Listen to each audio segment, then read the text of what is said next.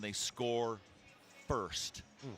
41 in a row. That speaks to getting out fast. Well, sometimes streaks got to be broken too, so Pete, so they don't last forever. Okay. But yeah, you like to get out fast for They've sure. won 32 in a row and leading at the half, 22 in a row and leading after three quarters, which you should. Here's my favorite. They've won 42 straight games when allowing less than 24 points, which means to me, you better score 25. Yeah. I'd like. Yeah. If you're the Trojans, you feel a lot comfortable getting in those 30 marks. As this offense for Oregon can score some points. I like them to, at least, put together, 3 or 4 touchdown drives. All right, we'll come back, flip the boards over, look at Oregon's defense, USC's offense. When we return, countdown to kickoff continues after these messages on the ESPN LA USC Trojans Media Network. Swing by Lazy Dog Restaurant for scratch-made meals, ice-cold beers, signature drinks, and now their new $15 fireside favorites. Choose from 5 handcrafted entrees like fried chicken, grilled shrimp tacos, fettuccine alfredo, Mediterranean chicken bowl, or Loco Moco fried rice. Every fireside favorite comes with Lazy Dog's famous personal-size s'more brownie sundae for dessert. Dine in or take it to go. $15 fireside favorites are available all day, Monday through Friday. Visit LazyDogRestaurants.com to learn more. Love staying ahead of the game with the latest tech? Meet Helium Mobile, the first phone carrier powered by the people. Experience coverage from the nation's largest 5G network and a network built by people like you. For just $20 a month, get unlimited talk, text, and data. Plus, earn crypto for contributing to the network, which you can use to pay your phone plan. Whether you're a USC Trojans fan, student, employee, or just trying to save a buck on your phone bill, Helium Mobile is for you. Make the switch today at HelloHelium.com. Fight on. We're not just the Trojans, we're your Trojans. Coach Lincoln Riley here to let you know how to customize your Wells Fargo debit card or open an account today and show your Trojan pride with every purchase. Get started at wellsfargo.com/Trojans. Wells Fargo is proud to be the official retail bank of USC Athletics. Copyright 2025 Wells Fargo Bank, N.A. member, FDIC.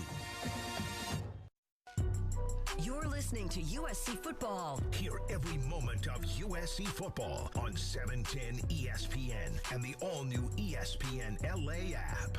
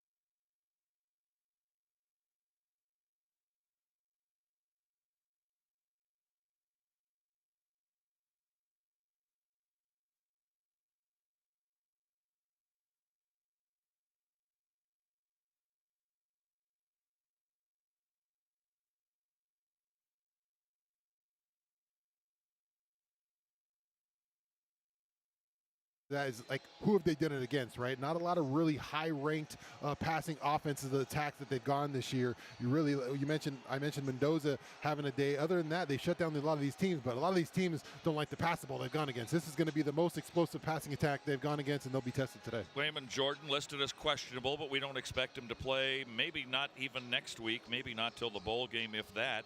So King Miller continues to hold the onus for USC. He needs to be on track and needs to run the ball well enough to keep Maliava with the ability to pass the ball to his guys. Mekhi Lemon's a Biletnikoff finalist now, probably the best receiver in the country. Jacoby Lane, Tanook Hines, a great third receiver. He's got good tight ends. So the key, I think, and I'm going to bring this up on my keys to the game again, is Maliava running 6 or 7 times. Yeah, can't stay one-dimensional to me. You can't do one thing good. You can't just lock on to Makai. You can't do anything. When this offense is rolling, and today it has a tough task. Oregon has good defense, but they got to have all the weapons at their disposal. They got to be able to run King Miller effectively. Don't need a giant day out of him. Need him to be effective like last week. They need to get the tight ends involved. They need Jaden to do it with his legs. They need all the weapons today rolling, Pete. Getting to the quarterback on both sides of the ball, really interesting. Indiana did that well against Dante Moore, sacked him a bunch of times, and that was the turning point, the difference in the game when they beat Oregon here on this field. Yeah, they're not unbeatable, but Indiana took Indiana to do them, and one of the top teams in the country for sure, and probably heading to the Big Ten championship game. Getting to each other's quarterback is going to be a big deal today. If you can get their guy 2-3 times, you'll be in good shape. Yeah, they got to get home. I look at the matchup with Alex Harkey and Anthony Lucas, number 6, who had a really good game last week, coming down the line, making a lot of tackles, had a sack cause fumble, was taken off the board, but he had it. So his pass rushing he's got to come to life. I think that's where they can attack this Oregon offense, that right tackle position, and Anthony Lucas is probably the guy to get it done. Interestingly, Oregon's gone up into the locker room, and they've been back there for about 5 minutes already. The Trojans are still going through their pregame ritual, pregame warm-ups. Now the coach is heading back up the tunnel to our right. The team gathering out near midfield away from us. We're even with the goal line, so not the greatest of position, but a beautiful press box here at Austin Stadium, and we're high enough where it really doesn't make much difference. We'll come back and take a look at our keys to the game. John Jackson will join us from our ESPN LA studios after these messages on the ESPN LA USC Trojans Media Network. We are Life Law, where we make injury law simple. We have 2 simple goals for all of our clients: full medical recovery and ultimately full monetary compensation. We understand that it can be overwhelming to face the uncertainty in the wake of an accident. We will be there with you at each step in the legal and healthcare process. You will pay nothing unless we win your case. Dial 1-800-LYFE-LAW or check us out at lyfe.com. Life Law, official sponsors of USC Athletics. Picture this. You're having another great night out with friends. The music is good. The conversations, drinks, dancing, and overall vibe is even better. Then there's sirens, police lights, and the fun night becomes a life-changing mistake. Ending the night right starts with how you get there. Before you grab the keys, have a plan for how you get home. Use a rideshare app, call a cab, or designate a sober driver. Choose a sober way to go. Go safely, California. A message from the California Office of Traffic Safety and Caltrans.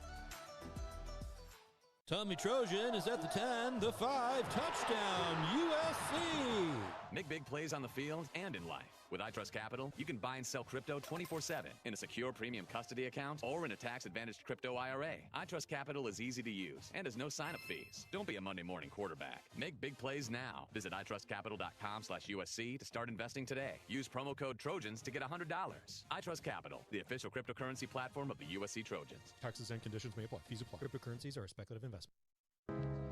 This is USC football on the home of the Trojans. 710 ESPN and the all-new ESPN LA app. Your destination for LA sports. Fight on! Ducks 9-1, 6-1 coming in with a 4-game winning streak. They were 13-1 and 9-1 as Big Ten champions last year, then lost in the Rose Bowl to Ohio State. They've won 53 of their last 57 home games and are 15-1 since joining the Big Ten. It's time now to take a look at our keys to the game. Here are the keys to the game, presented by Audi. The Southern California Audi dealers are proud sponsors of the USC Trojans. Now, I mentioned one already, so I'll throw it out there again. Then I'm going to let you guys talk amongst yourselves, and I'm going to give you my giant diatribe at the end, okay? Maliava has to run a bunch. That's one. JJ, John Jackson, back in the studios in L.A., our ESPN L.A. USC Trojan flagship station. John, I'm glad for you that you're not here because it's a little bit on the cold side. Tell us what you think about today's game, and do the Trojans in your heart and mind have a chance to win this thing? I think I'm going to stay nice and warm, Pete. It's about 72 degrees here in the studio. Feeling great. But if about the keys, I got to start with a quote from New Orleans Saints coach Jim Mora. You know this one. Playoffs. You got to win to get in the playoffs. This is a must-win. Win and you're in. Playoffs are on the line, Pete. But this team as a whole has a tackle. try to get, Oregon in long down search situations so they can pin their ears back and pressure the passer. The interesting thing I'm thinking about with D'Anton Lynn is, are you going to blitz him or are you going to try to get there with just 4? I think you got to blitz him and do several stunts and different things that haven't been seen throughout the season to get pressure on the quarterback and make sure Deontay Moore does not get comfortable. Or Dante Moore. Yeah, JJ, I think that's where I want to start. I want to start on defense. I think we've talked about the run game. I think, that they got talented running backs and a great offensive line. I like Dan Lanning to think in this game he had the play calling he had for against Iowa was, hey, we're going to out Iowa. We're going to run the ball at them. It was nasty weather, and they just kind of pounded them and just kept running the ball at them. They went for over 200 in that game. Hey, Shaun. And I would think they had the same kind of thing going today for USC. And if USC can't stop that run, they're just going to get a lot more of it. I'm going to go here one more time and say that I think USC needs to beat them through the air. And it's a playoff game, and it's a big game atmosphere, and you got to go for it today with your best guy. Your best guys are Mayava and Lemon and Jacoby Lane, and put the ball in the hands of your best guys and let them do the job. Yeah, you got to look at this one. Hey, you're playing with house money. No one expected you to be at this point this year. Hey, let's go after it. We can go for it all today. Let's go for the playoffs. Why not just throw everything you got today? JJ? Hey, Shaun, don't you think that Lincoln's been getting the receivers and Mayava confidence up early? Don't you think maybe a little switch this game? Let's get the tight ends going first. And then that'll force single coverage on Mackay and on yeah, definitely. I would like to see that. You can use Lemon as almost a decoy. We've seen that a lot of times this year where they kind of move him around and kind of use him as you get to double defenders, and then you get.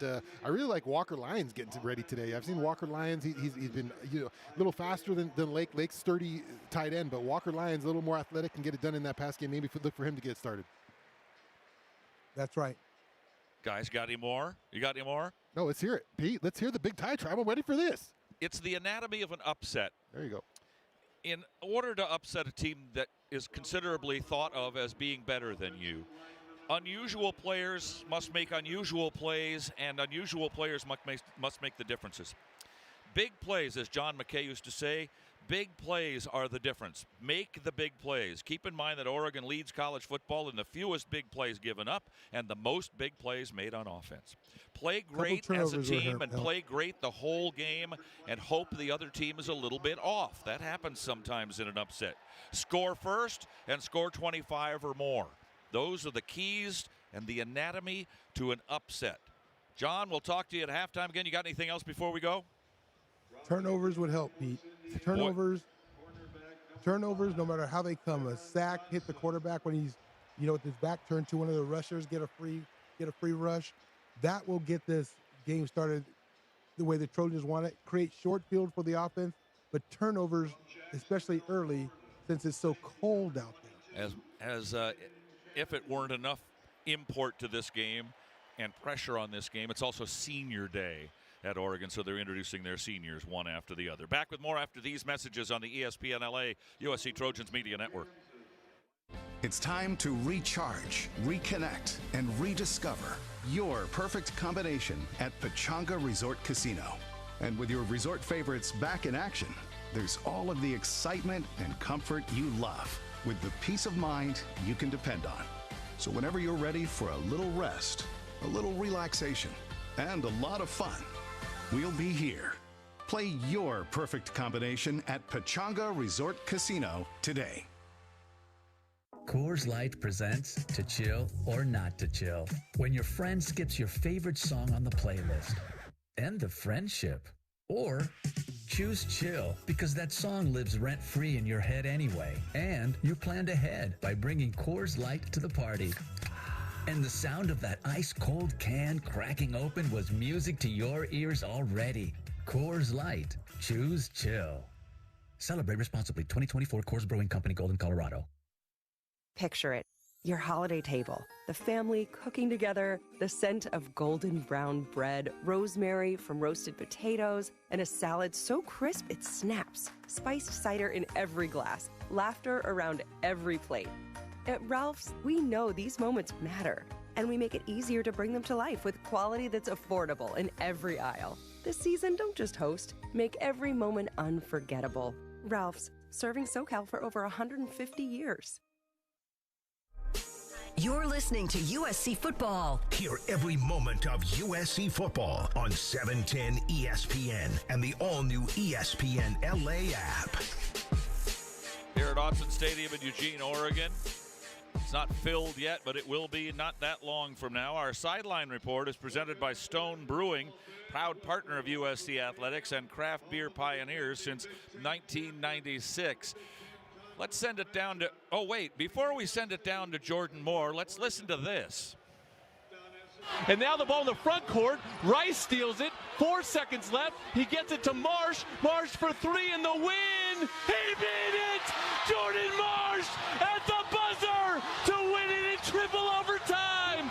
Jordan Marsh from the top of the key. And USC wins it 107-106. What? No, how do you do? So he's our lucky charm this weekend, apparently. Jordan, were you standing up when you were calling the last play? Did you jump out of your seat? I was standing up because people were standing in front of me. Luckily, the guy who was standing in front of me was Earl Boykins. This was one of the shortest players in NBA history. So I did get a clear view of the last play, and I'm saving the how do you do for your call on this one today, Pete.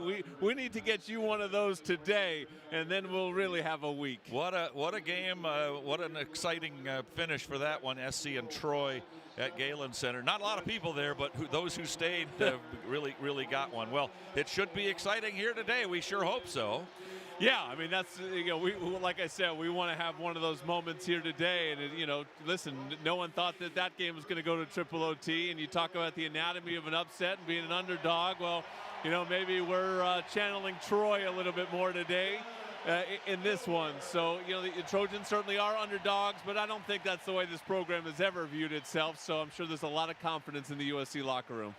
Jordan, when you think about this Oregon team, you think about Dan Lanning and the kind of the multitude of ways the Ducks can kind of win games. What form do you think the Ducks kind of take today, as we've seen them against Iowa kind of pound it out, kind of make it ugly, kind of win the Iowa way, or we've seen them kind of in the other end where they're rolling the dice, going for fourth down, trying to put up as many points. What form do you think that the Ducks take today? Yeah, I think they'll take the second form that you mentioned. I do think they're going to try to run the football, but the difference between them and some of the teams that we've played is, they can still be really explosive in the run game. I don't think they're looking to be 3 yards in a cloud of dust today. I think they're looking to get into the second level and see whether USC can tackle on the perimeter and tackle in the secondary with some backups at safety and put the pressure test there. So they're looking to make big plays, but I imagine they have a whole lot more respect for the USC offense than they did for that Iowa offense. And, the Trojans offense is unlikely for them to just get shut down the way that they were able to shut down Iowa for the large part of that game. Oregon knows that it's going to have to score points to win today. Bit of a wash between them losing their two leading receivers and SC maybe being down both safeties? Maybe. It's interesting because, I think Oregon losing its two receivers means that the onus will go to their tight end, and the tight end is maybe more likely to be covered by USC safeties than the corners would have covered the receivers. So, maybe a little cross match then in that sense. The Trojans have got to handle Sadiq. We have seen a couple games here in the last couple years where a tight end has just single-handedly won the game for the opponent. Can't have that here today. Jordan will be back down to you for the flip of the coin and all of the reports all game long. Keep those gloves on, stay warm, stay near the maybe the benches when you can there and get that heater going for yourself. The Oregon band has come out onto the field, and the emergence of the two teams is not that far away. Stay tuned next. Exciting USC football, the Trojans and the Oregon Ducks next on the ESPN LA USC Trojans Football Media Network. Hey, USC Trojans, ready to one-up your rivals off the field? Abbott and the Big Ten are back with a We Give Blood drive. By showing up to donate blood, you can help your school win $1 million for student or community health. Score a limited edition home field design USC Trojan t-shirt and, most importantly, save lives. Go to big10.org/Abbott to find a donation location and put USC in the lead. All right, class, settle down. lesson is on the Arco Rewards app. Try to stay with me. The fundamentals are simple. Earn at least 5 cents a gallon in rewards, then redeem them later for up to $1 off every gallon. Now here's where it gets complicated. Oh, wait, it doesn't. It's as simple as downloading the Arco Rewards app to get started. Class dismissed! Savings of up to $1 per gallon redeemable with 20 rewards dollars in your loyalty account at participating locations. Terms and conditions apply. No matter what you're looking for in a non-alcoholic beer, there's only one name that has it all. Athletic Brewing Co. Full flavor? It's athletic. Huge variety? It's athletic. Award-winning styles you can get online, at the bar, or the grocery store? It's athletic. In fact, when it comes to amazing non-alcoholic beer, there's no question. It's athletic. Ask for it and find out. Go to askforathletic.com to find your closest retailer today. Near Beer. You're listening to USC Football. Hear every moment of USC football on 710 ESPN and the all-new ESPN LA app.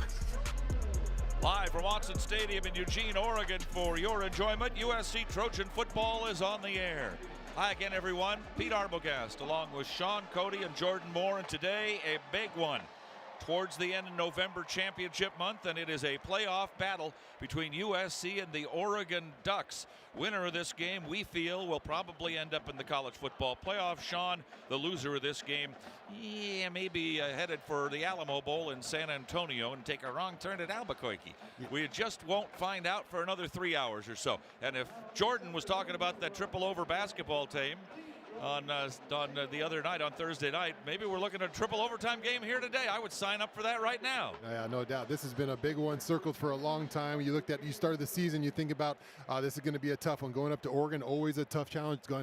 Seeing this crowd at Autzen, always been tough for the Trojans to do. So a big task today. A lot of people saying that the Trojans might not be able to get it done, but that's why they play these games. Got to roll it out there. They're really good. Where are they best? I would say the run game is probably their best thing, obviously, or the defensive and on the back end. Those two things are what really worry me. If I'm worried about this team, it's the way they cover on the back end and the way they run the ball. Okay, USC is a really good team.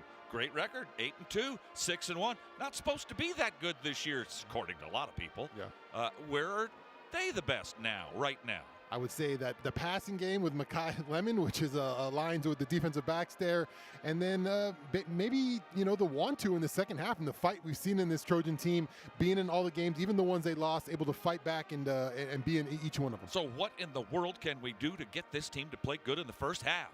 Yeah, we got to come out fast. We're counting on Lincoln Riley to have a game plan here. Got to score early on this team. You mentioned those stats with falling behind early to Oregon. They do a good job of running away with it. So Trojans got to get in this one from the start. Oregon has won 41 straight games while scoring first, and 42 straight games when allowing 24 or fewer points. They've won 10 in a row in November, 15 out of 16 in the Big Ten, and 4 in a row overall. But USC is here to try to put an end to that, and we will know what's going to happen in the next few hours. Right now, we invite you to join in with us in the singing of our national anthem, played today by the University of Oregon Marching Band down on the field with a large American flag spread out, the crowd being asked to stand, and here is our national anthem.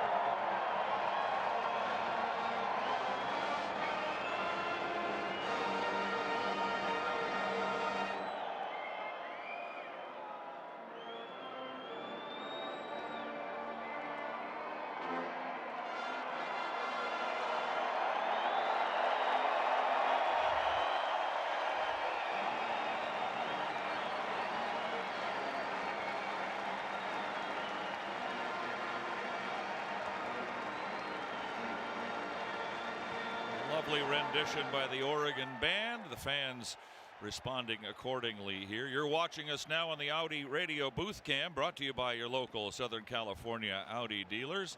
Looking forward to having a good ball game here today. We'll be going down to Jordan in a few moments for the flip of the coin. The teams have not come out of the locker room just yet. A little bit tardy. The kickoff's only about 4 minutes away, they say.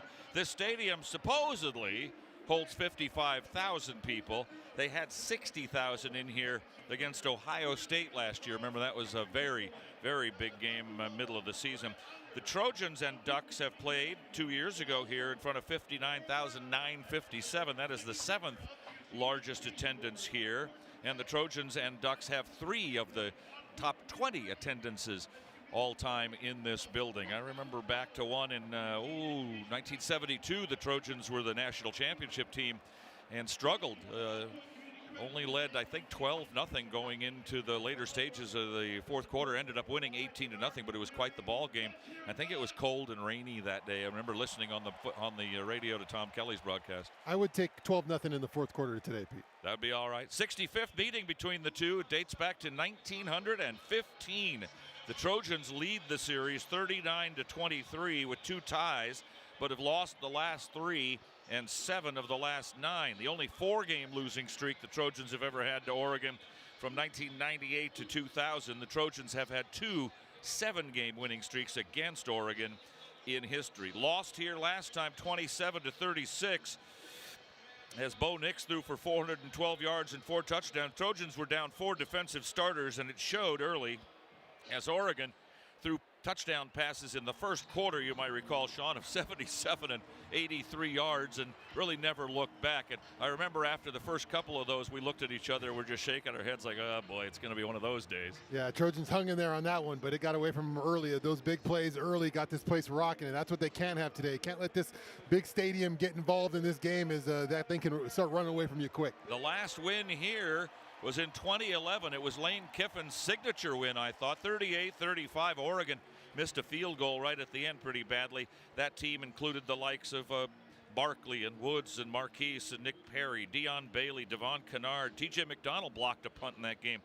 And Lane Kiffin's outstanding coaching with his staff that day won the game for the Trojans 38-35. They have played in Tokyo. They have played in Portland 6 times. They've played once in Pasadena, once on campus at SC, and of course at the Coliseum and here at Autzen Stadium. Before Autzen was built, they used to play in Multnomah Stadium in Portland, Oregon. Kind of a regional type of field. Trojans lost the Pac-12 championship game at home in 2020. Remember that one? Yeah. SC was driving for what looked like was going to be a winning or tying score at the end, and instead of, I forget who the quarterback was. I don't want to say it was somebody when it was somebody else, but all I do remember is that he could have thrown the ball into the empty stands on a COVID game, and instead he threw an interception right at the end of the game, and Oregon was able to win at the Coliseum and win that ball game. That was a tough night. Oh yeah, tough year. Yeah, that was a strange year. That COVID year was a strange year. Very interesting. 22nd time here. Trojans are 11-9 with 1 tie. They are 2-4 in Portland. So in the state of Oregon, not against Oregon State. 13-13-1 will be at home against the Ducks next year. A really nice looking home schedule includes Notre Dame, Ohio State, Oregon, and that's pretty good, just those 3 off the top. And then we'll be back here on 2028. Notre Dame, Ohio State, Washington would be home next year as well. That's a heck of a home schedule. Oh, it's a heck of a home schedule and a heck of a tough schedule next year if you're looking at the one for the Trojans. Waiting the arrival of the teams to come out. We may be being held up by television. I don't know that they might have moved this kickoff back just a little because the game that was on CBS. We're at 5:40 right now till kick. Yeah, they might have moved this back a little bit because originally it was scheduled for right now. The CBS game, the early game, probably ran a little bit overtime, so that's. Let's talk a little bit more about what's going on for USC football. King Miller has been a great story. Wayman Jordan, Eli Sanders injured. I don't know if we're going to get Wayman Jordan back next week against UCLA or wait till the bowl game, if at all. But King Miller hasn't looked back since he got the start He's been nothing but exceptional for USC, and he's opened things up for Ma'iava to be able to throw to his great receiving core. But as we talked about a couple times on the pregame show and many times in the last few weeks, I think Ma'iava's running ability, when he puts it under wing and goes 6-7 times a game as the Trojans take the field,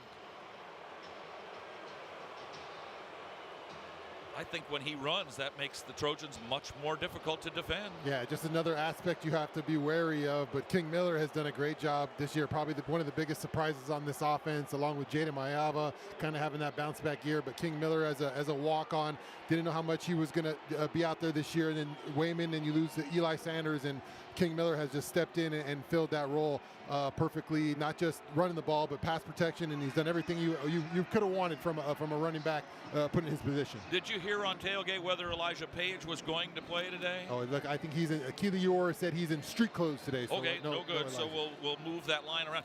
If anybody's used to playing without him, it's this Trojan offensive line. They've been really good with him, good without him. Yeah, Tobias Raymond will probably be asked to kick out there to left tackle again. You'll get Justin Tauanau out there at the right tackle, and the same three in the middle. So Trojans have done this a couple times now, so you're feeling comfortable with that group that goes out there today. Oregon's missing their two leading receivers in DeCorian Moore, Gary Bryant, and Bryant is their leading punt returner as well. So that is kind of a double dip bad for them. Bryant, you might recall, a USC stalwart when he played for the Trojans, was a very good Trojan receiver at 53 catches and 600 yards and 7 touchdowns, and a good kick and punt returner as well for USC. Here come the Ducks. You're familiar, I'm sure, with the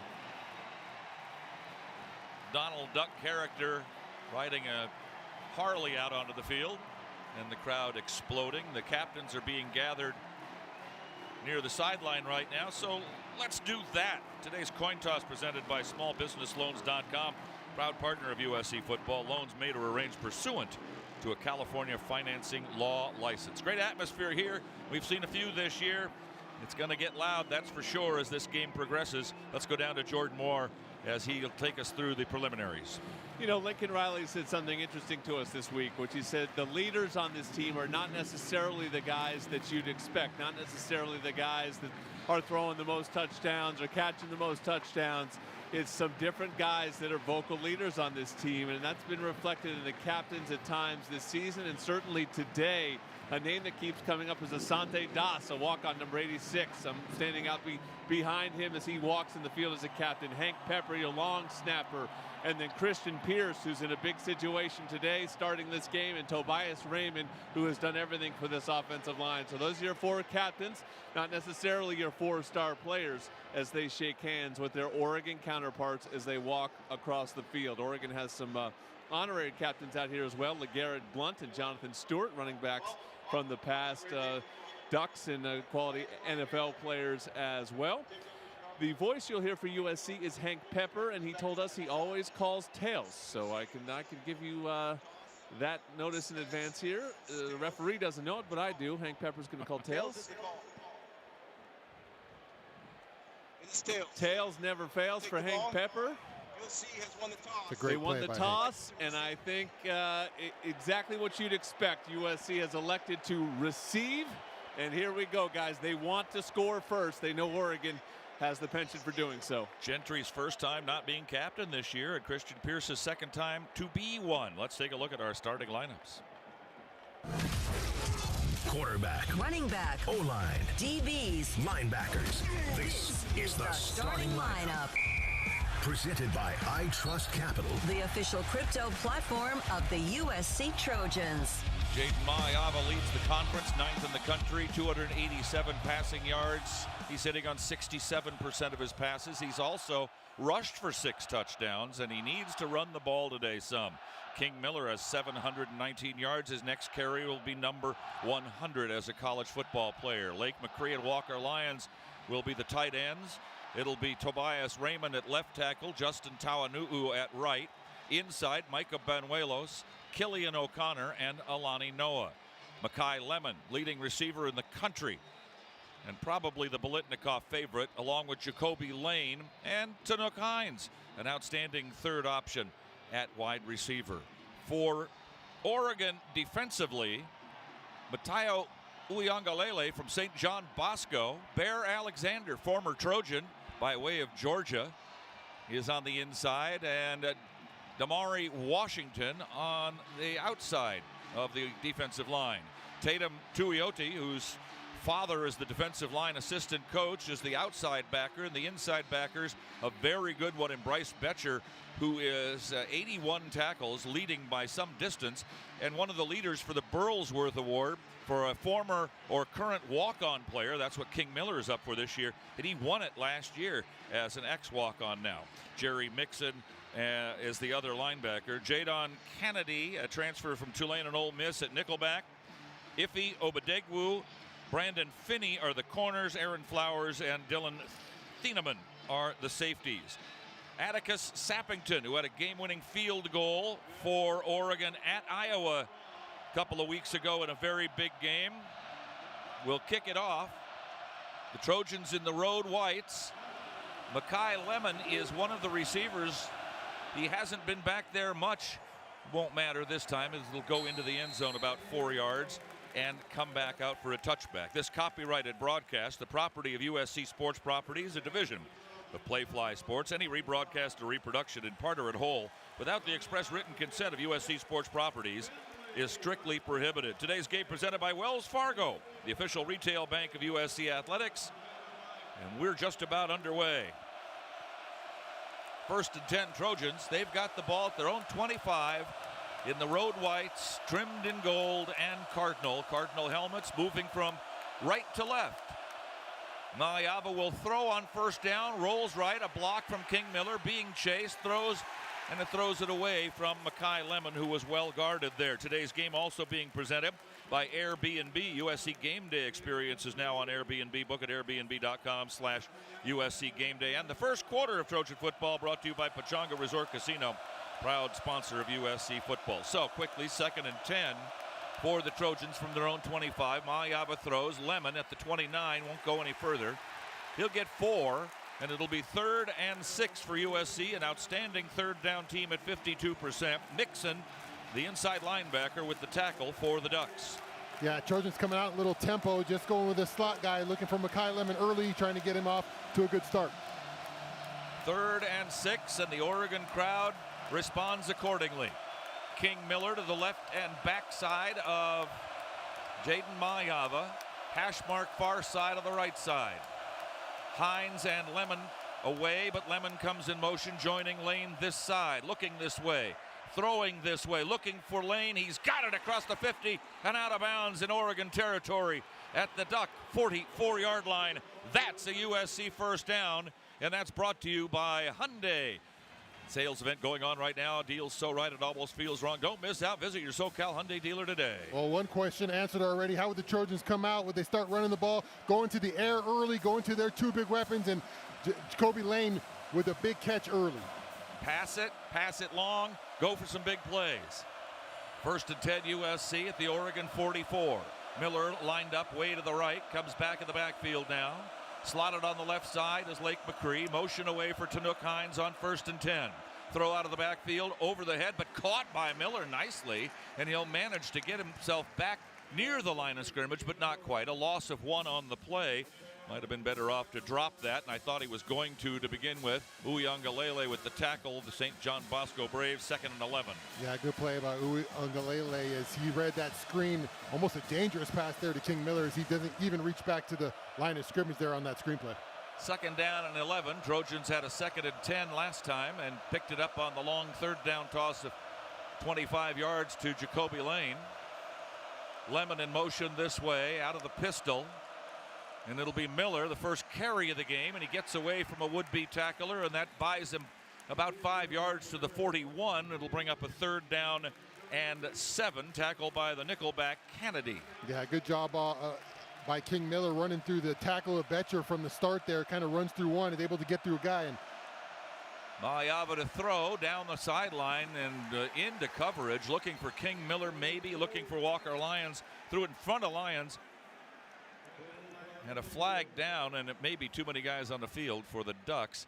Not a great throw Illegal there. Substitution. Defense, 12 on the field to staff. 5-yard penalty. It's 3rd down.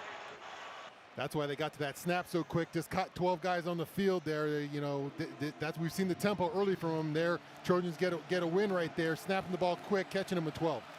So 3rd and 2 from the 36-yard line. Probably 4 down situation here if they don't make it here, unless something goes terribly poorly. Double tight end right behind the tackle on the left side. Lions now goes over to the right.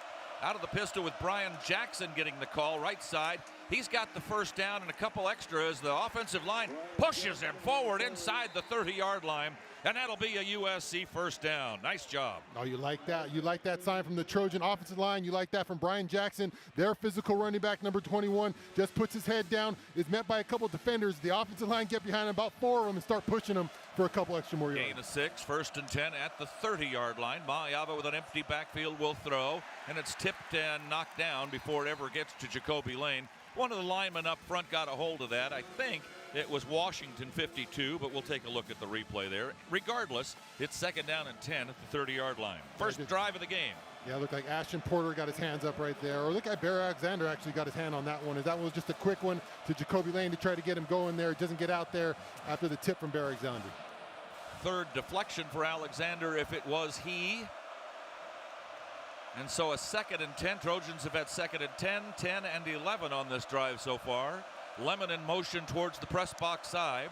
Back to pass. Mayava sets and throws, and it is complete inside the 20 down to the 17-yard line. Pushed back from there is Jacoby Lane with a couple of big catches early. They'll mark him down at the 15-yard line, and that is a USC first down inside the red zone. Good pocket there from the offensive line, and then Makai Lemon and Lane lined up on that side. Lane in the slot right there just comes open in that little zone, and his man Jaden Mayava finds him. 1st and 10 at the 15. Trojans in the Helium Mobile red zone. Time for them to break free. First possession of the game. King Miller to the left of Mayava, who's changing the play at the line. Make sure the linemen know what's going on. Now Miller lines up to the right side of Mayava. Miller will get the call, run around this near side to the 15, down to the 10, maybe the 11-yard line. Give him a gain of 4.5. We'll call it 4. It'll be 2nd down and 6. Uliangalele the tackle, and the Trojans moving in, trying to take the lead. The beginning of the ball game here, 11:09 and moving on the scoreboard clock in the first quarter in Eugene.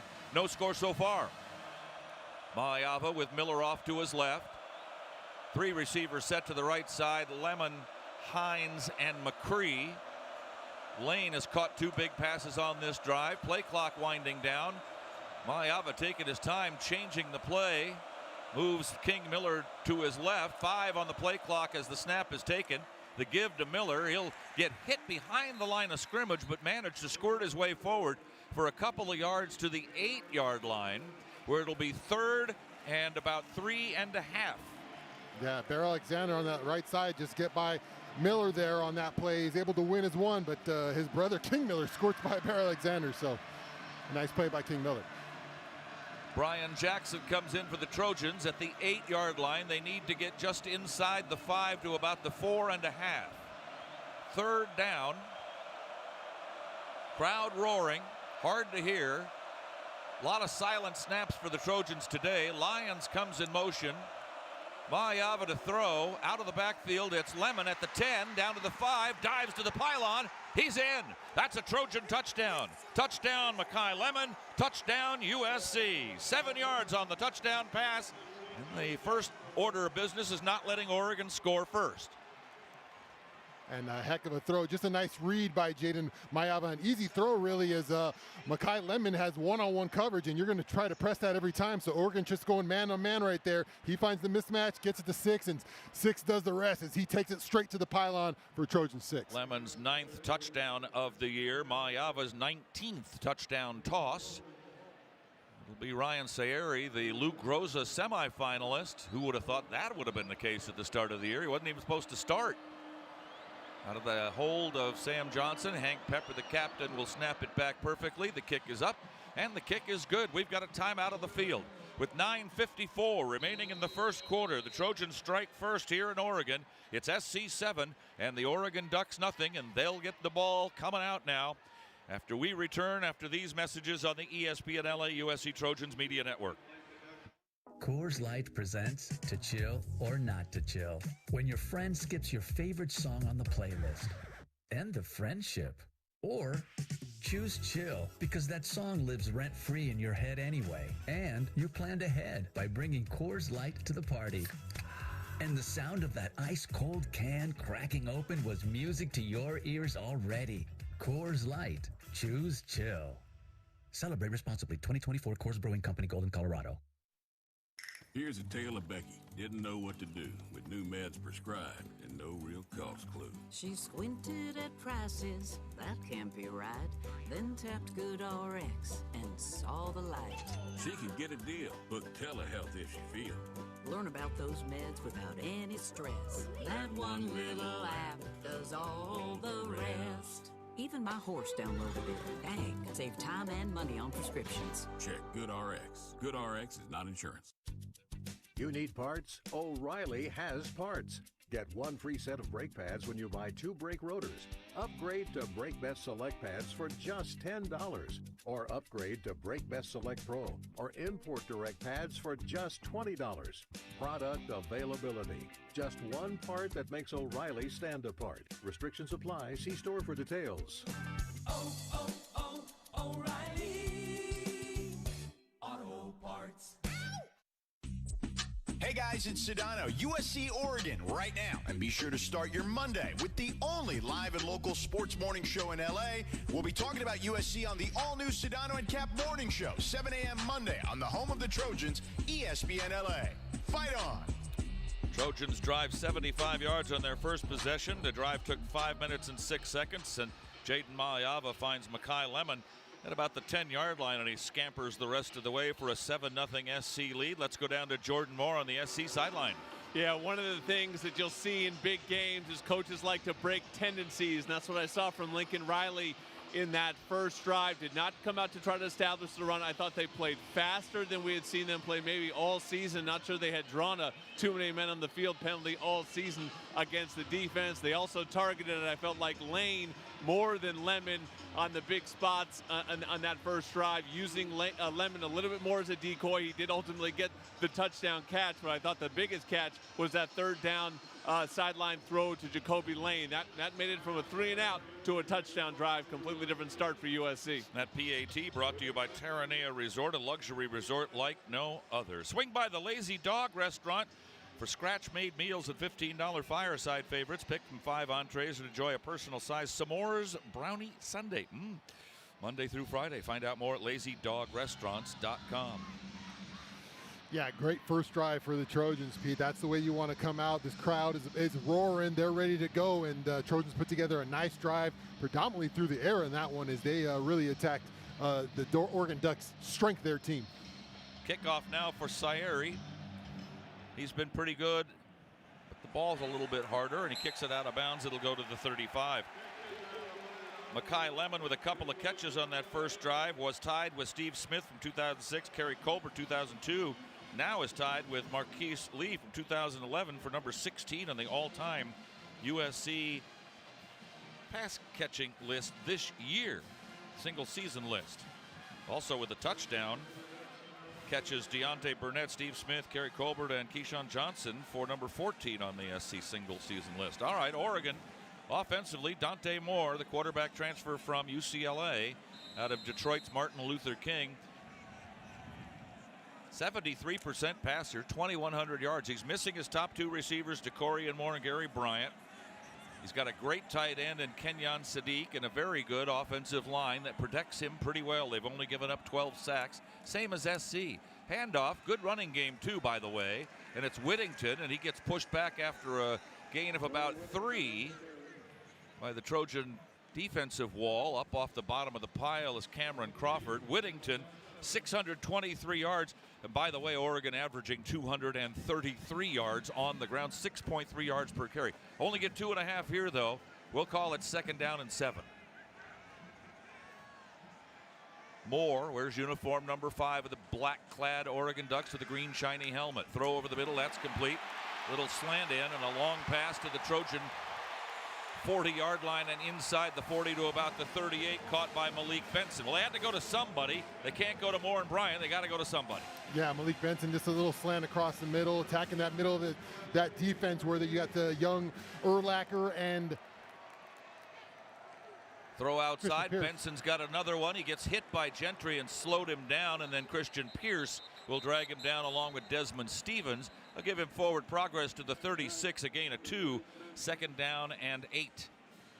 Yeah, we're seeing the Trojans come out in that 4-3 look again with the 3 linebackers up front with Urlacher and Christian Pierce at safety. So no Kamari Ramsey. No Kamari Ramsey, as the Trojans will have to go lean on those 2 safeties today. And Bishop Fitzgerald out for the game, so he is not available. Ramsey was listed as questionable.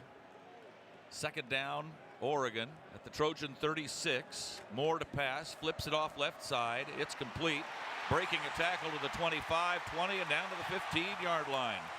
Poor tackling there for the Trojans for Marcellus Williams. Jeremiah McClellan listed as their number 4. He moves up to their number 2 spot, but it's a 1st down Ducks at the 15-yard line. Had him for a loss back there after the missed tackle, though. He gets 20. Yeah, too much right there. If you're going to play that kind of coverage where you stay off, you got to come up and tackle. Marcellus Williams right there gives him too much space, and then he doesn't come up and tackle. So you can't do both those things if you're going to run a successful defense there on the outside. Split backs, 1st down at the SC 15-yard line. Trojans lead 7-0. They scored on their first drive, and Oregon looks very much like they're about to do the same on theirs. Motion this way, flip out of the backfield. That is caught, 15, and a straight arm on Christian Pierce down to about the 10-yard line by Derry Hill.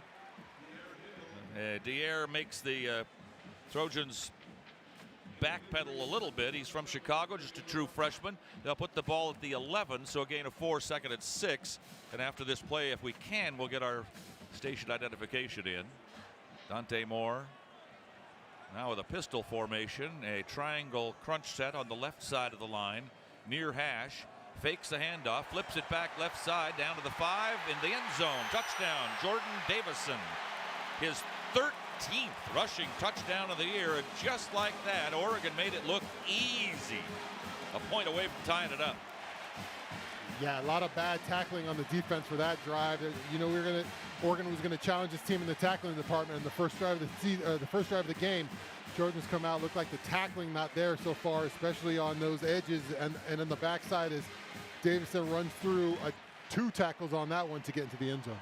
Didn't take them long, only a couple of minutes, less than that actually, as they got the ball with 9:54 to go, and now we'll give it back with 7:05 remaining as the extra point by Sappington is up and good, and we've got our brand new ball game. Time out of the field with 7:05 remaining. Let's first pause for 10 seconds for stations to identify themselves on the ESPN LA USC Trojan Football Media Network.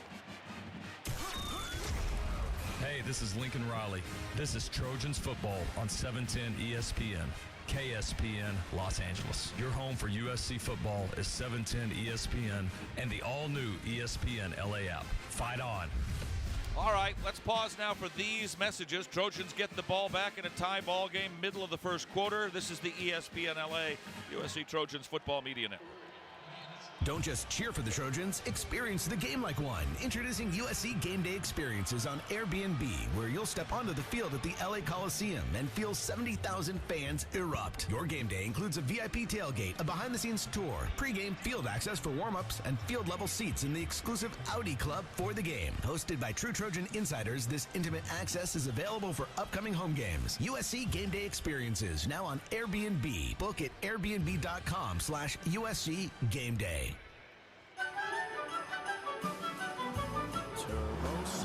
Can we fix this anyway? There's no Wi-Fi. I don't know. I can't. I'm trying to pull it off my phone. My phone. Oh, that's a good idea. All right. I can't because I have no service. Do you have AT&T? Do you have better service? I have 0 on my Verizon. Drive performance all the way home. Celebrate the season of Audi. We have no Wi-Fi. No Wi-Fi. Yeah. In the summer of 1997, Stone IPA was first brewed. Is that what you're on? We weren't trying to create the next big thing in beer. We just wanted to make the first anniversary ale of our dreams. Crisp, Light-bodied and still packed with hoppy flavor. That little recipe went on to become our flagship beer. Not yet. And inspired a generation of brewers and beer lovers. From that first batch to today, Stone IPA is still the iconic West Coast style IPA. Hey, it's Mace, USC, Oregon right now. Don't miss me in Ireland on Monday. All over this game, plus Rams and Lakers and more. Mason in Ireland, biggest show on the radio, hottest show on YouTube. 12 o'clock noon here on ESPN LA. Fight on. 62nd anniversary of the assassination of President Kennedy. About this time of day on November 22nd, 1963, caused the postponement of the USC-UCLA game that year. Ducks go 65 yards after the kickoff went out of bounds, 2 minutes 49 seconds, and tie the game up 7-7 with 7:05 left here in the first quarter. Ocean views, magical sunsets, and a luxury resort like no other. Discover Terranea. It's located along the stunning Palos Verdes Peninsula in Southern California. Book your getaway to Terranea now at terranea.com. We've got some beautiful views here. The mountains off in the distance, little fog bank way over to the left side. The trees are changing colors here in the Pacific Northwest. It is a beautiful town, this Eugene, Oregon, no question. Yeah, beautiful view here. Not such beautiful defense on that series, Pete, as the Ducks kind of shredded the Trojan defense. A little bit of pass, a little bit of run, and the Trojans didn't look like they're tackling much on the perimeter on that one. You got to play good, and they got to play down, and so far that hasn't happened, as a fair catch called for by Mekhi Lemon at the goal line. And so the Trojans will again start out at the 75. If we don't throw you a bunch of statistics today, not that you mind, but it's because the Wi-Fi here is not working, which then brings up the fact that we don't have a statistician, and we can't do much about it. We're working on it. Can tell you the Trojans and Ducks are tied at 7-7. All right, Oregon and their fans feeling like things are going their way again. Let's see if the Trojans can repeat their success in their first drive. Malyav in an empty backfield, waiting, looking right, then left, comes back and throws, and it's complete. There's Jacoby Lane again. He'll get the first down to the 36-yard line. So obviously part of the plan there is Thieneman, the free safety, makes the tackle, is to get to Jacoby Lane, and if Lemon's open, Lemon's open. Yeah, they're going to go after Finney Jr. This time throw to Walker Lyons, and that'll be incomplete. Lyons had it in his hands for a moment, bobbled it, it popped up in the air, came down, and was almost intercepted by 22, Jadon Kennedy. He couldn't hang on, though. The crowd responding with their groan and roar. 2nd and 10. Trojans have been in this situation most of the time on each of their drives. Sanook Hines back onto the field for SC. King Miller remains the feature back. Lemon Lane this way to the press box side. Hines to the far. Now Lemon goes in motion. Crowd very loud here. Play clock winding down. The handoff goes to King Miller, and he waddles his way across the line for 3. It'll be 3rd and 7. They only give him 2 really out to about the 38-yard line. So let's call it 3rd and 8. Big one here for the Trojans. It looks like and an injured player as well. Not going to guess. It's O'Connor. Well, O'Connor was hurt earlier this year, went out. Jean-Ray Reed came in and took over for him for a few games, but now Reed's been banged up. So what will the Trojans do at center? Reed will come in.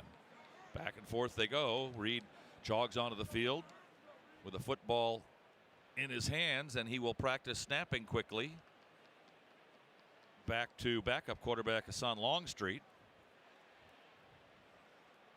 And Jordan Moore is right on the scene right there. Can tell us a little bit more. Yeah, Killian went down with that knee at Illinois, and it looks like a similar problem. He is up pretty quickly to his feet, but Jean-Ray Reed, thankfully, is healthy. He was listed as questionable in the injury report, but Reed looks like he is good to go, and he is going to step in. But O'Connor limping off under his own power. Reed has had a lot of experience this year, so I don't think the Trojans will lose much in the exchange here. Yeah, it's good to get have a guy like Reed behind O'Connor because it's been a rough year for injuries up front as those guys have been shuffled in a bunch. They got a lot of reps, so John Ray Reed will be, I'm sure, ready to go. Trojan fans celebrate every home Trojan win this year and every road game as well with AM PM. Good stuff should be made with good stuff. Freshly made cookies baked with real butter. Hot to-go breakfast sandwiches made with cage-free eggs. All beef jumbo dogs made with beef, all beef. At AM PM, they believe convenient snacks should still be craveable. That's called cravenience. Take a look at some of the scores around the country right now. The college football playoff report brought to you by Modelo, the fighting spirit of the USC Trojans. Miami, ranked 13th, beat Virginia Tech 34-17. 10th ranked Alabama. Today's the day the SEC teams play high school teams. No offense to Eastern Illinois, but Alabama's leading them 35-0 in the early third. 9th ranked Notre Dame, 28-0 lead over Syracuse in the first quarter with 6 minutes to go. They got 28 points already. 14th ranked Vanderbilt at the end of one, leading Kentucky 3-0. Top ranked Ohio State beat Rutgers 42-9. 8th ranked Oklahoma held off number 22 Missouri 17-6. Third rated Texas A&M beat Samford with an M 48-0. 4th rated Georgia knocked off Charlotte 35-3. 17th ranked Texas leading Arkansas 7-3 early. 24th rated Tulane, which is currently the 12 seed in the playoff picture, is leading Temple 7-0 with 11:14 to go in the first. I would check other scores, but our scoreboard update is just not happening either. There's a lot of things that aren't working up here in the press box right now. We are, however, a little cold. My hands are cold more than anything else. So you've got a hat on. Yeah, I've been lucky enough. I would shout out to Keelior for lending me a beanie because my little earsies were cold. All right. Back to play after the timeout in for the injury to O'Connor. John Ray Reed at center, waiting for his first snap of this game. And he does so successfully. A throw poorly thrown and not caught by Jacoby Lane coming across from left to right, and can't hang on to it. I thought he was going to grab it with one hand there, and he did not. He's made more spectacular catches this year, to be sure, but a 4th down, and the Trojans on their second possession will have to punt for the first time, and now it's up to the defense to keep this game even. Yeah, and he had room to run there. That's the problem. Justin Tauana'u couldn't get enough done against Ugalele off the right side right there. Is he able to get home on that rush before Jaden Maiava could get the ball to Jacoby Lane? Johnson's punting average is down a little bit from a season high of about 44. It's down to 41 now. Kick is away. Gary Bryant was their return man. Benson gets hit after making a fair catch, and that'll be a penalty against the Trojans. Not sure what the SC coverage man was thinking there. The fair catch was pretty obvious. Yeah, I don't think it did. It looked pretty obvious. He was trying to look like Chinook Hines, I think. Kicking team number 16. It's a 15-yard play from the succeeding spot. Yeah. On the first down. All right. Timeout. Trojans fans, we've got a timeout on the field, so we'll take it with them. Break in the action with 6:03 left, first quarter. Oregon gets the ball back. The score 7-7. USC and Oregon on the ESPN LA USC Trojans Football Media Network. When it comes to hiring, other job sites are still huddling, while ZipRecruiter's already in the end zone. What's the advantage? With ZipRecruiter, when you need to hire someone fast, you get them fast, but you also get the best person for your job. It's a win-win. Plus, ZipRecruiter doesn't depend on candidates finding you. It finds them for you. Recruiting a team or looking for fresh talent, ZipRecruiter covers the field with their powerful technology and immediately starts showing your job to the right candidates. That's why over 4 million businesses have used ZipRecruiter to hire, and why 4 out of 5 employers who post on ZipRecruiter get a quality candidate within 1 day. ZipRecruiter makes hiring faster, smarter, and more efficient from post to hire before the competition can even line up. Get in the end zone with ZipRecruiter, the smartest way to hire. Try it for free at ZipRecruiter.com/LA. That's ZipRecruiter.com/LA. If you are a fighter, Modelo is your reward. So listen close. You put up with a lot. but you always hold it down for your people. You are strong, you are fearless, you are the baddest on the block. You are an elbow grease factory, a force of nature. You are not to be reckoned with. You are a ride or die, a powerhouse of productivity. You are a fighter. We do have the team stats up there at least. You've earned every last drop of this rich golden lager, so raise it up high. Modelo, the mark of a fighter.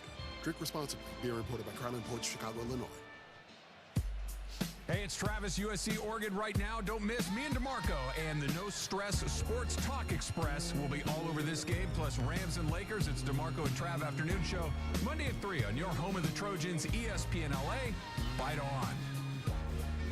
They introduced a number of outstanding former Ducks here to the crowd, roaring their appreciation. Amongst them, the 2014 Heisman Trophy winner, the great quarterback Marcus Mariota.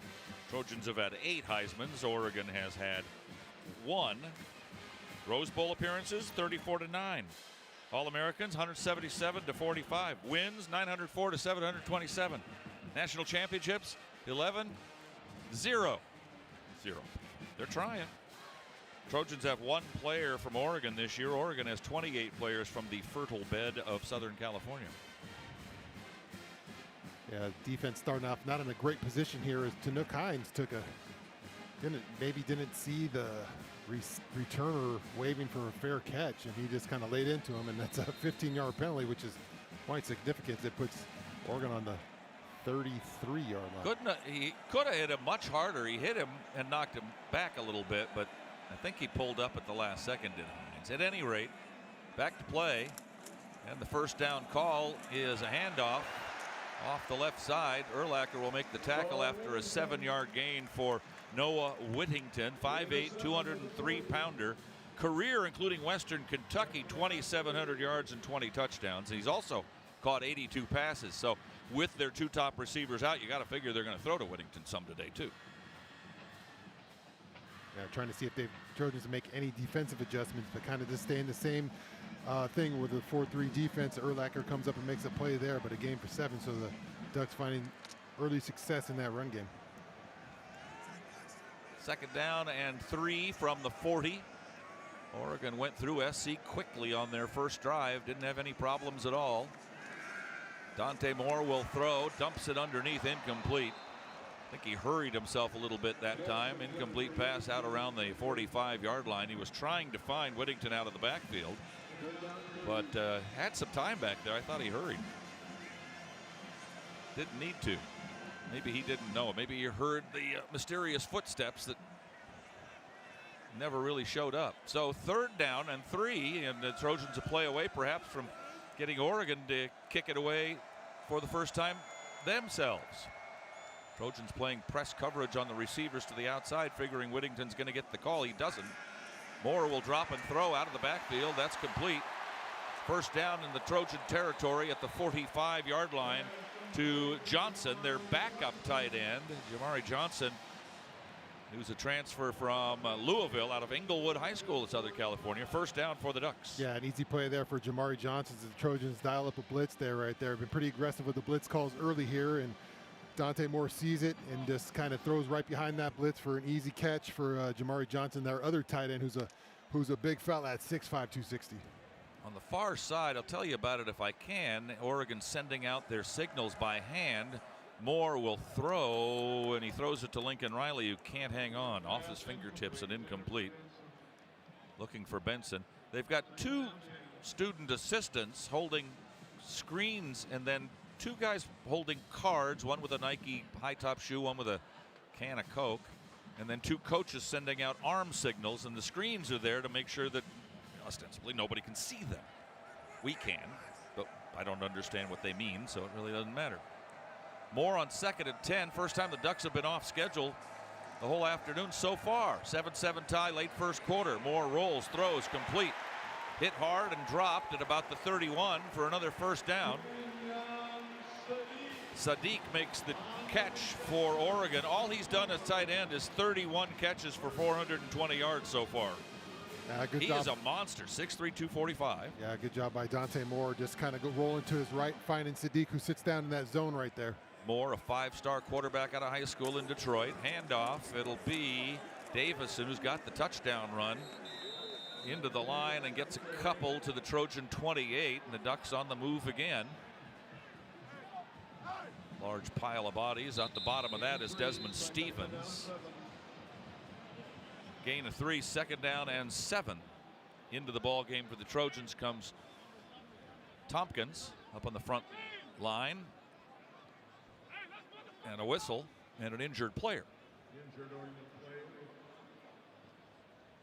7-2, we're told. That is the starting center. Well, turnabout, fair play perhaps. The Trojans lost theirs.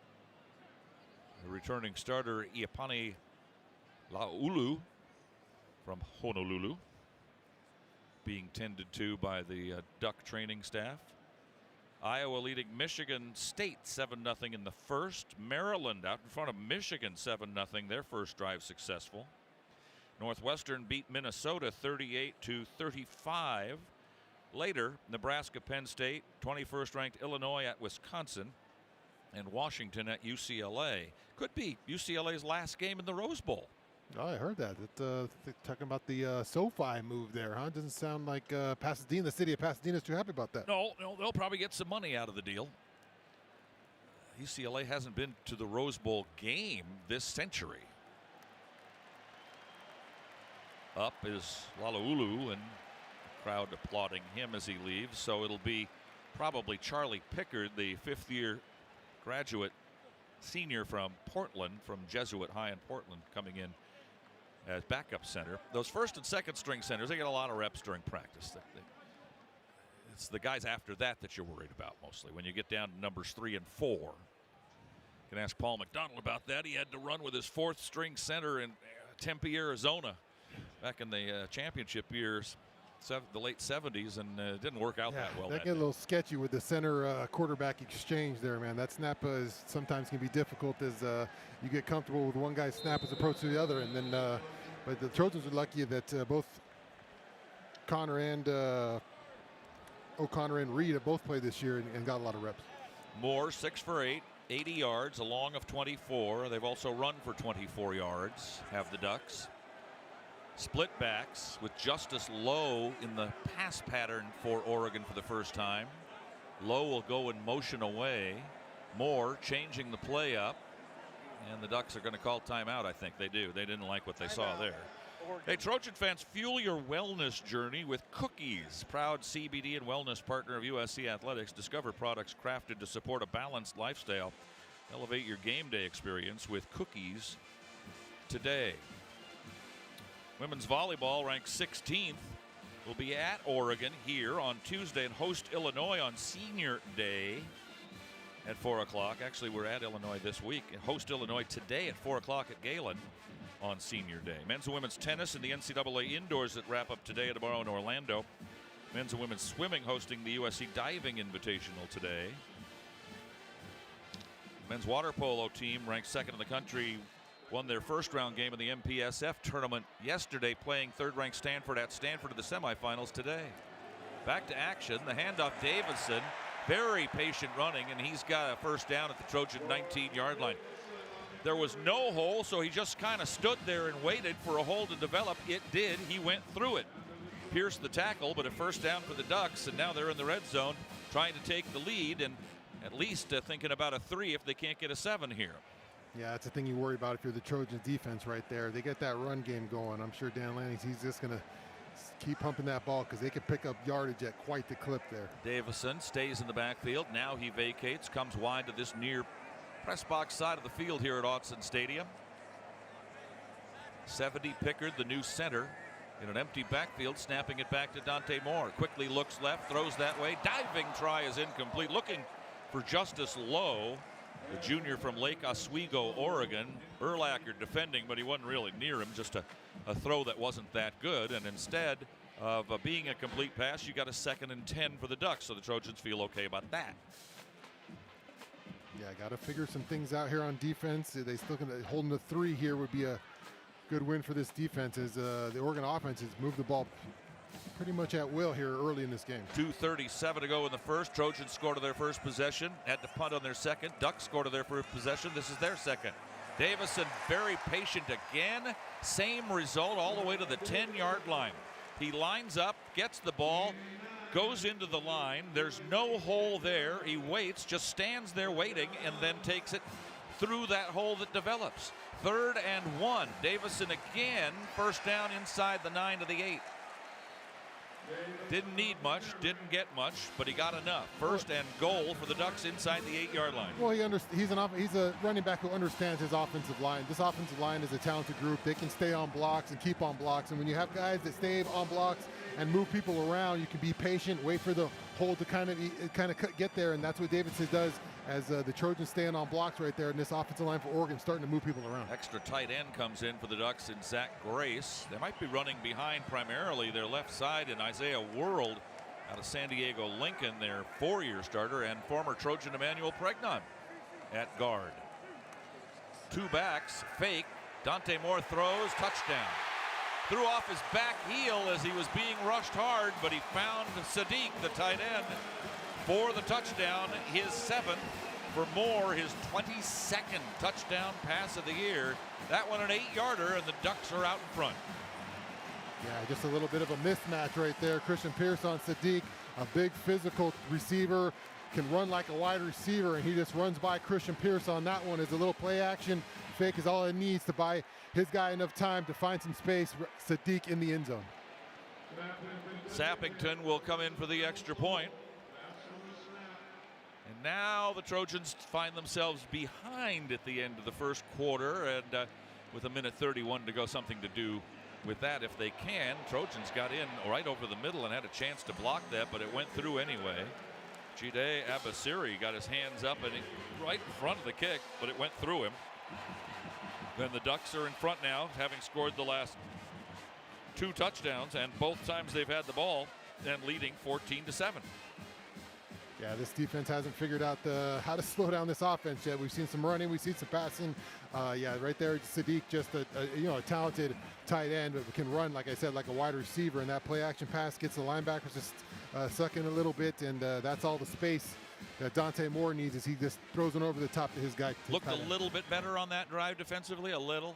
A couple first down stops that where they threw the ball that the Trojans held up, but the run game still hasn't been good enough. We've seen a couple 3rd and short, 2nd and short. That's going to be a tough formula for this defense, as that running game with Davidson is really starting to pick up. Interesting, you've got Mekhi Lemon back receiving kickoffs today. He hasn't done so for a while. Tanook Hines has been the guy, and Lemon's one of the top kickoff return guys in Trojan history. He's in the top 15 in both the number and yards of kickoff returns, but Sappington has been very good at kicking the ball into the end zone, 30 out of 43 coming into today's game. And Lemon sees this become another of those statistics. So the Trojans again will start from their own 25-yard line. Maliava 6 of 10 for 65 yards and a score. Lane has caught 3, Lemon has caught 2. King Miller caught 1 out of the backfield, but for negative yardage. Trojans have only rushed for 18 yards so far. So the first drive great, the second one 3 and out. Yeah, it can't just be a passing offense here. Got to be able to do a lot of things. We talked about Jaden getting it done with his legs. Like to see some of that on this drive. Lemon is in the backfield in a split back situation with King Miller. Maliava on first down hands it to the running back Lemon, and he'll get a yard, maybe 2. That's something we haven't seen before. 2nd and 8.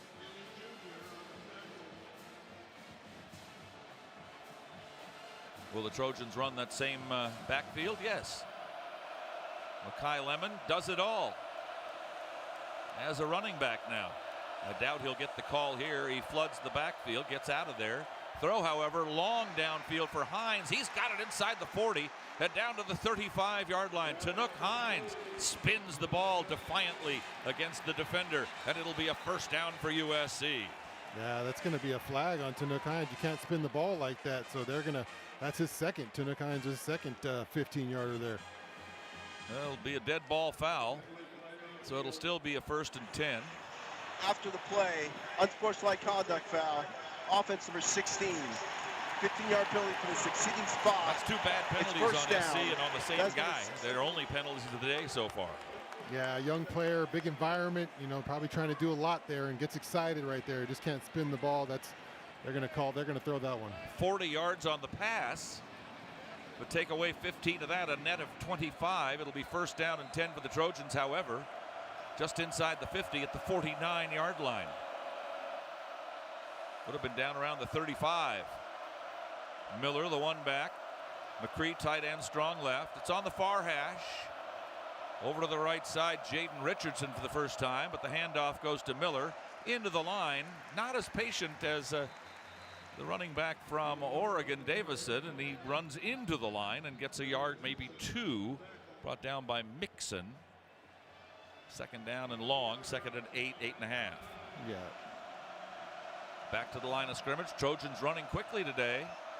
Last minute of the half. Throw down the left side, out of bounds. That's a flag. They pushed Jacoby Lane before the ball ever got near him. Maybe an uncatchable ball, but it's hard to tell because they pushed him down to the ground before the ball ever got close. Yeah, Jacoby did a good job of pulling the defender into him, too, so a smart play by Jacoby. Defensive 15-yard penalty for the previous spot. Not only do you get the 15 yards back from the unsportsmanlike on Hines, but you also get another first down. Yeah. Big play right there. Jacoby Lane, a smart receiver right there. Defensive player is just way too far into him, and Jacoby just kind of brings him in with him, and they fall down together. Easy call for the official. Brandon Finney, the right cornerback, gets the penalty called against him. He had an interception in that loss here against Indiana. Brian Jackson, the one back for the Trojans. First down at the Oregon 28. Fake to Jackson, throw. And it's Lemon, and Lemon will get gang tackled inside the 25 to the 24-yard line. A very quick 9 yards. It'll be second down and 1 as we come to the end of the first quarter. After 1 at Autzen Stadium in Eugene. Hope you're enjoying it today. We are. It's a beautiful day for football. The Ducks leading this one 14-7 over USC. Back after these messages on the ESPN LA USC Trojans Media Net.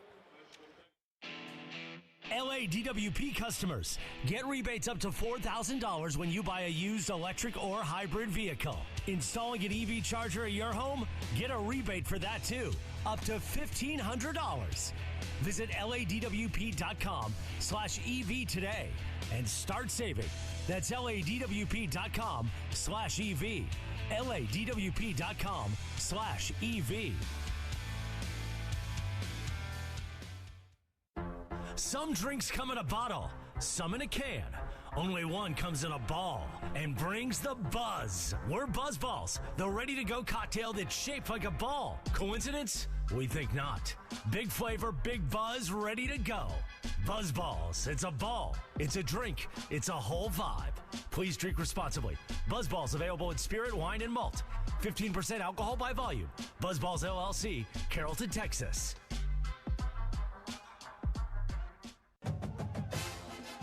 It takes hard work to be the best in the game. Planning, commitment, resilience, sweat. That's why Old Dominion Freight Line, the #1 national LTL carrier for quality, works hard to be the best in the game and is proud to support those striving to be the best in theirs. Old Dominion Freight Line, official freight carrier of USC Athletics, helping the world keep promises. All right, everyone. Welcome to ARCO Rewards Orientation. I'm Hannah. Whoa. Is everything okay? That's a code green. Someone just earned at least 5 cents a gallon in rewards. Wow. Another one? Well, that one's a code gold. The customer just redeemed savings of up to $1 a gallon. Impressive. What does that one mean? Oh, that's just Piggy. He gets excited when we talk about rewards. Savings of up to $1 per gallon redeemable with 20 rewards dollars in your loyalty account. At participating locations, terms and conditions apply. It's Michelle Smallman, USC Oregon right now. Be sure to start Monday with our show, Unsportsmanlike. Evan Canty and Michelle, 3 to 7 a.m. before the Sedano and Cat Morning Show on your home of the Trojans, ESPN LA. Football second quarter presented by Southern California's own Stone Brewing, proud partner of USC Athletics. Craft beer pioneers since 1996. Trojans scored on their first possession, are trying to score again, getting close.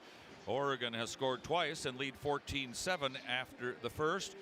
Today's passing yards presented by Airbnb. USC Game Day experiences on Airbnb. Book at airbnb.com/USC Game Day.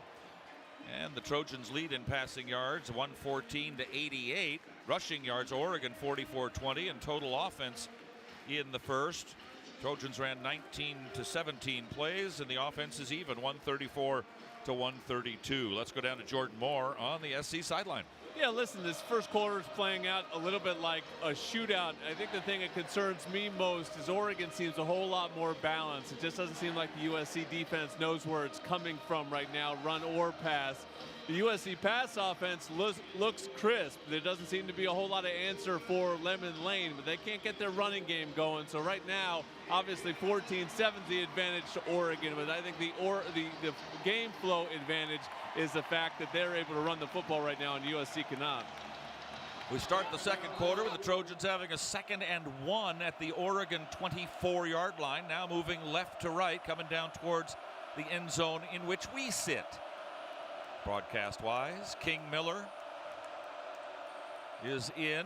The throw out of the backfield goes to Lemon, however. Lemon wants to throw it and does towards the goal line. And is it caught and is it in the end zone is the question to Tanook Hines. And they're going to discuss it. I think they're talking about whether it's a touchdown or what's going on. It is. It's a Trojan touchdown. They're in. He was right on the goal line. And the referees were all talking to each other. Nobody threw their hands up, and now it's an SC touchdown, and they're a point away from tying the game. And the Makai Lemon play where they threw it back, and we saw disaster against Notre Dame. This one goes up. He trusts Tanook Hines, and Makai Lemon puts it to him for 6. Surprised that maybe they're not looking at this again.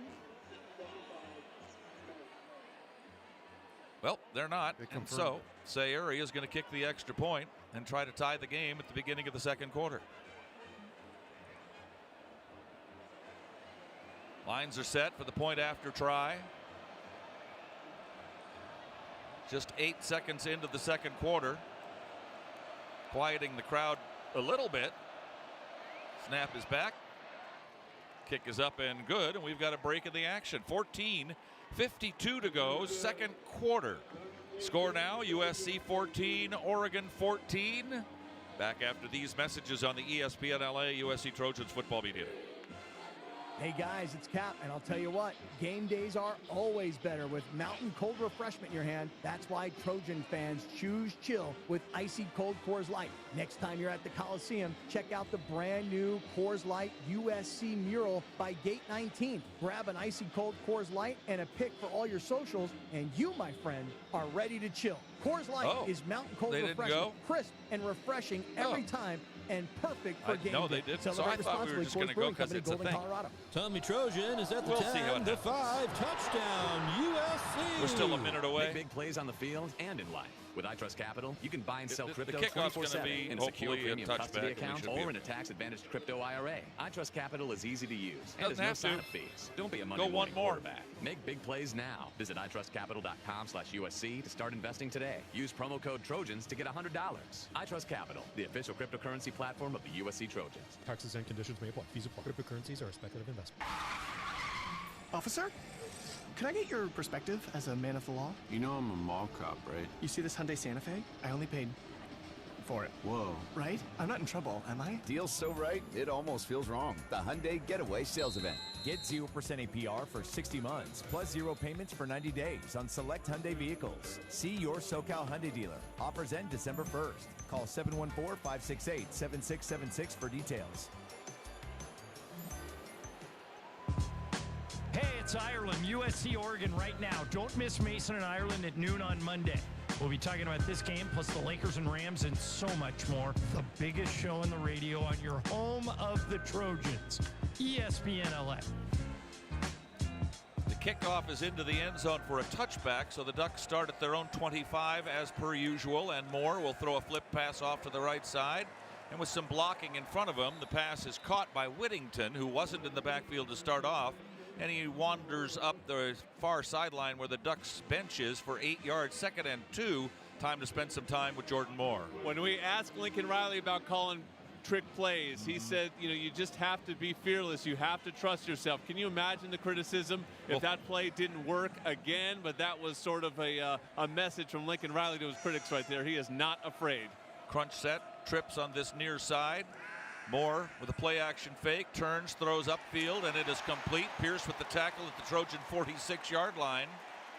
Pass is caught by McClellan. They had to go to their backup receivers today with the loss of Moore and Bryant, their top two, and it's working out for them so far today. Moore, an expert quarterback, to be sure, just a redshirt sophomore, and a first down at the SC 44. Oregon up to the line. Whittington, the one back to the left of Moore, who wanders up to the line of scrimmage to change the play. Has Benson off to the right. Three receivers crunched to the left. Whistles before the play can unfold, and a flag. Did the Trojans line up offside, or is it a procedure call against the Ducks? Illegal snap. Offense number 70. 5-yard penalty. It's first down. They run that little triangle set off to the left side of the tackle, but this time it was the center that was offset. How does that happen? Yeah, I don't even know how they call that right there. I don't really understand that one. But hey, the Trojans will take it here, and they have to take advantage here. They got 1st and 15 here. Trojans with getting on their heels a little bit, but here's an opportunity here where you can try to slow this offense down. I think they probably called the wrong number. There's no way the center is offset. Yeah. He's got the ball. He's over the ball. Snap is back. Moore being chased. Unloads. Whittington makes the catch, and a nice open field tackle by the all-conference candidate Eric Gentry after a gain of 4 to the 45-yard line. It'll be 2nd down and 11. That could have been worse for the Trojans were it not for Gentry. Yeah, Gentry made a nice play right there as they get heat on Dante Moore early, and he has to get rid of it. Gentry wraps up the tackle, 2nd and long here. Sadiq, the tight end, split to the right side as a slot back. Benson that way as well on 2nd and 11. Trojans need a big play defensively. Moore winds and throws, tipped away. Coming in for that pass was Justice Lowe, and the pass was a little behind him, and he had to spin around and try to catch it. Was it Benson or Lowe? Either way, it went off their fingertips out of bounds. 3rd and 11. Oregon 49% on 3rd downs. Trojans are a very good defensive 3rd down team, giving up only 36%. And this, a very big play in the early 2nd quarter of a tie ball game in Eugene. Whittington was split wide right, comes back into the backfield. The entire Oregon team then looks over to its offensive coordinators. Long count. 3rd and 11 from the SC 45-yard line. Moore drifts to pass, throws up the left side, dropped. Should have been a first down at the 31-yard line, but not held on to by Jeremiah McClellan. Should have had it. Should have been a first down. Yeah, Instead, it's 4th down and punting time. Hey, it doesn't matter sometimes how you get it. You get a stop. It doesn't matter even if the other team is giving it to you there. A drop on that one. 2 drops in a row for the Oregon Ducks. So misfiring a little bit for Oregon. Trojans benefit right there. It stops the drive there, and Trojans will get this punt. That was sort of hands of stone. He had both hands on the ball, and it hit him in the hands, and he just couldn't hang on to it. Because he was like fighting with the ball there. He didn't want to catch it. Ferguson Reynolds will kick. Oregon, the #1 team in the country in punt coverage, has given up negative punt return yards this year. The kicker is an Australian kicker. The catcher is Mackay Lemon at the 15-yard line for a fair catch. We've got another break in the action. Long way to go in the first half. 12:42 left in the 2nd quarter. Trojans now with the ball in a tie ball game. 14-14 when we come back on the ESPN LA USC Trojans Media Network. In the summer of 1997, Stone IPA was first brewed.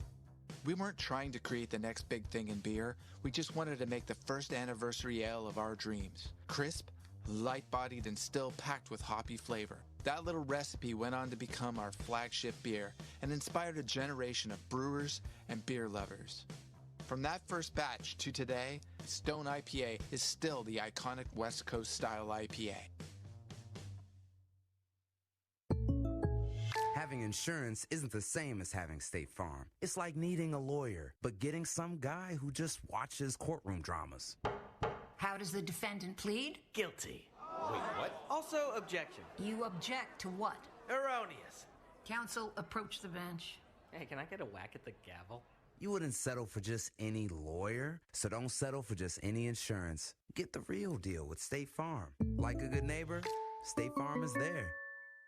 Children's Hospital Los Angeles is where groundbreaking research meets unparalleled expertise. It's where exceptional care is tailored 100% to kids. It's where every specialist, every room, every innovation revolves around one need, your child's. Whether it's routine care or a life-saving procedure, CHLA is where families turn to when outcomes truly matter. Children's Hospital Los Angeles. 125 years of building hope and healthier futures. Go to chla.org today.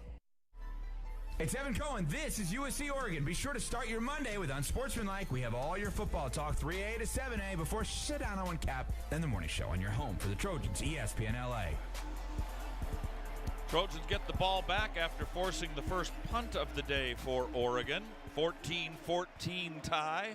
12:42 to go in the first half. Coors Light, a proud partner of University of Southern California Athletics. Choose chill with a Coors Light today. We have chosen chill. It's about 50. There's no wind to speak of, which is nice because that would really mess us up. The sun is shining on about half of the crowd here, decked out in green and gold. There's a small section of USC fans and the band up to our left and some others over to our right, up high as you might imagine. The Oregon band sitting over that way to our left as well. And just a beautiful day here. If you like it, 50 degrees and a little nippy. Trojans have scored, by the way, Shaun, in their 355th straight game. That's a school record. Yeah, the Trojan offense is moving the ball a little bit, Pete. We talked about the defense in the past game, but this offense has attacked it through the air so far, and 2 touchdowns in almost a quarter there, and now the Trojans doing well. Trojans have scored on at least 4 long drives in every game this year except the Nebraska game. And they've done so twice here today so far. This one will start on their own 15 and a half. The fake to King Miller for Mayava. He'll wind and throw long, and it is incomplete. 2nd and 10 at the 15. Well, look, I like the chances. You got to go for it. And I said that on the pregame show. One of my keys is you got to go for it today. You got to go for it. Yeah, Mekhi Lemon right there, just on a different page right there as he broke that one off, and Jaden thought he was going to go deep, so a little misfire there from those two. Lane to the far side. Lions and Lemon this way on 2nd and 10. Trojans have had a number of 2nd and 10s today. McCree, the tight end, comes in motion this way, and it'll be Lemon behind the block. There's nobody blocking for him all of a sudden, and he'll barely get back to the line of scrimmage. The blocking in front of him kind of broke down. 2 guys broke through, and Lemon had nowhere to go. Yeah, the 2 tight ends. You get your 2 tight ends out to block for Mekhi on some DBs. You think you're going to get some work there, but the tight ends kind of whiff as the defenders cross, and they get home.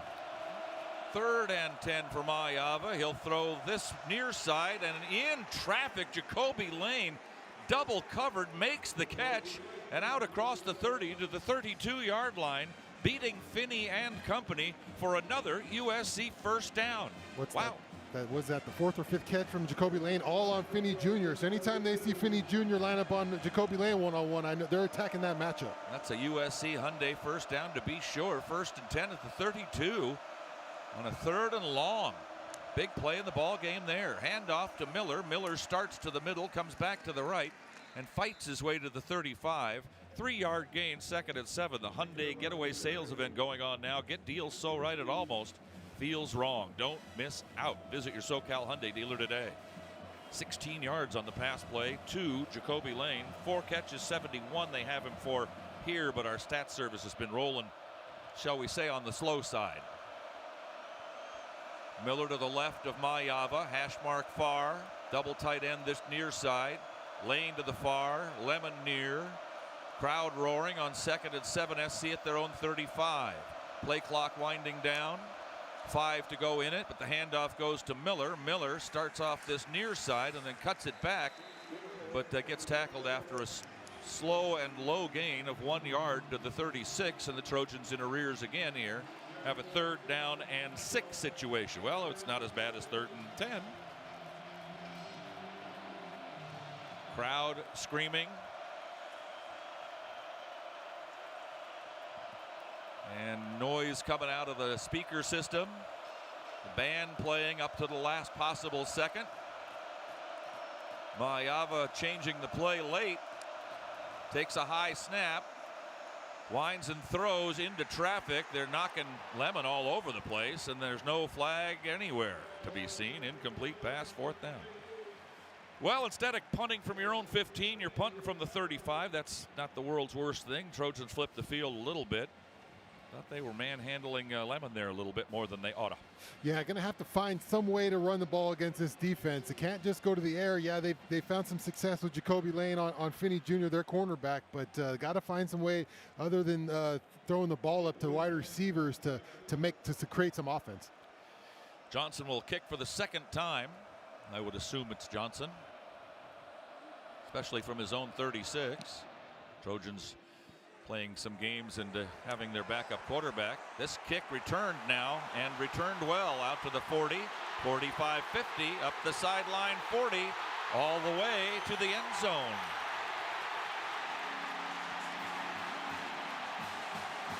We were wondering who the punt returner was going to be today. It's Malik Benson. And Benson goes the distance and gives the Ducks the lead right back again. How do you do? Yeah, that one's got to be on the kick there, Pete. Just a low liner. Just no air on that ball for defenders to get down there, for the punt coverage team to get down there. Johnson just kicks kind of a line drive right at the wide receiver. He receives it and just heads to the sideline and beats all the Trojans to the sideline, uses that speed, and just a big play right there. A huge one in this ball game as the Trojans give up a touchdown on a punt return from a bad kick. Sappington to try to make it a 7-point lead once again, and the Trojans will go back on offense and try to tie it. They were ahead 7-0. The kick is good. Got another break in the action now after a long punt return for a touchdown for the Ducks. 9:58 remaining in the 2nd quarter. Oregon 21, USC 14 on the ESPN LA USC Trojan Media Network. We are Lifelong, where we make injury loss simple. We have 2 simple goals for all of our clients: full medical recovery and ultimately full monetary compensation. We understand that it can be overwhelming to face the uncertainty in the wake of an accident. We will be there with you at each step in the legal and healthcare process. You will pay nothing unless we win your case. Dial 1-800-LYFE-LAW or check us out at lyfe.com. Life Law, official sponsors of USC Athletics. It's football season, which means it's tailgating season. And the place to be before every USC home game is the Modelo Ultimate Tailgate. Located in the USC Trojan Fan Fest on the grass infield directly east of the Coliseum. The Modelo Ultimate Tailgate opens 4 hours before kickoff. It's free to fans of all ages, and it's perfect for all your pregame rituals. Like checking out the earlier games, jamming to the DJ, grabbing a bite, and of course, kicking back with some ice-cold cervezas. Modelo, the fighting spirit of the USC Trojans. Fight on! Looking for the play of the day? That's easy. Fight on to victory with USC and fly on faster with ONT, the fastest and easiest airport experience in SoCal. Not to mention, Ontario International Airport has over 90 nonstop flights to 30 major destinations with less traffic coming in and out. In other words, getting there is a breeze, and so is following our Trojans anywhere the season takes them. Because let's be honest, faster is always better when it comes to your airport. Start planning your next journey today at SoCalSoEasy.com. Hey, it's your resident Super Bowl champ, Chris Canty. This is USC Oregon. And be sure to start your Monday with Unsportsmanlike with me, Evan and Michelle, 3 to 7 a.m. before the Sedano and Cap morning show on your home for Trojans football, ESPN LA.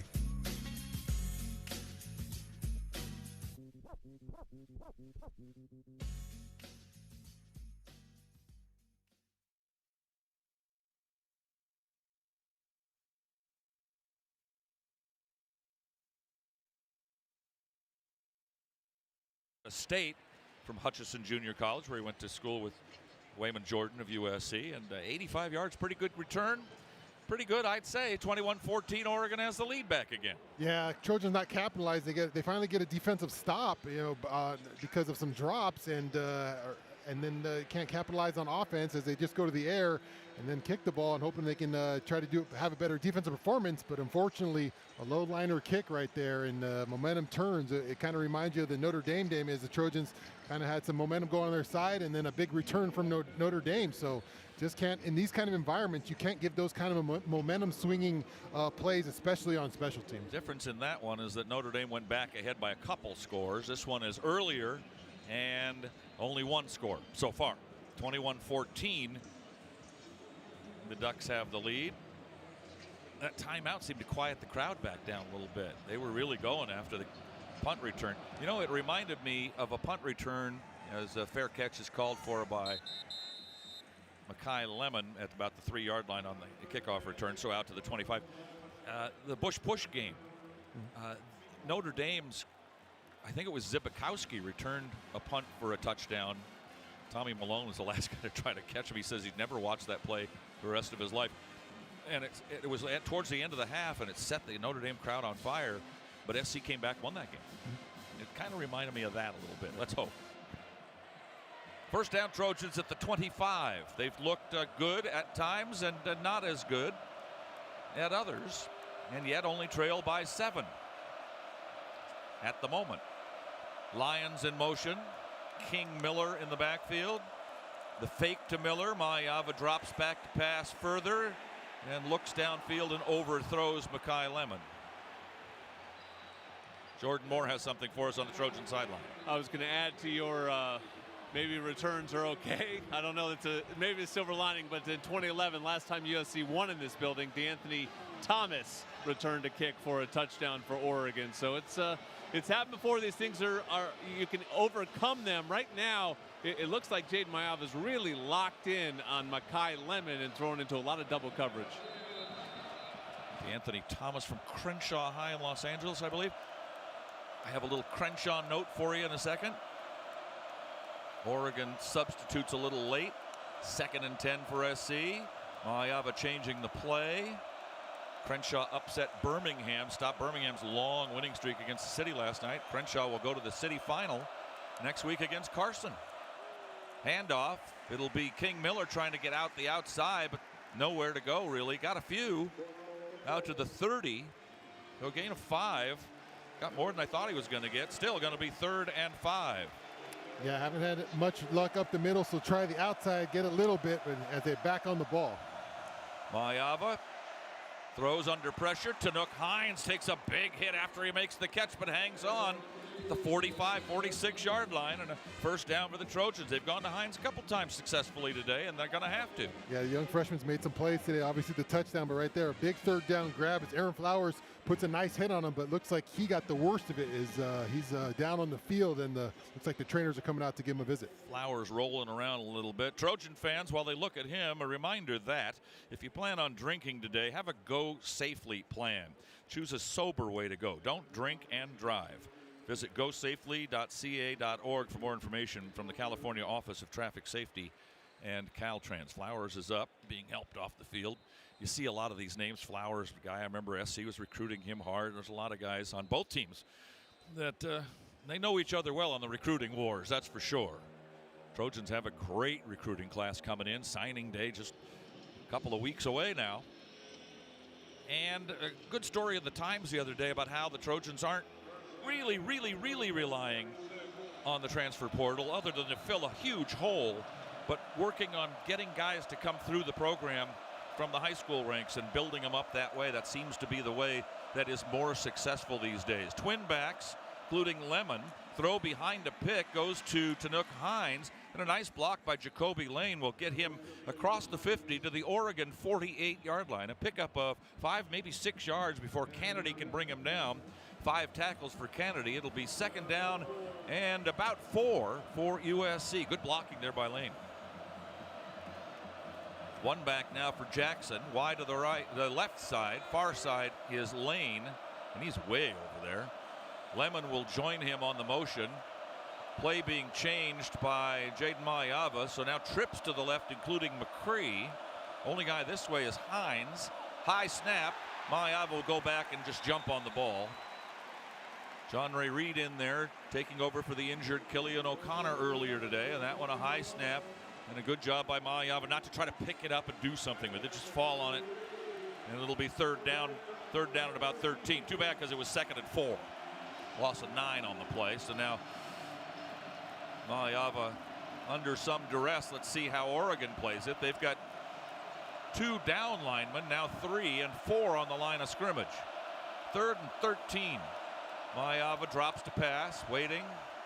Winds and throws, and it is into traffic and intercepted at the 28-yard line.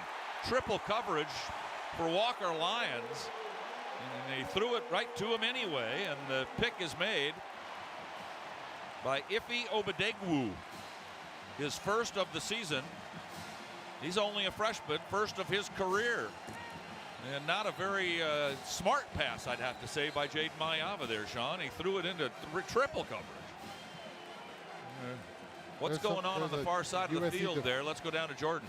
Yeah, Jacoby Lane, the moment that interception happened, he followed the entire Oregon celebration group onto the Oregon bench. So Jacoby Lane ran all the way across the field to say something to the person that intercepted the ball for Oregon. I have no idea why, and the flags immediately came, and I assume they're going to be on Jacoby here. It seems to have lost his head, and I don't know why. After the play, unsportsmanlike conduct foul, number 8 of USC. It's a 15-yard penalty for succeeding spot. The result of the play is an interception. It's 1st and 10, Oregon. 2 unsportsmanlike conduct calls today, Shaun, and 1 for a late hit, which wasn't unsportsmanlike, on a fair catch punt. The Trojans losing their cool a little bit today. Yeah, if you got upset on the mind, this is not the recipe for it. The unsportsmanlike penalties, the turnover, the special teams touchdown, those are all things that you cannot do if you're trying to have upset on the mind like we talked about earlier. The Trojans got to keep their cool here. Obviously a bad throw right there from Jaden Mayava, as this Oregon defense is saying, hey, if all they're going to do is try to check it long, we're just going to drop everybody back. So Oregon kind of catching on with the USC's doing right now. Got to still find a way to work it underneath and in the run game, because this Oregon defense is kind of figuring out this Trojan offense is just trying to challenge them deep. I don't know if Oregon knows how to go slow, but with 7.5 minutes remaining in the second, if they could grind out a drive here, take a 2-touchdown lead into the locker room, they'll get the ball to start the second half as well. Their modus operandi is not to go slow. Yeah, the only thing that slowed down Oregon so far is Oregon right now, right? With a couple drops on that last drive that kind of made them kick the ball here. So the Trojan defense still trying to figure out how to really attack this Oregon offense. I can't remember the last time Oregon ran a slowdown type of game. It was before Dennis Dixon. I mean, it's a long time ago now. So Ducks have the ball, pretty good field position. A short field after the penalty at the 44 on their own side, leading 21-14. Up the middle, Whittington, big hole. He'll jump out of a would-be tackle, and the Trojans aren't tackling well, and there's a flag after the play again. Look out. Ball at the Trojan 39-yard line, and it could be more. Let's see. Oregon pointing SC's way. Looks like they're walking back here. They look like they're walking backwards. Let's see what this one's all about. Looked like it was after the play. Yeah. Personal foul, unnecessary roughness, late hit, offense number 74. It's a 15-yard penalty for the succeeding spot. It's 1st down. Dave Iuli, and he rammed into, I think, Jakeem Stewart. And so back him up after the play. They got 15 on the play, and the 15-yard penalty make it 1st and 10 again. Yeah, this looked like Jakeem was jumping on the pile, and Iuli just tries to scoop him out of there, and the officials throw the flag. Sadiq in motion from far left to Strong on the right side. Handoff, and Gentry misses a tackle, which is unusual. And finally the tackle made at the Trojan 49-yard line on Whittington by Urlacher. The Trojans are not tackling particularly well, and right now they're in a little bit of trouble. Down 21-14, and the Ducks trying to make it more. Behind a double pick, the pass goes to Whittington. He'll get the 1st down to the Trojan 41. Timeout for a station identification. Let's pause 10 seconds on the ESPN LA USC Trojans Media Network. Hey, this is Lincoln Riley. This is Trojans football on 710 ESPN. KSPN Los Angeles. Your home for USC football is 710 ESPN and the all-new ESPN LA app. Fight on. If there's a difference in the game to me, Shaun, right now, it's that Oregon looks crisper, looks sharper, looks like they know what they're doing a little bit more, a little bit faster. First and 10 at the SC 41. Handoff Davison. He's got a touchdown. Boy, he is very, very patient. I can't express that enough as he just waits and waits and waits and then goes when there's finally an opening. Stevens with the tackle. He ends up getting a good 7 yards, maybe 6 to the Trojan 35. Ducks on the move here trying to take a 2-touchdown lead. Yeah, just when they're rolling at this rate here with the run game and getting the pass game going here, Trojans just have no answers right now. As it just looks easy as they haven't shot themselves in the foot in this one like the last drive. Backup tight end Saliapaga on the right side. First time we've called his name. It'll be a wildcat snap behind Saliapaga. The Trojans read it pretty well as Fountain is there to bring down Jordan Davison, who took the direct snap. No gain on the play. It'll be 2nd and 4. Make it 3rd and 4, sorry. 3rd and 4. Well, they'll give him a yard now to the 34-yard line. So 3rd and 3 at the 34. Just got to start stringing good defensive snaps together, mix in a big play. That's the recipe for good defense, Pete. You got to have a negative play once in a while. You can't just let them keep having positive plays on your. This is the time for it right here on this 3rd and 3. You can stop them here, and you make them make a choice for a 4th down or a long field goal for Sappington, leading by 7 already. Dante Moore drops further back to pass. Winds and throws down the left side. Caught inside the 10 and down inside the 5. That is Benson with the catch. Well thrown ball by Moore. Outside shoulder throw. Williams was defending. And it'll be a 1st and goal for the Ducks down around the 4-yard line. Flag on the play. After the play. Unsportsmanlike conduct foul. Offense number 4. It's a 15-yard penalty for the succeeding spot. See what he did? It's first down. He's just chirping after the play. Yeah, he was going at Marcellus Williams there, just chirping him up. You can't. The referee's not going to let you go at the player. You can celebrate yourself, but don't want you yapping at the player. And Dan Lanning's letting him have it there on the sideline. The refs have now seen personal foul calls, unsportsmanlike conduct calls on both sides. I think they're trying to put a lid on this thing. Yeah, it's getting a little chirpy out there, and that's why you saw he got up and went straight in the face of Marcellus, and the referee threw the flag right away. Could that be a big play right there? Because instead of the 4-yard line, it's the 19-yard line. It is 1st and 10 back there. Handoff to Whittington, right side. Hit by Stevens inside the 15 to about the 13-yard line. Stevens helps Cam Crawford up. And a gain on the play of negligible, maybe a yard, maybe a half a yard. 2nd and long. That's a winning play right there on 1st down. You got to stack these together. Put another play right here where you limit them. You got to keep putting those kind of plays together, as it just feels too easy for Oregon. For all we know, this is the ball game, Shaun. Stopping them here could be the game at the end of the game when you look at it. Let them in for a touchdown. You could be in a world of hurt. Already down by 7. Moore in an empty backfield. Throws. Whittington catches. Nice tackle. Only about a yard, maybe 2, as Tompkins makes the tackle for the Trojans. Yeah, great run to the ball by Devin Tompkins right there on the screenplay. You want to see big fellas get out of the pile and get to those edges right there, as Devin Tompkins with a big man tackle here send up a big 3rd down for the Trojans. 3rd and 8 from the 17. Certainly well within field goal range here. And that's what the Trojans would hope, unless they can somehow, some way come up with a turnover. Off to the right side. Backup tight end Johnson. Moore looking that way. Winds and throws over the middle. That's complete down to the 10, but it's short of a 1st down by a yard. And the crowd already saying go for it. Whittington makes the catch. He is an outstanding running back pass catcher. There's a flag down back at the 21, however. Personal foul, face mask, offense number 71.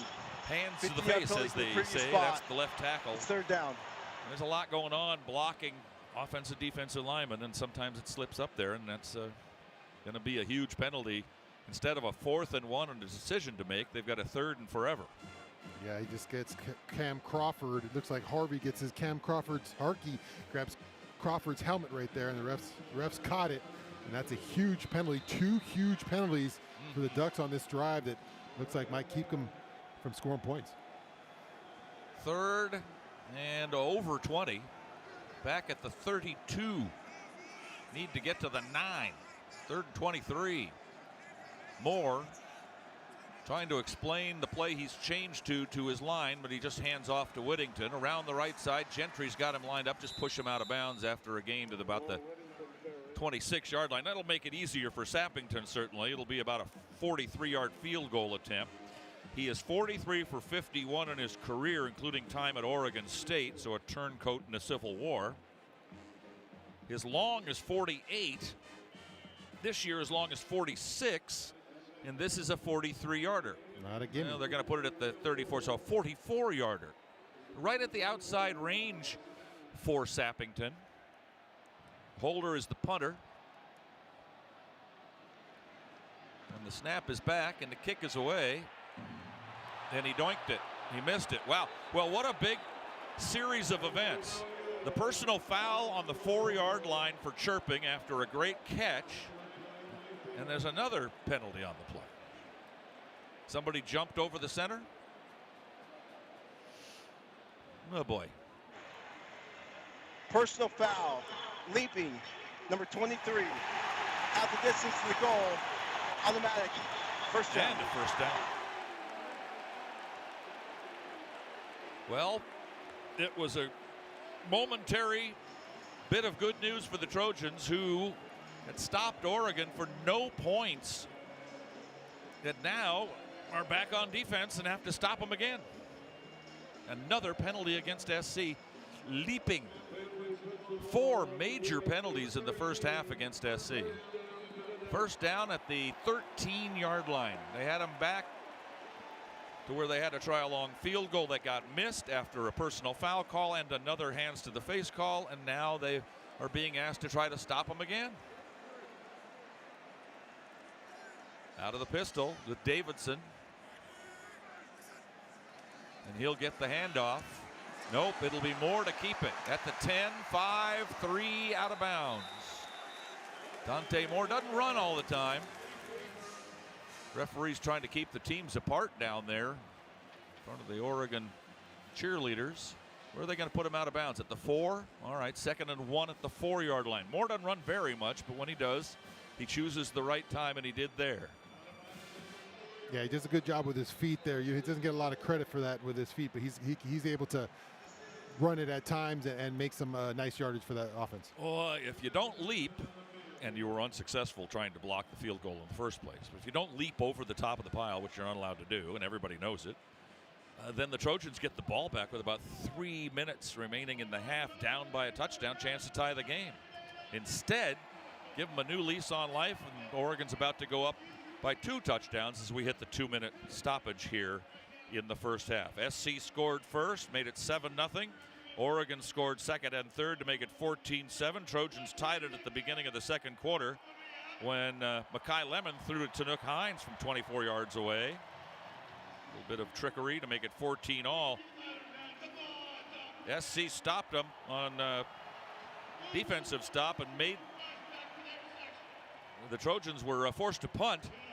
They did so, but Malik Benson returned it 85 yards for a touchdown, 21-14, and now the Ducks for the 2nd and 1 at the SC 4-yard line, leading by 7. And again, I mentioned Oregon gets the ball to start the second half as the Trojans started the ball to begin the ball game. Let's go down and spend a couple of minutes with Jordan.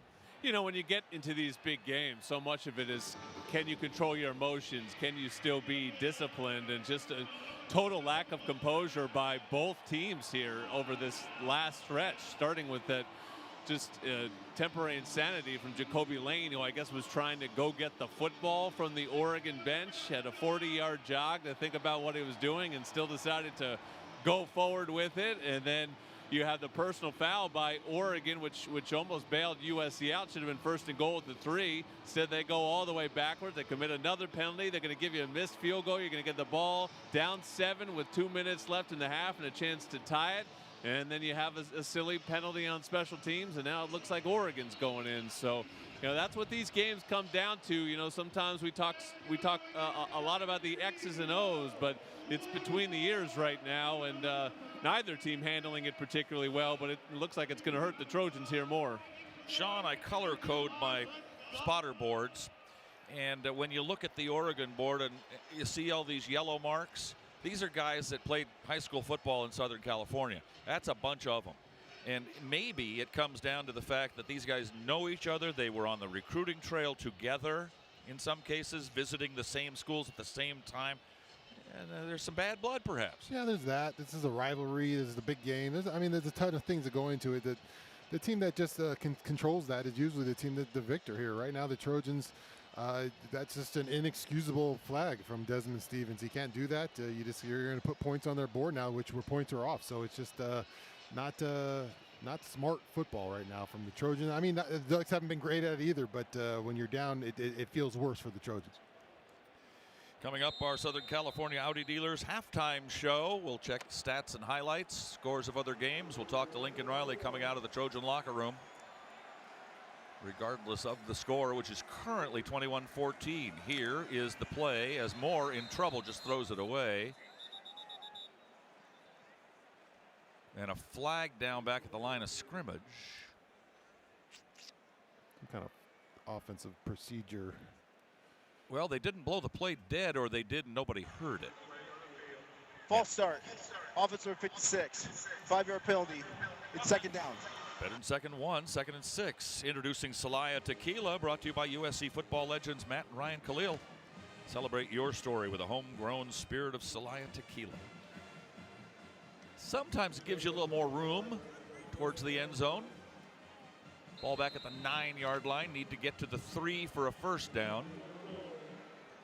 And with under exactly right now 2 minutes to play in the half, Moore starts to move to the right, hands off to Whittington, straight up the middle to the goal line and into the end zone. Touchdown, Oregon. Well, one official has a touchdown. The other one saying it's down on the 1. The ruling on the field is the runner's forward progress was stopped at the 1-yard line. The result of the play is a first down. It's hard to decide when to blow the whistle as an officiating crew when the guy's standing up and still trying, and the big fat guys are pushing him from behind. It's hard. It's kind of a problem in football altogether. You think of the tush push, you think of what's going on with, these his momentum stopped. Like the USC has him up in the air and he has stopped moving and the offensive line is pushing him. So you just change the rule. You just change the rule. It's always been that you cannot pull a runner forward. Just change the rule so you now can't also push a runner from behind. Yeah, it's a trouble at all levels right now. They don't know when to blow that whistle. His momentum stopped, so they're going to have to kind of figure it out as the game of football has to figure this whole rule out. It changes the game if you make that rule change from a rugby game to a football game. It changes the game. You want the inside scoop on this game and all things Trojans? As a timeout has been called, be sure to sign up for the 3 Torches presented by Smart and Final. It's a free newsletter that'll hit your email inbox 3 times a week with game info, player insights, and more. Go to usctrojans.com/3 Torches to sign up. Yeah, it looked like the defender had him lifted up. I couldn't tell who it was, but had Whittington lifted up out of the air and kind of stopped in the air, and then you got a bunch of offensive linemen. One official says they stopped him, and the other one just kind of... Well, you cannot be going forward if you're not touching the ground. Yeah. I mean, if the guy's got a hold of you and he's pushing you the other way. First and goal at the 1-yard line. I don't know how quickly Oregon wants to score here. Give the Trojans the football back. Give them any time to get in the end zone. Direct snap, right side, touchdown. Well, that's how quickly they want to score. Bryce Betcher, who is a linebacker by trade, but they have run him a few times this year in that situation. And so it's Betcher who takes away Whittington's touchdown. Whittington says, you owe me one. 1-yard touchdown run. 28-14. Trojans will have a minute 52 to try to get back within 7 and then come out and see if they can do that second half magic that they've had for the last couple of weeks. Yeah, it just felt like a missed opportunity there for this defense to get off the field. Obviously, they clank one there and they get a miss, but Devin Stevens with a poor penalty and it cost the Trojans 6 points here, so it could be 7. Sappington for the extra point. Who knows what'll be important and what won't be when the game is over, if anything, from this point forward. Kick is good. So buck 52 left. 28-14 Oregon. The Trojans have several large penalties that have cost them, and this one cost them 7 points. the jumping over the pile on a field goal attempt that ultimately hit an upright and bounced back, but they got a new chance there and were able to put it in after the automatic first down. That's a 7-point, that's a 14-point swing right there. Yeah, just inexcusable. We've said it already, but the Trojans got to move forward. You got to pick it up here. You're down 2 scores now. Now you got to figure it out. Now the Trojans have figured out things in the second half in these last few games. Obviously a tougher opponent in a more hostile environment probably, but have played better ball in the second half. So got a minute 52 here to hopefully try to get some points. And then the second half, the Trojans been better. They got to be a lot more disciplined when in the second half. 10th ranked Alabama shut out Eastern Illinois by 56. 9th ranked Notre Dame is leading Syracuse 49-0. It's only halftime. 17th ranked Texas struggling at home with Arkansas, a 2-8 Arkansas team. It's 21-20 Longhorns with a minute 50 to go in the half. 14th ranked Vanderbilt 24-3 over Kentucky at halftime. 24th rated Tulane leading Temple 17-7. Half a minute to go in the second, and they've got the ball at the Temple 18, do the green wave. 18th ranked Michigan has come from behind to lead Maryland on the road 21-10. 2 minutes to go in the second. TCU leading number 23 Houston 14-7. 2-minute warning in the second half. Houston's got the ball on the TCU 2-yard line, 3rd and goal. 9 to go in the half. Kansas State 21. 12th ranked Utah 14. In Salt Lake. 13th ranked Miami, a winner over Virginia Tech 34-17. Top ranked Ohio State beat Rutgers 42-9. Number 8 Oklahoma down 22nd ranked Missouri 17-6. Texas A&M an easy winner. Georgia an easy winner. Also today the big game. Yale beat Harvard 45-28 for the Ivy League championship. James Madison knocked off Washington State 24-20. San Diego beat Stetson 42-8. Arizona over Baylor 41-17.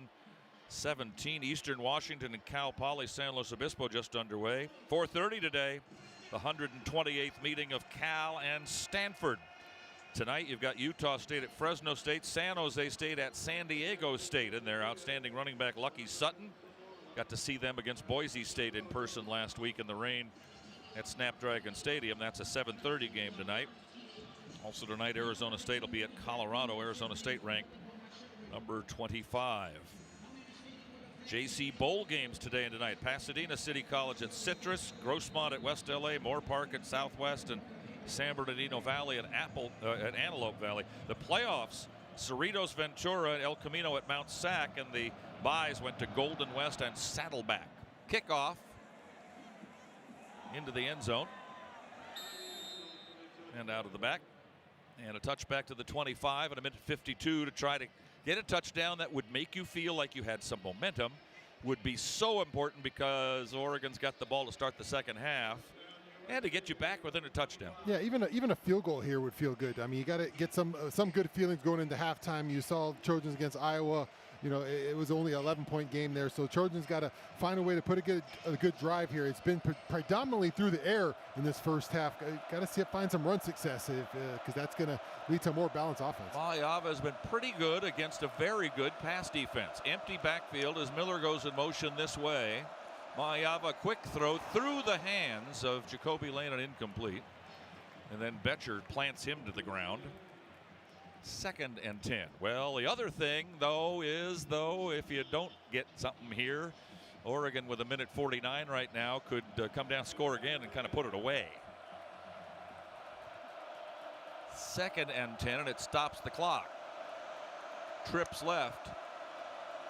Mayava throws this way, looking for Hines, makes a nice adjustment, gets it at the 45. It's a race. They'll catch him inside the 35 at about the 25-yard line, maybe the 23. Kennedy was defending. I was worried that they were going to call a push-off on Hines, but they did not. Just a little hand fighting. Kennedy fell down. Hines picked it up and had some running room and made some nice yards after catch. Yeah, we've been talking about obviously Lemon and Lane, but Tanook Hines is over 100 yards, I think, on the day today as he's made some big plays. Also had some costly penalties, but the young freshman making some plays in the rivalry here. Minute and a half in the half. First down Trojans at the 24. Handoff to Miller, thrown for a loss of 4, maybe 5. Tuioti from Sheldon High School in Sheldon, Oregon, makes the tackle. His 12th tackle for loss this year, and a timeout is called on the field. Yeah, that's the one we talked about, Jaden making it with his legs. Sometimes you got to read that end. Tuioti came down the line hard right there. That's when you like to see Jaden pull, maybe try to make something happen with his legs.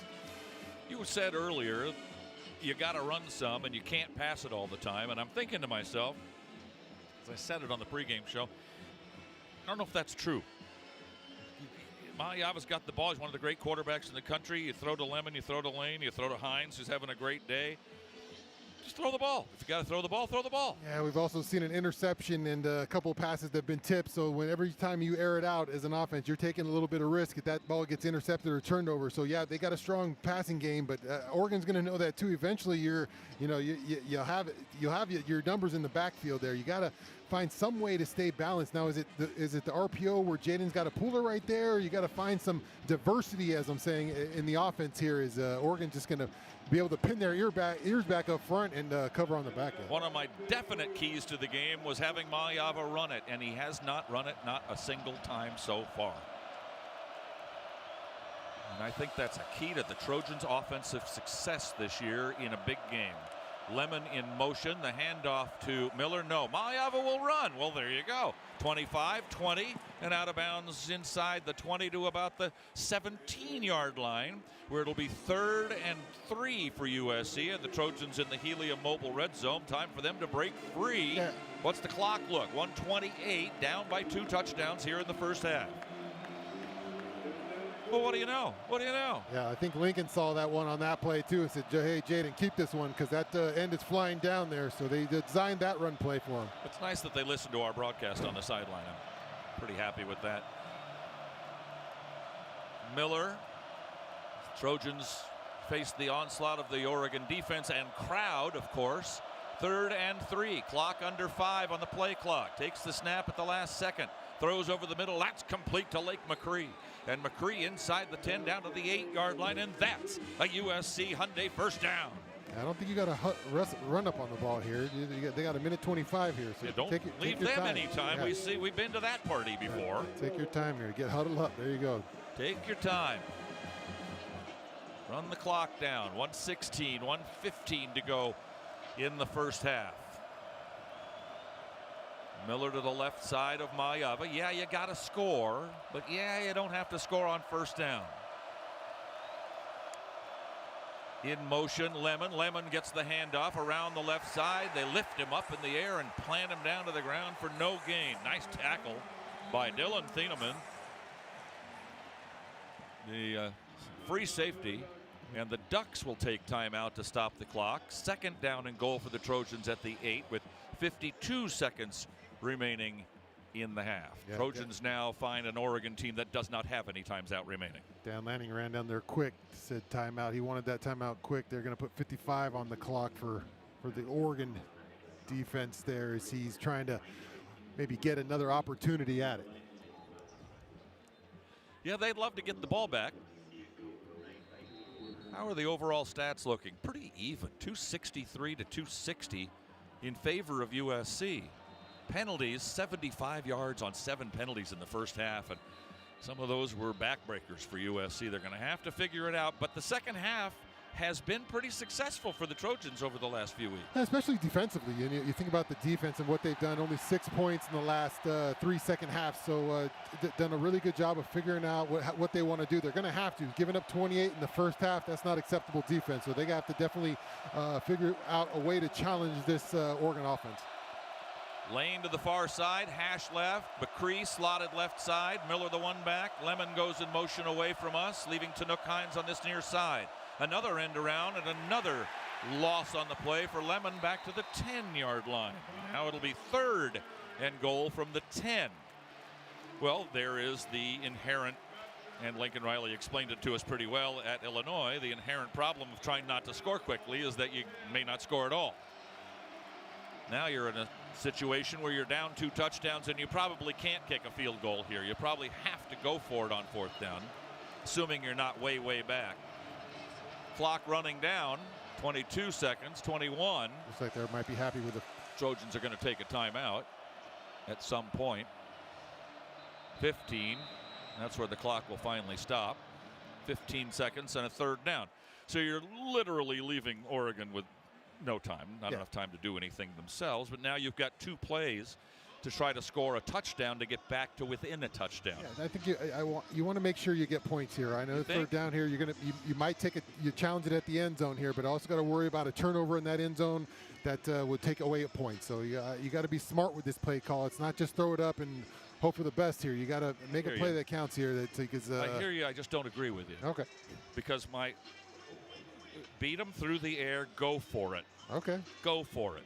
It's a championship game. It's a playoff game. You can't get 3s. You got to get 7s every time you're down here. And if they throw an interception in the end zone, they throw an interception in the end zone. But you got to try. And you've got Lemon, and you've got Jacoby Lane. Yeah, but this team has been proven that they're better in the second half, Pete. I like the chances you get a little closer. You get me to 11 points there. I feel a little better than nothing here. 28-17 if you get a field goal. 28-21 going in with a touchdown and momentum if you get a touchdown. Jackson in to block for Mayava on 3rd and goal from the 10-yard line. Mayava, quick drop, throws left, goal line, incomplete. It was looking for Lane. Defending was Finney. Finney was laying on Lane, and they're going to bring the field goal unit out. Yeah, they've been challenging that matchup all day. Jacoby Lane at Finney, he had him. He just, Jaden Mayava just threw a little further outside. He should have been a little more inside. Jacoby Lane had him to the inside. Just throws it outside, and Finney's a little bit early to that one, but I doubt they're going to call that. Sayeri, the field goal from the 17. 27-yarder, maybe 28. Near hash. As you say, you got to get something out of it, and they don't.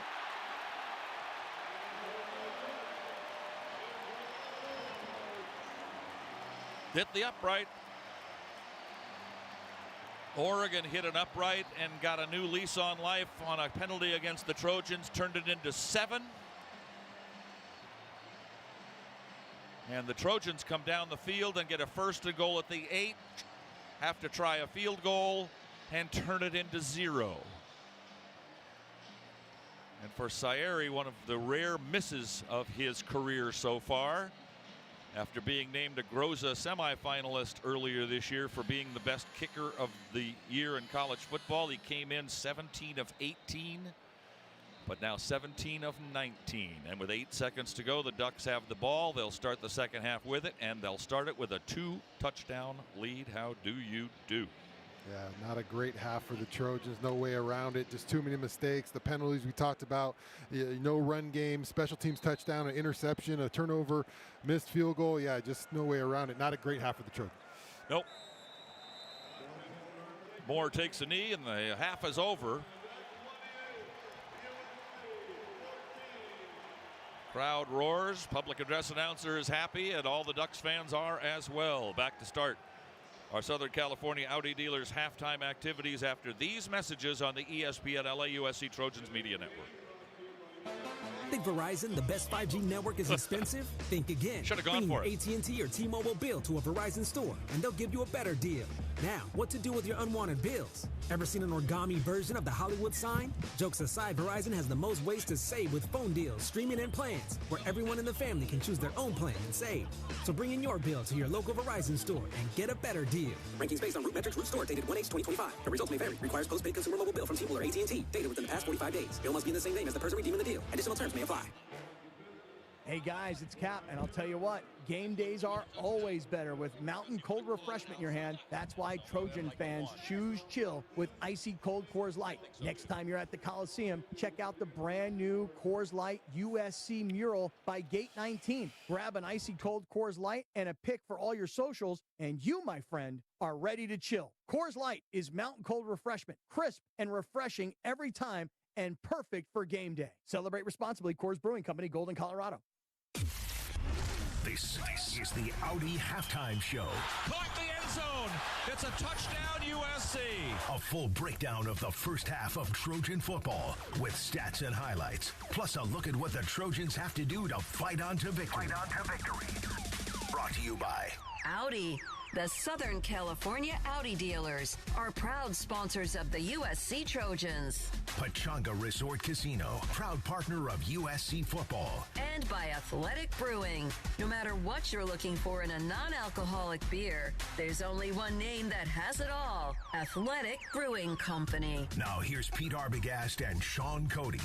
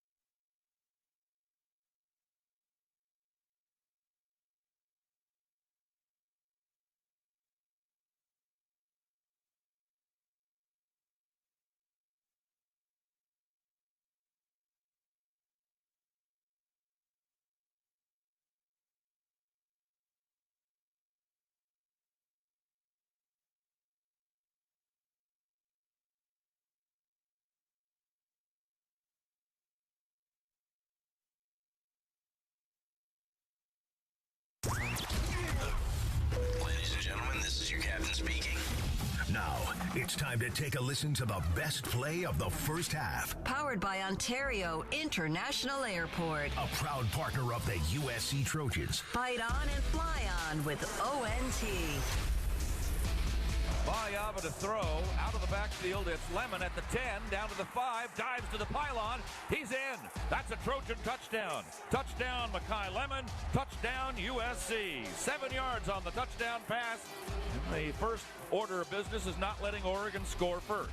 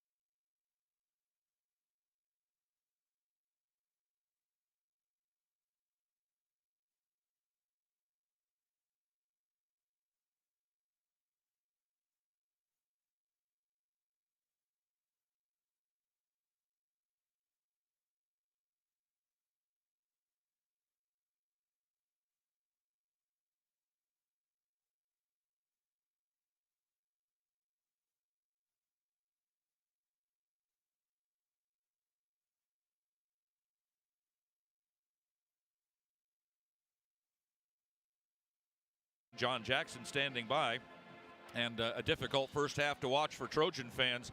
JJ, certainly. We've seen them have great second halves recently. They're certainly going to have that. How do they turn this thing around here in Eugene? Well, the big factor is, Pete, is that the comeback last week, that was Iowa. This is Oregon, a much better team. The Trojans, they still need to do what we started off the game with, Pete. Take care of the football. Jordan Mayava has made, some bad decisions with his progressions. That has been very hurtful. I just think that the Trojans need to go back, tell themselves that they've done this before. They've been down before. They can make a comeback and make a run at this, but they have to take away the undisciplined penalties, the spinning the ball, and all that kind of stuff. It's just unacceptable. Big plays the difference. The Trojans have made some. Oregon has made some. Beating them through the air. The Trojans have been going for it. One of my keys to the game. Mayava needs to run more. He had one nice run there towards the end of the half. They set the Trojans up deep in Oregon territory, but they came up short on the field goal. Not short, but wide. It hit the upright and came back. And they are not playing particular. Here's the thing. In a big game, that's a game where the one team has to upset the other. One team has to play really well. The upset team has to play really well, and the team that gets beat has to be a little off. And, JJ, neither of those things are happening. The Trojans actually are a little off, and Oregon is playing pretty well. Yeah, and a big thing, Pete, we talked about at the beginning of the game, the Trojans have not ran the ball effectively, so they haven't worn Oregon down at all with power football. They're going to have to use that in the second half because that's the only thing that will allow Maiava to play action fake and get the ball down the field for some big strikes. It's the kind of thing we saw with Notre Dame. They were just bullied on the offensive and defensive lines. They couldn't move the ball against Notre Dame very well. But they have moved the ball okay here today, but they haven't been able to run the ball very well. And Oregon has, and that's been the difference in the game. Those 96 yards to only 23 for USC. And you can bet that Oregon is going to come out and try to run the football on the Trojans, keep the ball out of Maiava's hands so they don't get hit with the big plays by the receivers. It's possible to come back, Pete. This is far from over, but the Trojans have to play much better, execute, and obviously play with more discipline. Talk to you on the postgame show. Back after these messages. Halftime, 28-14 Oregon on the ESPN LA USC Trojans Media Network. Children's Hospital Los Angeles is where groundbreaking research meets unparalleled expertise. It's where exceptional care is tailored 100% to kids. It's where every specialist, every room, every innovation revolves around one need, your child's. Whether it's routine care or a life-saving procedure, CHLA is where families turn to when outcomes truly matter. Children's Hospital Los Angeles. 125 years of building hope and healthier futures. Go to chla.org today. It takes hard work to be the best in the game. Planning, commitment, resilience, sweat. That's why Old Dominion Freight Line, the #1 national LTL carrier for quality, works hard to be the best in the game and is proud to support those striving to be the best in theirs. Old Dominion Freight Line, official freight carrier of USC Athletics, helping the world keep promises. Tommy Trojan is at the 10, the 5, touchdown, USC! Make big plays on the field and in life. With iTrust Capital, you can buy and sell crypto 24/7 in a secure premium custody account or in a tax-advantaged crypto IRA. iTrust Capital is easy to use and has no sign-up fees. Don't be a Monday morning quarterback. Make big plays now. Visit itrustcapital.com/USC to start investing today. Use promo code Trojans to get $100. iTrust Capital, the official cryptocurrency platform of the USC Trojans. Taxes and conditions may apply. Fees apply. Cryptocurrencies are a speculative investment. Looking for the play of the day? That's easy. Fight on to victory with USC and fly on faster with ONT, the fastest and easiest airport experience in SoCal. Not to mention, Ontario International Airport has over 90 nonstop flights to 30 major destinations with less traffic coming in and out. In other words, getting there is a breeze, and so is following our Trojans anywhere the season takes them. Because let's be honest, faster is always better when it comes to your airport. Start planning your next journey today at SoCalSoEasy.com.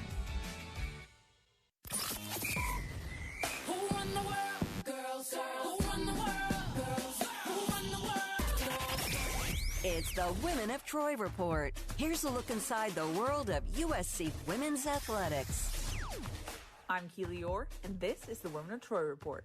Earlier this week, I caught up with London Jones of women's basketball to break down the Women of Troy's 87-48 win over New Mexico State. London, a team leading 16 points tonight. How did it feel in your Trojan debut? It feels amazing. It was so different, obviously, but it just feels really good to be with this team, be in the environment. The crowd was amazing, like always, so really thankful to be here.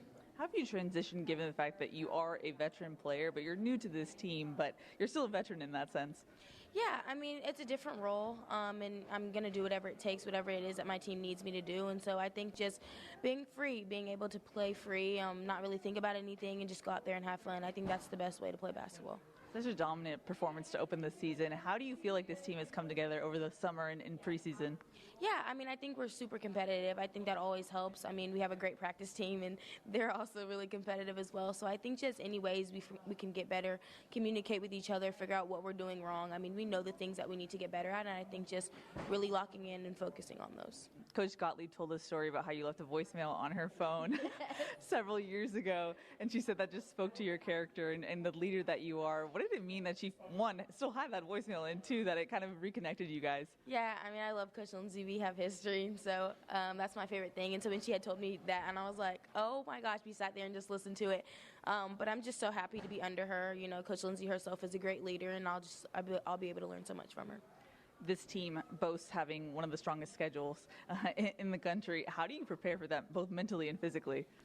The work, that's all you can do. I mean, you have to work at whatever it is that you want every single day, and it's going to take brick by brick. And I think just locking into that, focusing on that, and just trying to get the job done. Personally, how do you build on this win? Keep going. You keep going. We watch film. You see the things that we need to work on and get better at, and just go from there.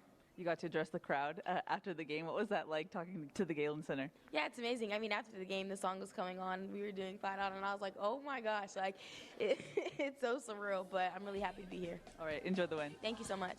You just heard from London Jones of USC Women's Basketball. Stay tuned for more action here on the USC Trojans Media Network.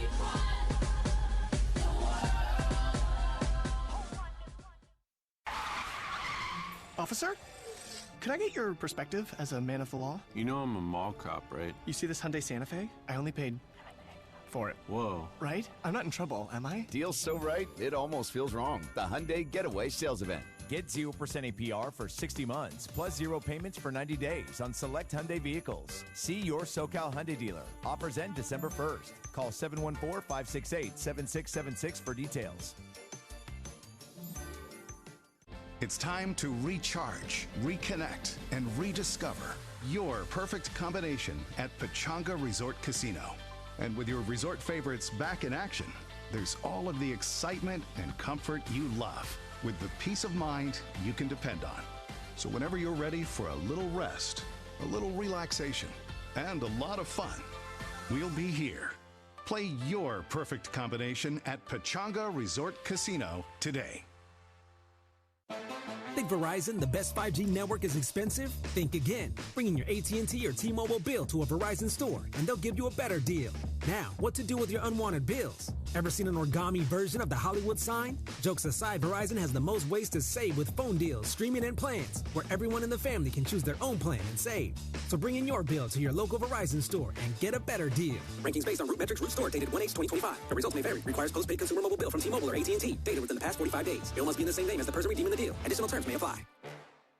Swing by Lazy Dog Restaurant for scratch-made meals, ice-cold beers, signature drinks, and now their new $15 fireside favorites. Choose from 5 handcrafted entrees like fried chicken, grilled shrimp tacos, fettuccine alfredo, Mediterranean chicken bowl, or Loco Moco fried rice. Every fireside favorite comes with Lazy Dog's famous personal-sized s'more brownie sundae for dessert. Dine in or take it to go. $15 fireside favorites are available all day, Monday through Friday. Visit LazyDogRestaurants.com to learn more.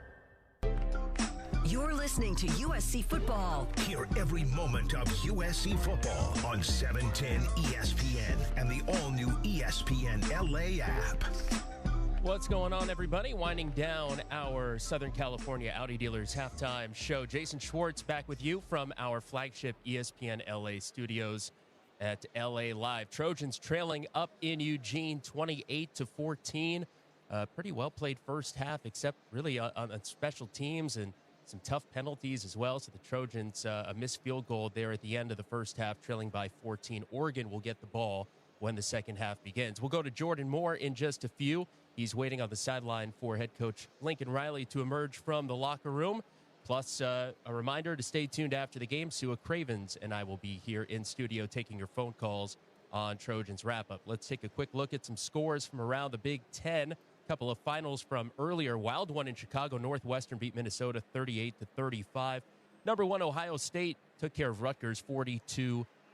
Right now, Iowa trailing Michigan State 10-7, third quarter. Number 18 Michigan leading Maryland at the half 21-10. Later on, Nebraska at Penn State, 4 o'clock kick. Number 21 Illinois at Wisconsin at 4:30, and UCLA hosting Washington in what might be UCLA's final home game at the Rose Bowl, 7:30 kickoff out in Pasadena. Some top 25 scores. Number 17, Texas leading Arkansas 21-20 late in the first half. Number 12, Utah and Kansas State tied at 21 in the second quarter. TCU leading number 23, Houston 14-7. some finals for you. A top 25 matchup. Number 8 Oklahoma defeated number 22 Missouri 17-6. Number 13 Miami over Virginia Tech 34-17. All right, let's head back up to the PNW. Jordan Moore on the sideline waiting for Lincoln Riley to come out of the locker room. And Jordan, a really frustrating first half to watch from back here in the studio in LA. USC just making some mistakes and beating themselves. Some tough penalties, some special teams mistakes.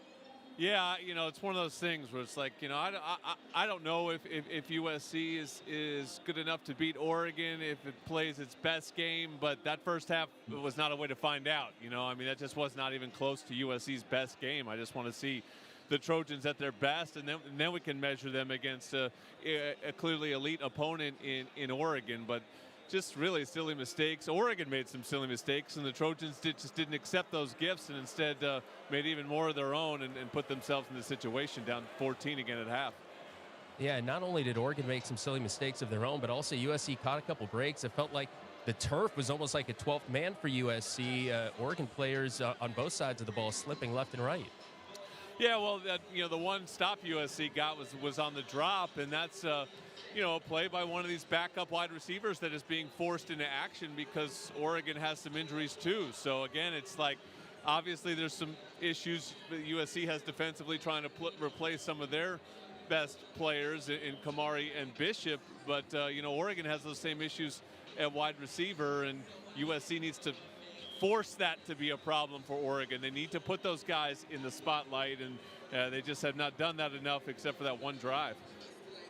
On a positive note, I know you guys talked before the game about someone stepping up, someone other than Lane Lemon stepping up to help the team win a game like this, and I thought we saw a great first half from Tanook Hines.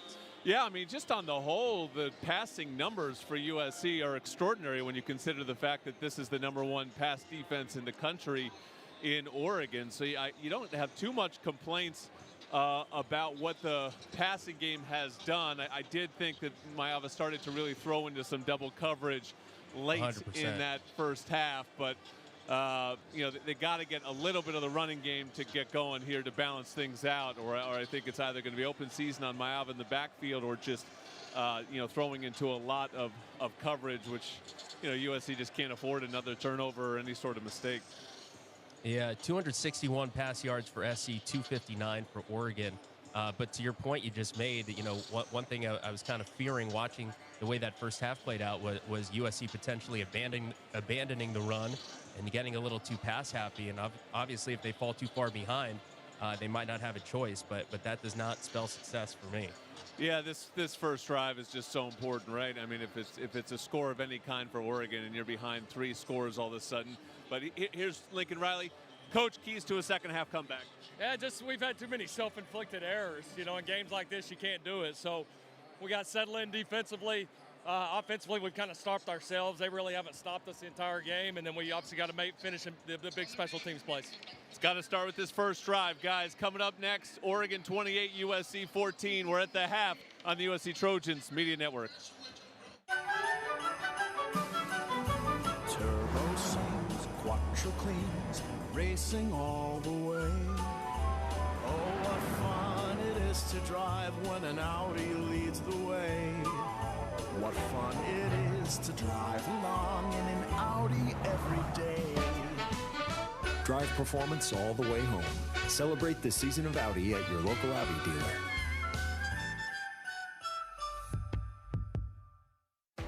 When it comes to hiring, other job sites are still huddling, while ZipRecruiter's already in the end zone. What's the advantage? With ZipRecruiter, when you need to hire someone fast, you get them fast, but you also get the best person for your job. It's a win-win. Plus, ZipRecruiter doesn't depend on candidates finding you. It finds them for you. Recruiting a team or looking for fresh talent, ZipRecruiter covers the field with their powerful technology and immediately starts showing your job to the right candidates. That's why over 4 million businesses have used ZipRecruiter to hire, and why 4 out of 5 employers who post on ZipRecruiter get a quality candidate within 1 day. ZipRecruiter makes hiring faster, smarter, and more efficient from post to hire before the competition can even line up. Get in the end zone with ZipRecruiter, the smartest way to hire. Try it for free at ZipRecruiter.com/LA. That's ZipRecruiter.com/LA. All right, USC Credit Union team, huddle up. Maria wants a new sedan, and we're the team to get it for her. Tommy, what are the specs? Blue, 4-door, electric. She likes the safety features and fuel savings. Great, because at USC Credit Union, she can get a discount for an EV. Plus, our auto loans already have great rates and flexible terms.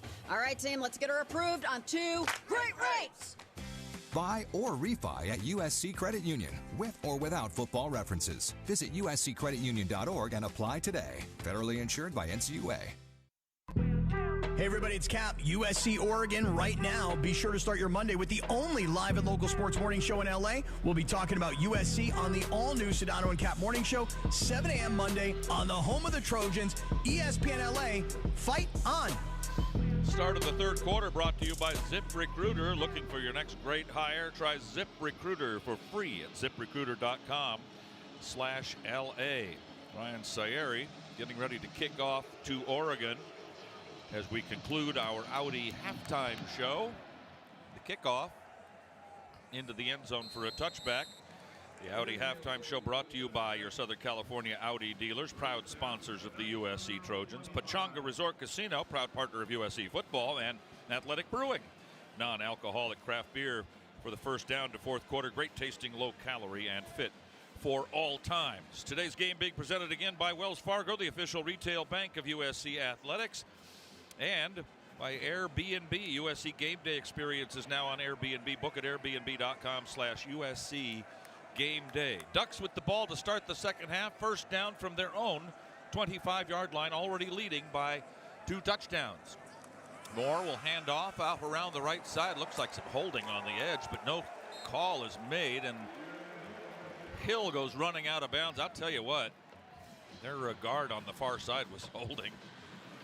Yeah, and that's why that run worked so well. Yeah, 71 Harkey was holding on to Braylon Shelby, and they didn't call that one. That was pretty in the official's face right there. I would be making more of a complaint if I was Braylon Shelby right there in the edge. 6-yard gain, 2nd and 4. Hill remains as the running back, De'Aaron Hill.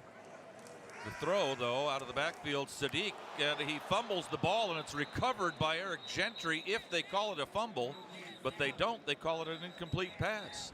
Sadiq made the catch, got hit immediately. Don't know that he made any kind of move, and popped the ball up in the air, and the Trojans will go back on defense, 3rd and 4 for the Ducks. Yeah, I don't think that was a catch. He barely got it, barely put it in his grasp, and it was a big hit there that knocked it out. Would have been nice. By Marcellus Williams, and would have been nice, but no luck for the Trojans there. 3rd and 4. Sadiq winds up on this near side, picked up again by Gentry. Moore throws poorly, incomplete. Behind the intended receiver, Whittington. Trojans reacted as though that pass was backwards, but it did not look that. There's going to be a penalty on this play, and it's going to be a first down because Anthony Lucas hopped offside, and the Trojans would have got the ball back on a punt, and now the Ducks get to continue their drive. Just another inexcusable penalty error by the Trojans. Trojans are going to have any chance to come back in this football game, and it is a tall hill to climb. They are going to have to play virtually perfect football from here on in. Not just perfect, but smarter football, Pete, is half the problem here with the Trojans. What's going on is they're just giving giving too many opportunities to the Ducks here. Instead of a 4th down and punt for Oregon, a new set of downs at the 36-yard line. Moore throws complete. Hill 40-41, dropped by Stevens as he was rerouted by Gentry at that spot. 7 tackles for Stevens. Hill's 7th catch this year for the Ducks. Gain of 5, 2nd and 5. Today's weather report brought to you by Verizon. Visit your local LA Verizon store today. It has warmed up considerably since the start of this morning and the start of the game. Run on the 2nd down play off the right side. Davison will get 4, bringing up a 3rd and 2, 1.5 or so. Temperatures in the 50s. Sun is still shining, and it is a beautiful day here in the Pacific Northwest. Yeah, that's why you see this. Our Oregon offense was almost close to 50% on 3rd downs because they got a lot of 3rd and these right here, 3rd and shorts right here. They can pick up these at ease, and that's why you see that 49% 3rd down rate. 3rd and 2, really, from the 44. Need to get to the 46 proper.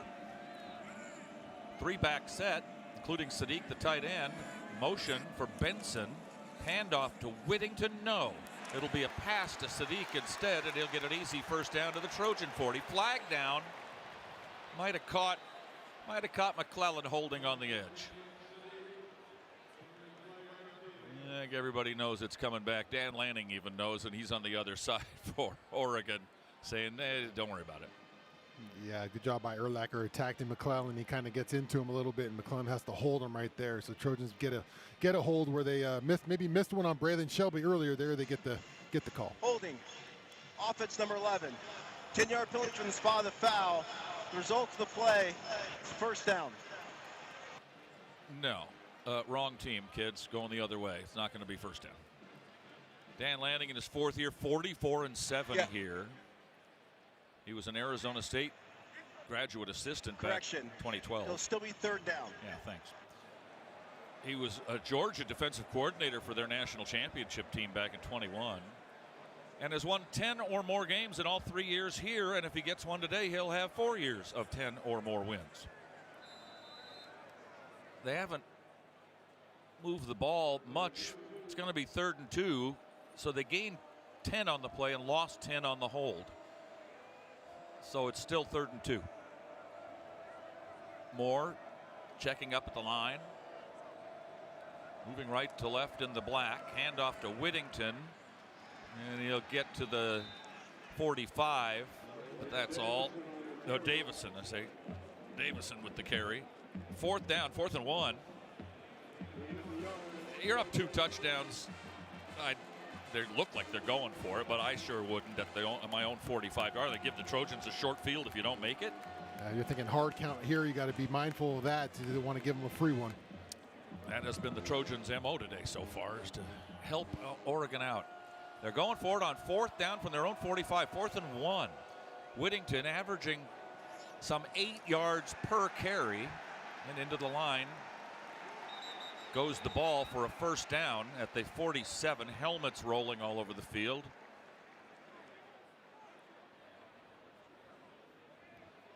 They ran it with their tight end Saliapaga as Dante Moore was hollering instructions out to the right side to deceive the Trojan defense. Oh, I don't love that spot there. Are they going to look at this spot again? Saliapaga sure gets look like under. They got a first down. They're going to look at, well, it still looks like it's a first down to me. Like a half a football. Timeout for an official's measurement. Oh. Trojan fans get ready to fight on with Fruitist blueberries, sweet, crunchy, packed with goodness. They're the ultimate game day snack. Fruitist, the official superfruit snack of the USC Trojans, available in stores near you. Let's pause 10 seconds for stations to identify themselves on the ESPN LA USC Trojans Media Network. Hey, this is Lincoln Riley. This is Trojans football on 710 ESPN. KSPN Los Angeles. Your home for USC football is 710 ESPN and the all-new ESPN LA app. Fight on. They went for it. They got a bad spot, and they didn't get it. The Trojans have the ball back on a short field at the 45-yard line on the Oregon side, trailing by 2 touchdowns.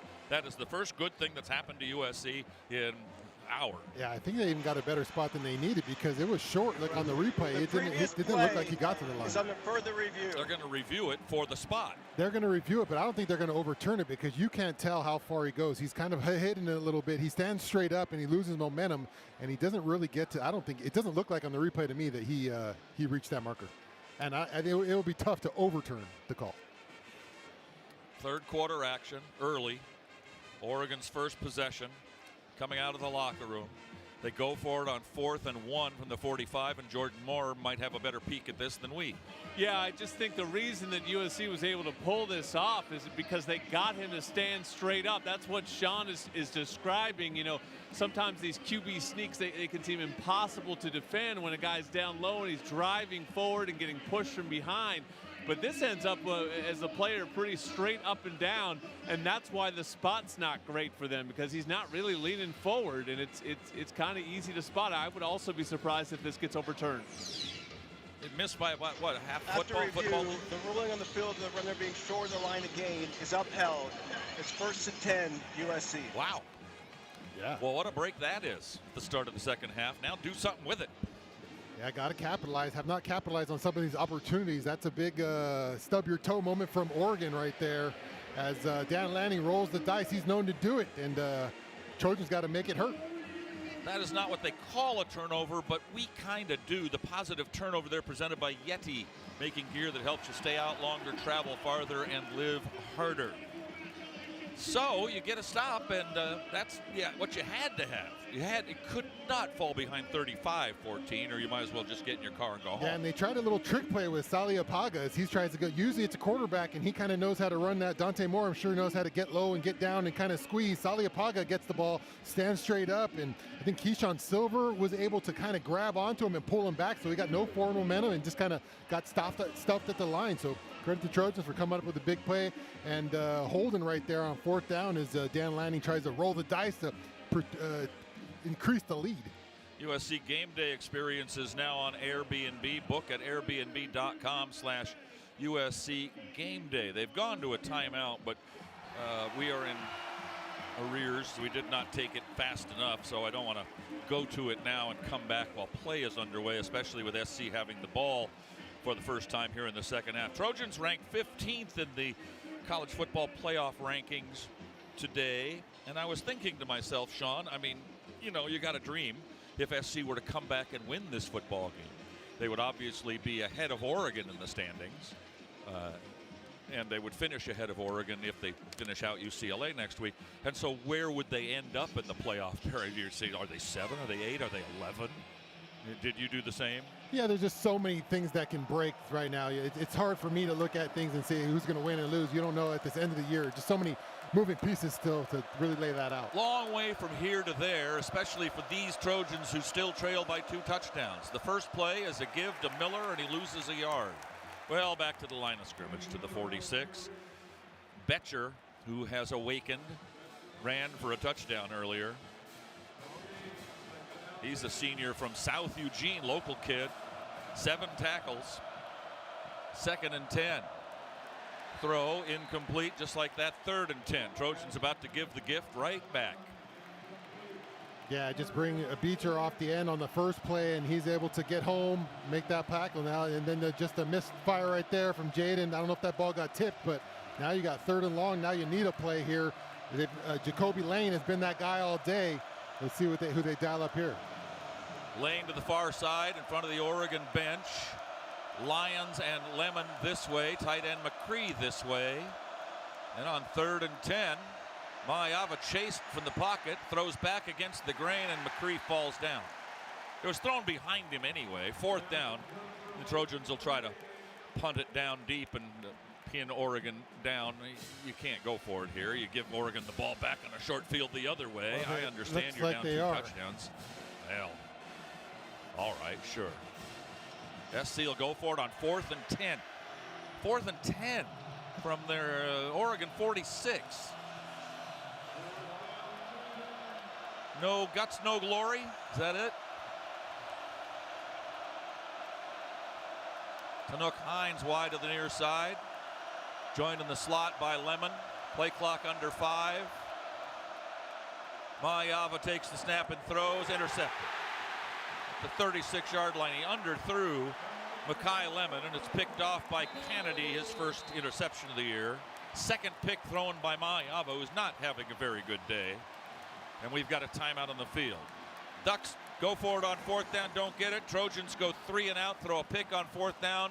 11:36 to go in the 3rd quarter. Still, Oregon 28, USC 14 on the ESPN LA USC Trojans Media Network. Hey guys, it's Cap, and I'll tell you what, game days are always better with mountain cold refreshment in your hand. That's why Trojan fans choose chill with icy cold Coors Light. Next time you're at the Coliseum, check out the brand new Coors Light USC mural by Gate 19. Grab an icy cold Coors Light and a pic for all your socials, and you, my friend, are ready to chill. Coors Light is mountain cold refreshment, crisp and refreshing every time, and perfect for game day. Celebrate responsibly. Coors Brewing Company, Golden, Colorado. It's time to recharge, reconnect, and rediscover your perfect combination at Pechanga Resort Casino. And with your resort favorites back in action, there's all of the excitement and comfort you love with the peace of mind you can depend on. So whenever you're ready for a little rest, a little relaxation, and a lot of fun, we'll be here. Play your perfect combination at Pechanga Resort Casino today. Officer, could I get your perspective as a man of the law? You know I'm a mall cop, right? You see this Hyundai Santa Fe? I only paid for it. Whoa. Right? I'm not in trouble, am I? Deal's so right, it almost feels wrong. The Hyundai Getaway Sales Event. Get 0% APR for 60 months, plus 0 payments for 90 days on select Hyundai vehicles. See your SoCal Hyundai dealer. Offers end December 1st. Call 714-568-7676 for details. Hey, it's D-Far. This is USC Oregon right now. Don't miss the No Stress Sports Talk Express on your afternoon drive on Monday, the DeMarco and Travis Afternoon Show. Monday at 3 on your home of Trojans football, ESPN LA. The Trojans have not played well today, certainly not well enough so far to beat a very good Oregon team that is playing not great, but well enough to lead 28-14 with 11.5 to go in the third quarter. Case in point, Oregon starts with the ball in the second half and goes for it on 4th down and 1 from their own 45. Trojans hold them and then immediately go 3 and out and throw an interception, and Oregon's got great field position to start this second drive. It's that just little things that just aren't going their way. Bad penalties in the first half. And Oregon, let's make it perfectly clear.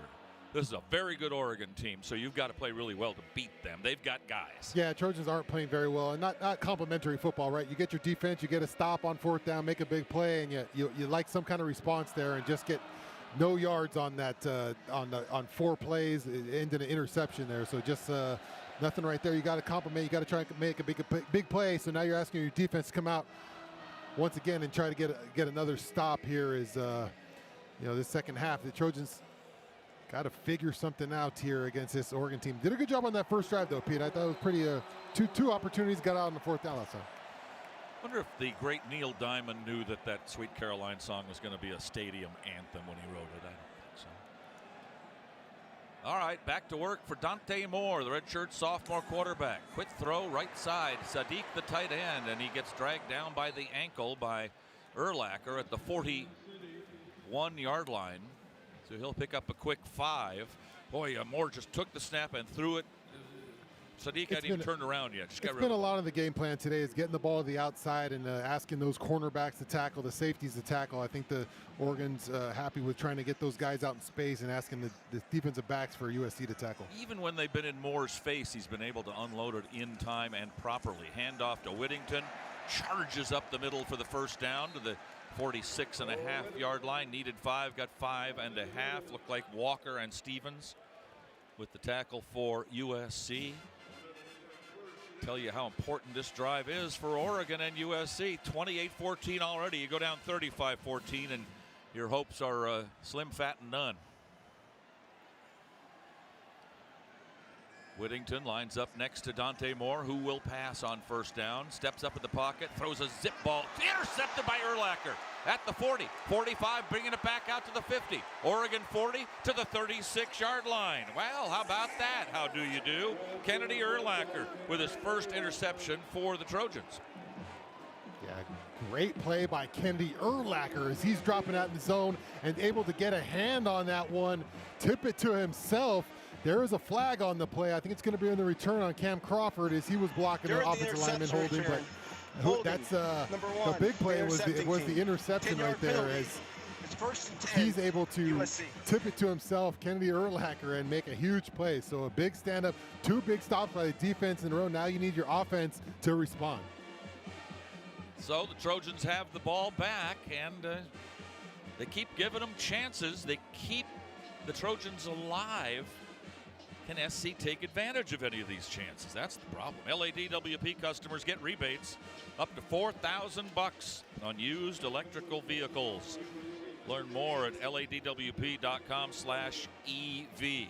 So instead of a fairly deep possession in Oregon territory, back on their own 48, which is still a nice short field,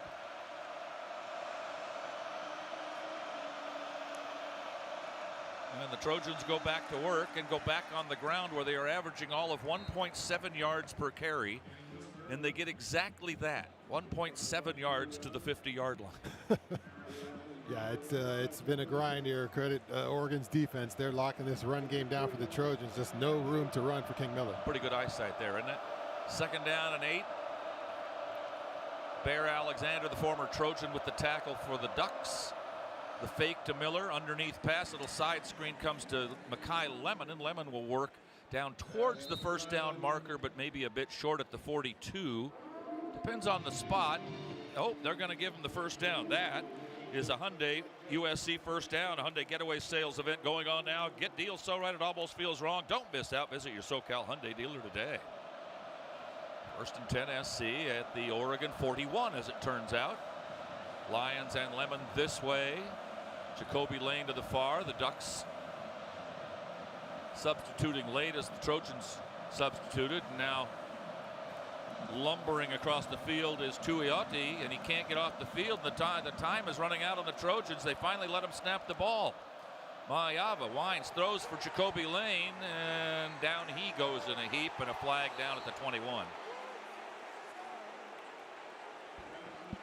A couple of plays today that I thought SC was being interfered with, and they didn't call it. This time I wasn't so sure, and they did.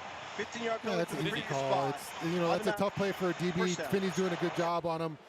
Brandon Finney's doing a good job on him, but as soon as you leave that ball short and the receiver tries to come back and you tug on him, they're going to throw that flag every time. 1st and 10 SC at the 26.5. Under 10 to play in the 3rd, trailing 28-14. Lions slotted left side behind McCree, double tight end that way. Lemon Lane this side. Lemon goes in motion. Mayava will keep for the 2nd time today. He'll get to the 25, down to the 20. Gets hit hard, and he stands him up. Nobody went down on that play as Obadegwu, the left cornerback, tried to knock over the quarterback Mayava, but was unsuccessful after a gain of 7. 2nd run for Mayava today, and they need him to do that. 2nd and 3. Yeah, just got to keep him honest there on that edge. Just keep pulling it down every once in a while. Make that end respect you. That's going to open up some lanes for hopefully for King Miller. Hines and Lemon this way, but Lemon goes away in motion. Near hash is where the ball is placed down at the 20-yard line. Lemon Lane on the far side. The throw goes to Lemon. He's at the 20 and tackled at the 19-yard line. That's a nice open field tackle by a linebacker in Jerry Mixon against a good running back who gets lots of yards after catch in Makai Lemon. It'll be 3rd and 3. Yeah, that's a heck of a play by Jerry Mixon on Lemon in open space right there. 3rd and 2. Give to King Miller. Miller into the line short by a yard. 4th down at the 18-yard line. Okay. Betcher in for the tackle, his 8th, and the Trojans, this might be their last gasp in this game, Shaun. They keep giving them chances, and the Trojans keep turning those chances away, and now have a 4th down and a yard and a half with 7.5 minutes to go in the 3rd quarter, down by 2 touchdowns on the road against 7th-ranked Oregon that almost never loses at home. Empty backfield for Jaden Mayava on 4th down and 1.5. And it'll be Mayava to run it off the right side and get the 1st down at the 15 and out of bounds around the 10-yard line. Mayava with his 3rd run, and it's looking good when he does. Yeah, I was going to say, when you spread them out like that, usually you're thinking right there, draw, and they line it up, they motion in. Lake McCree, he blocks a little bit, and then Jaden Mayava bounces outside to pick up that 1st. And the straight draw wasn't there. He had to bounce that out. You're right. Trojans in the Helium Mobile red zone. Time for them to break free on the Hyundai. 1st down for USC. They've got the ball just outside the 10-yard line. Could get another 1st. Just inside the 1, but not by much. Lemon in the backfield along with Brian Jackson. And Jackson will get the call coming around this side. Bulls his way down inside the 10 to about the 8. Trying to get a block from Makai Lemon, but he was not having much success against the linebacker that he was up against. A gain to the 8-yard line of 2.5, we'll call it 2. 2nd down and 8. Trojans were here at the end of the half, didn't get anything, as I recall, Shaun, on 1st and goal from the 8. Under 6.5 to play in the 3rd, down by 14. Trojans with a must-score situation. Handoff Jackson again. Down to the 5, down to the 4-yard line. I don't know if he got the 4 proper. He's at about the 4.5, where it is third. Can get a first, barely, down near the goal line. Can't count on that. You better score a touchdown in these next 2 plays. Yeah, a lot more emphasis on the run in the second half so far, just trying to get that run game moving, so maybe open up some passing lanes. See if that works. Mayava with Lemon this way along with McCree. Hines and Lane the other way. Throw underneath, complete, and a touchdown USC. Makai Lemon makes the catch. A little shorty, and he puts it right on the cone, beating Kennedy, the nickelback, and the Trojans are back within 1 touchdown, and I'm not sure how. Yeah, we saw Kennedy win the matchup on the last 4th down as he was able to get that slip under the route and get the interception right there. Makai Lemon wins on that one, catches that one, taps the pylon, and the Trojans add 6, looking to add the 7th point right here for Ryan Sayeri. Out of the hold of Johnson. Pepper, one of the Trojan captains today. With the extra point try, it's up and it's good, and we've got a timeout on the field. Wake the town and tell the people. 5:48 remaining in the third. It's up to the Trojan defense now. 9 plays, 52 yards in 4.5 minutes. The score now, Oregon 28, USC 21. On the ESPN LA, USC Trojans Football Media Network.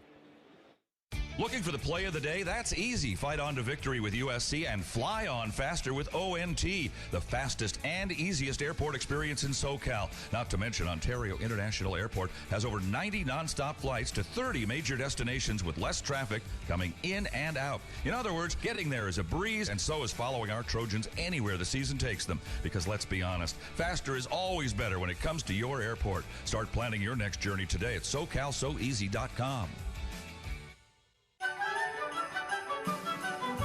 Turbo sings, quattro cleans, racing all the way. Oh, what fun it is to drive when an Audi leads the way. What fun it is to drive along in an Audi every day. Drive performance all the way home. Celebrate the season of Audi at your local Audi dealer.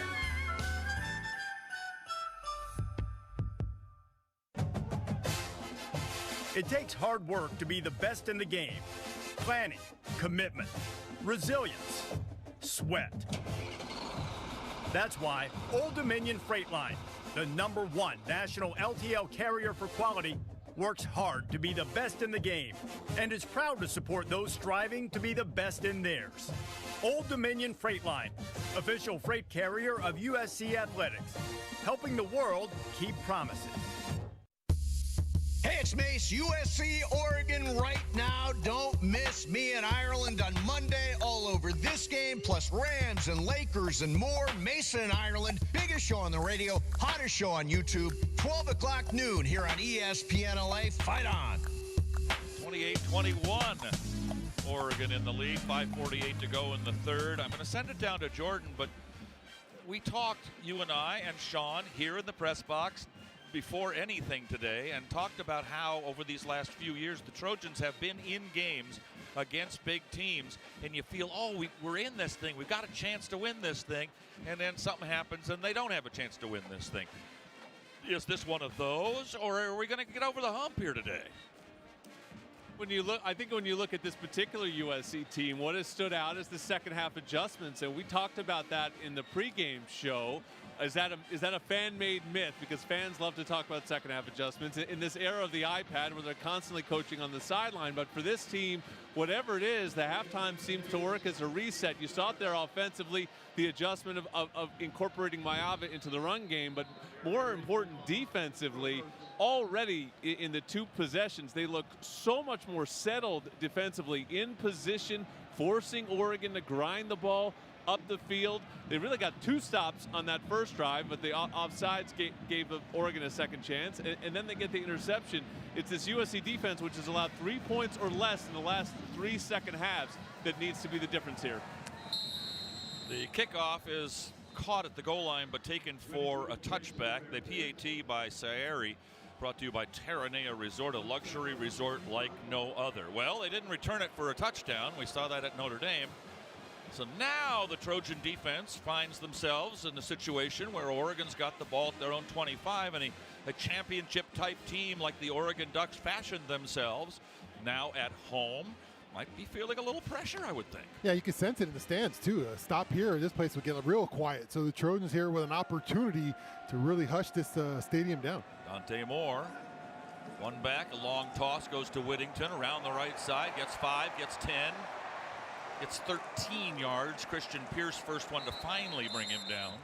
1st and 10 for Oregon.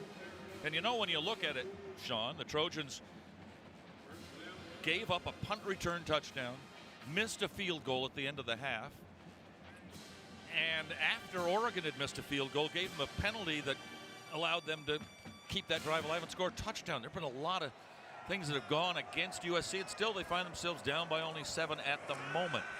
Handoff into the line, get a few, about 4, maybe 5 to the 43-yard line. Whittington again, so it looks like a steady diet of Noah Whittington right now. Yeah, especially when you got 3 running backs in the backfield there. You can kind of rotate those guys out, keep them fresh, and keep running at the Trojans here. They're going to have to do a better job on the edges and stopping this run game. I feel like Oregon feels like they've really been attacking these edges in the second half here. Up to the Trojan defense now. Long way to go in this ball game, but time marches on. It'll be a throw over the right side. That's complete for a first down and more. Up the sideline out inside the 50 to the 45. Where did he step out of bounds? Nobody's marking the ball. Looks like the 47-yard line. It'll be another first down. Trojan territory now for Oregon as they're on the move, leading by 7 at this point. Yeah, it's about the 5th or 6th screen. We've seen real quick screen to the outside. So they're attacking. They're asking those Trojans, the cornerbacks, how much they want to come up and tackle in those screen situations. Tackled poorly in the first half. See if they can pick that up here as an adjustment in the second half. Hill comes in motion, gets a handoff on the end around basically. He's a running back by trade inside the 40 to the 36 where Pierce will drag him down, but that'll be another Oregon first down, and the Ducks are right back on the move, doing exactly what they needed to do on this drive after seeing the Trojans get back to within 7. Yeah, they're trying to get this crowd back behind them, and they know Dan Lanning knows they got to run the ball and attack these edges. The Trojans, to get away from that. When they're throwing the ball in the air, they saw Dante Moore throw that pick, so back to the ground game, back to the quick stuff for the Ducks. Whittington 69 on the ground, Davison 45 on the ground. They're doing what they do. Handoff. This will be Hill, and Gentry will slam him to the ground after a gain of about 5. They're getting big yards, which shouldn't be surprising. They're averaging 6.3 per carry this year. Whittington's averaging over 8 a carry. 2nd and 5. Entering what you would figure would be Sappington field goal range now. He missed one earlier. It didn't count as a miss, but it hit the upright. And then that was the play where SC was called for leaping over the center and trying to get the block, which he also didn't do, but the kick was off the upright. Motion away, 2nd and 5, handoff to Whittington. Trojans hit him in the backfield barely to slow him down. Pierce did. Then into the line he goes, and finally pulled back by Stewart. Crowd wants a excessive roughness call against the Trojans, but there were no whistles blowing. Got to keep trying to tackle the guy until the whistle blows. You play the whistle. Right, he's still trying to run. One of the Ducks is injured.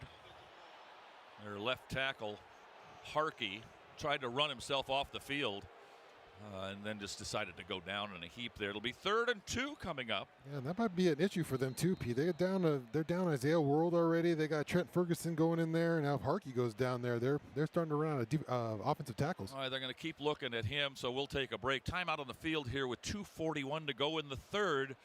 Tension starting to build. 28-21 Oregon with the lead. Back after these messages on the ESPN LA USC Trojans Media Network. Think Verizon, the best 5G network, is expensive? Think again. Bring in your AT&T or T-Mobile bill to a Verizon store, and they'll give you a better deal. Now, what to do with your unwanted bills? Ever seen an origami version of the Hollywood sign? Jokes aside, Verizon has the most ways to save with phone deals, streaming, and plans, where everyone in the family can choose their own plan and save. So bring in your bill to your local Verizon store and get a better deal. Rankings based on Root Metrics Root Store dated 1/8/2025. The results may vary. Requires postpaid consumer mobile bill from T-Mobile or AT&T. Dated within the past 45 days. Bill must be in the same name as the person redeeming the deal. Additional terms may apply.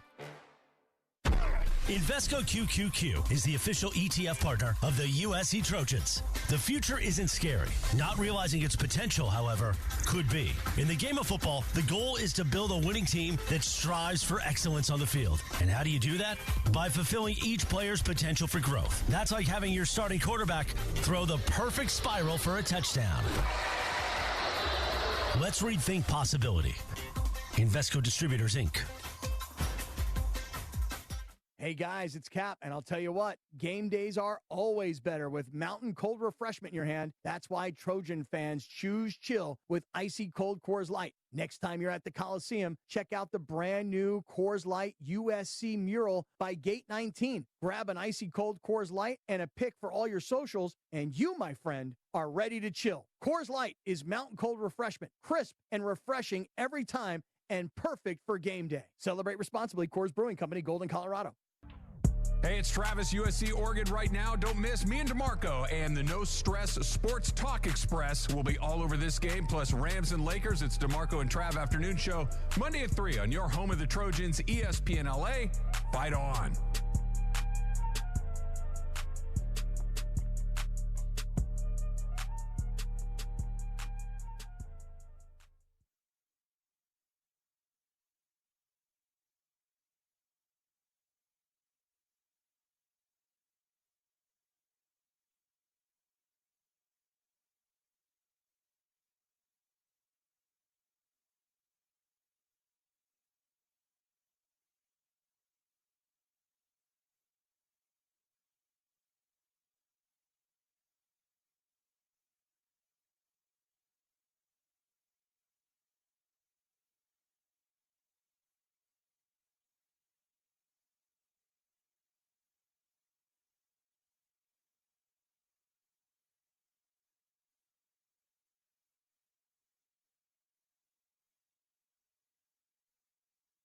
As the Ducks come out of the huddle after the timeout, empty backfield, motion away for McClellan, the receiver, to the right side now. Moore surveying the scene now brings Jordan Davison back in the backfield with him. They've been great at getting a bunch of yards on the ground on this drive. Sadiq, the tight end, moves away. They're looking for Sadiq. Moore will throw over the middle deep and a touchdown. It is Sadiq. Two Trojans, Gentry and Urlacher, were about a half a yard away from him, but a perfectly thrown ball by Dante Moore. Sadiq makes the catch. And the Ducks are back up by 2 scores, putting the pressure on the Trojan offense once again.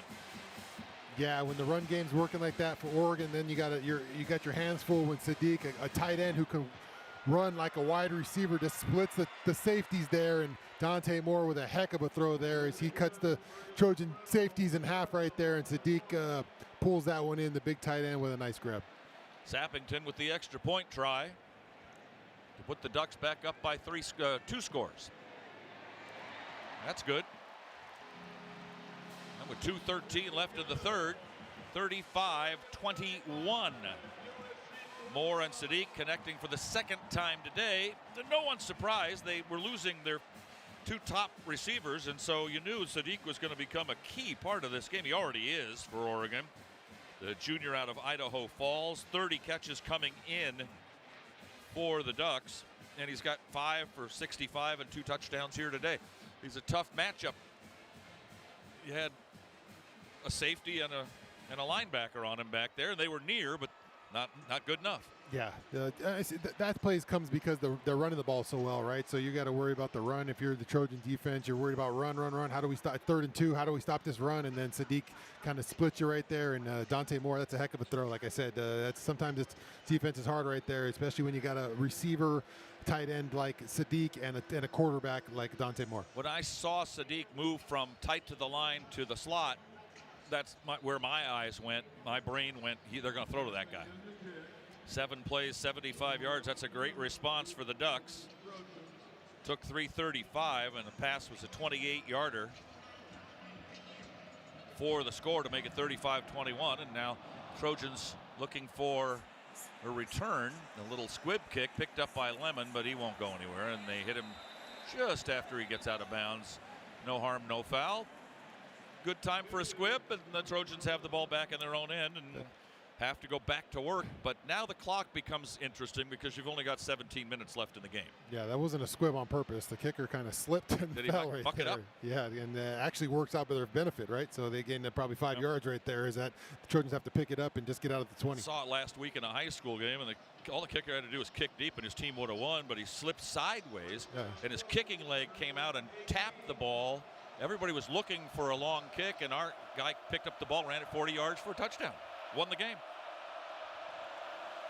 First down, SC. They're thrown 18.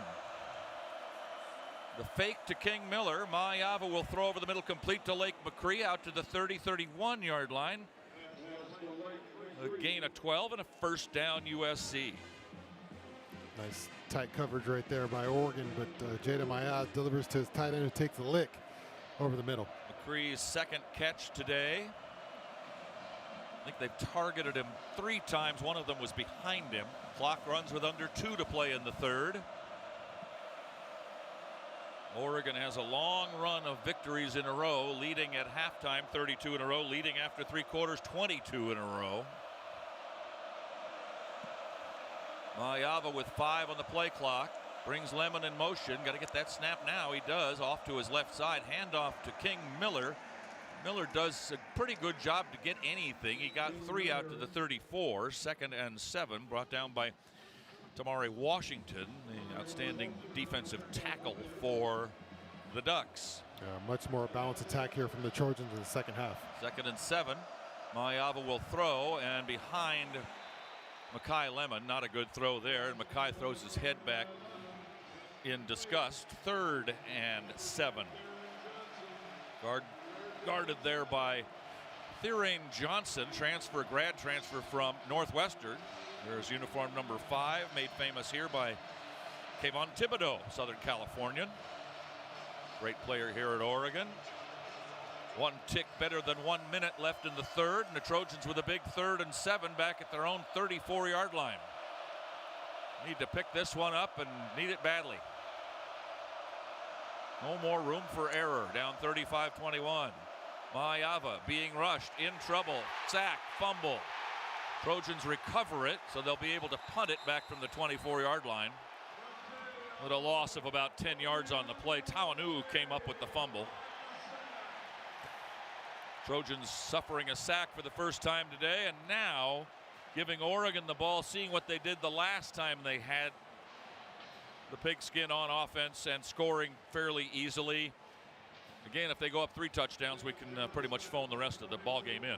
Yeah, Mateo Uiagalelei on that one was able to get around this Justin Tauanau and just get his hand on the ball, pokes it out. Nice rush by him, almost recovers it, but Justin Tauanau was able to jump on it. 5 sacks this year for Uiagalelei. Remember, Benson had an 85-yard punt return for a touchdown.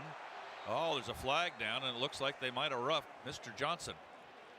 Yeah, it looked like they got his plant leg right there as they're flying by it, trying to block it. They're coming in for the block, and here's an important call by the white hat man. He's walking our way.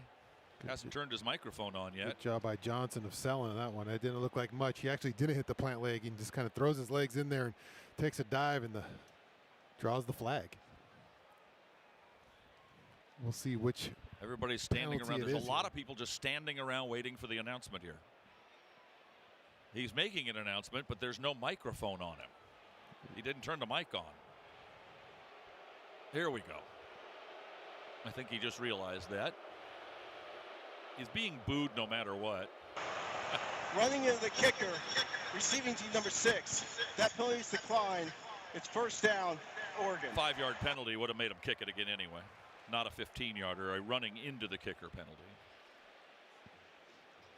Jordan Moore has something for us on the sideline. Yeah, the delay there is because Lincoln Riley was trying to talk up to his people up in the booth to figure out what they should do, whether or not they should take that penalty or not. It was really a delay on USC's sideline, trying to figure out whether it was worth it to take that penalty. Ultimately, they decided it was not.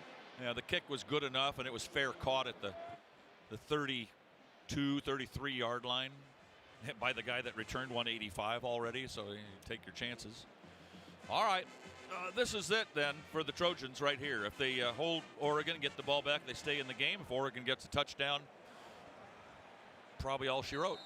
9 seconds left in the third quarter, so this figures to be the last play of the period. Also figures to be a handoff, and it is up the middle and a quick 5 yards. Do they never not get 5? Just looks like it's so easy to get those 5 yards. That one by Davison, and the clock runs out on the third. After 3, 35-21, Oregon by 2 touchdowns still, same as it was at halftime. Can the Trojans do anything about it? We'll find out after these messages on the ESPN LA USC Trojan Football Media Network.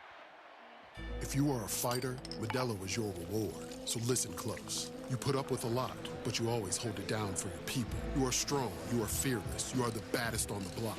You are an elbow grease factory, a force of nature. You are not to be reckoned with. You are a ride or die, a powerhouse of productivity. You are a fighter, and Modelo is your reward. You've earned every last drop of this rich golden lager, so raise it up high. Modelo, the mark of a fighter. Drink responsibly. Beer imported by Crown Imports, Chicago, Illinois. It takes hard work to be the best in the game. Planning, commitment, resilience, sweat. That's why Old Dominion Freight Line, the #1 national LTL carrier for quality, works hard to be the best in the game and is proud to support those striving to be the best in theirs. Old Dominion Freight Line, official freight carrier of USC Athletics, helping the world keep promises. Jersey Mike's subs are great to enjoy in all kinds of places. So you can have a Club Supreme at home? Of course. Or a BLT at the beach? Absolutely. Or you can have a Chipotle cheesesteak when you're supposed to be taking the bar exam after 3 grueling years of law school, but instead, you just want to chill and eat your cheesesteak on a boat. I think your mother would like it if you took the bar. Nah, I think I want to be a lawyer for fish now. Fish lawyer. I don't think that's a thing. Oh, man. Freshly sliced and freshly grilled subs for any time, anywhere. It's a Jersey Mike's thing. A sub above. Byron opened a free checking account with USC Credit Union. And now, everything else feels complicated. Like today, should he go with the 7-layer bean dip or the party wing platter? The wings are so spicy, but the dip is so creamy. I need a minute. Luckily, some choices are easy. With USC Credit Union, Byron gets thousands of fee-free ATMs, secure online and mobile banking, and even credit monitoring tools, all with a free checking account. Dip or wings? That's on Byron. Visit usccreditunion.org. Federally insured by NCUA. Hey guys, it's Sedano, USC Oregon right now. And be sure to start your Monday with the only live and local sports morning show in LA. We'll be talking about USC on the all-new Sedano and Cap morning show, 7 a.m. Monday on the home of the Trojans, ESPN LA. Fight on! You know, we run the horse out, light the torch, and do a bunch of stuff between the third and the fourth. And here, they do honors to Animal House, which was filmed here at the University of Oregon, and they're showing the film of Otis Day and the Knights singing Shout. Listen to the crowd. Makes me want to shout. Everybody goes crazy. The crowd undulating with the music. Then they all go down into a crouch and come back out. A lot of fun. Good college football. Trojans not enjoying themselves as much as they might have wanted to so far. 35-21 Oregon after 3 quarters.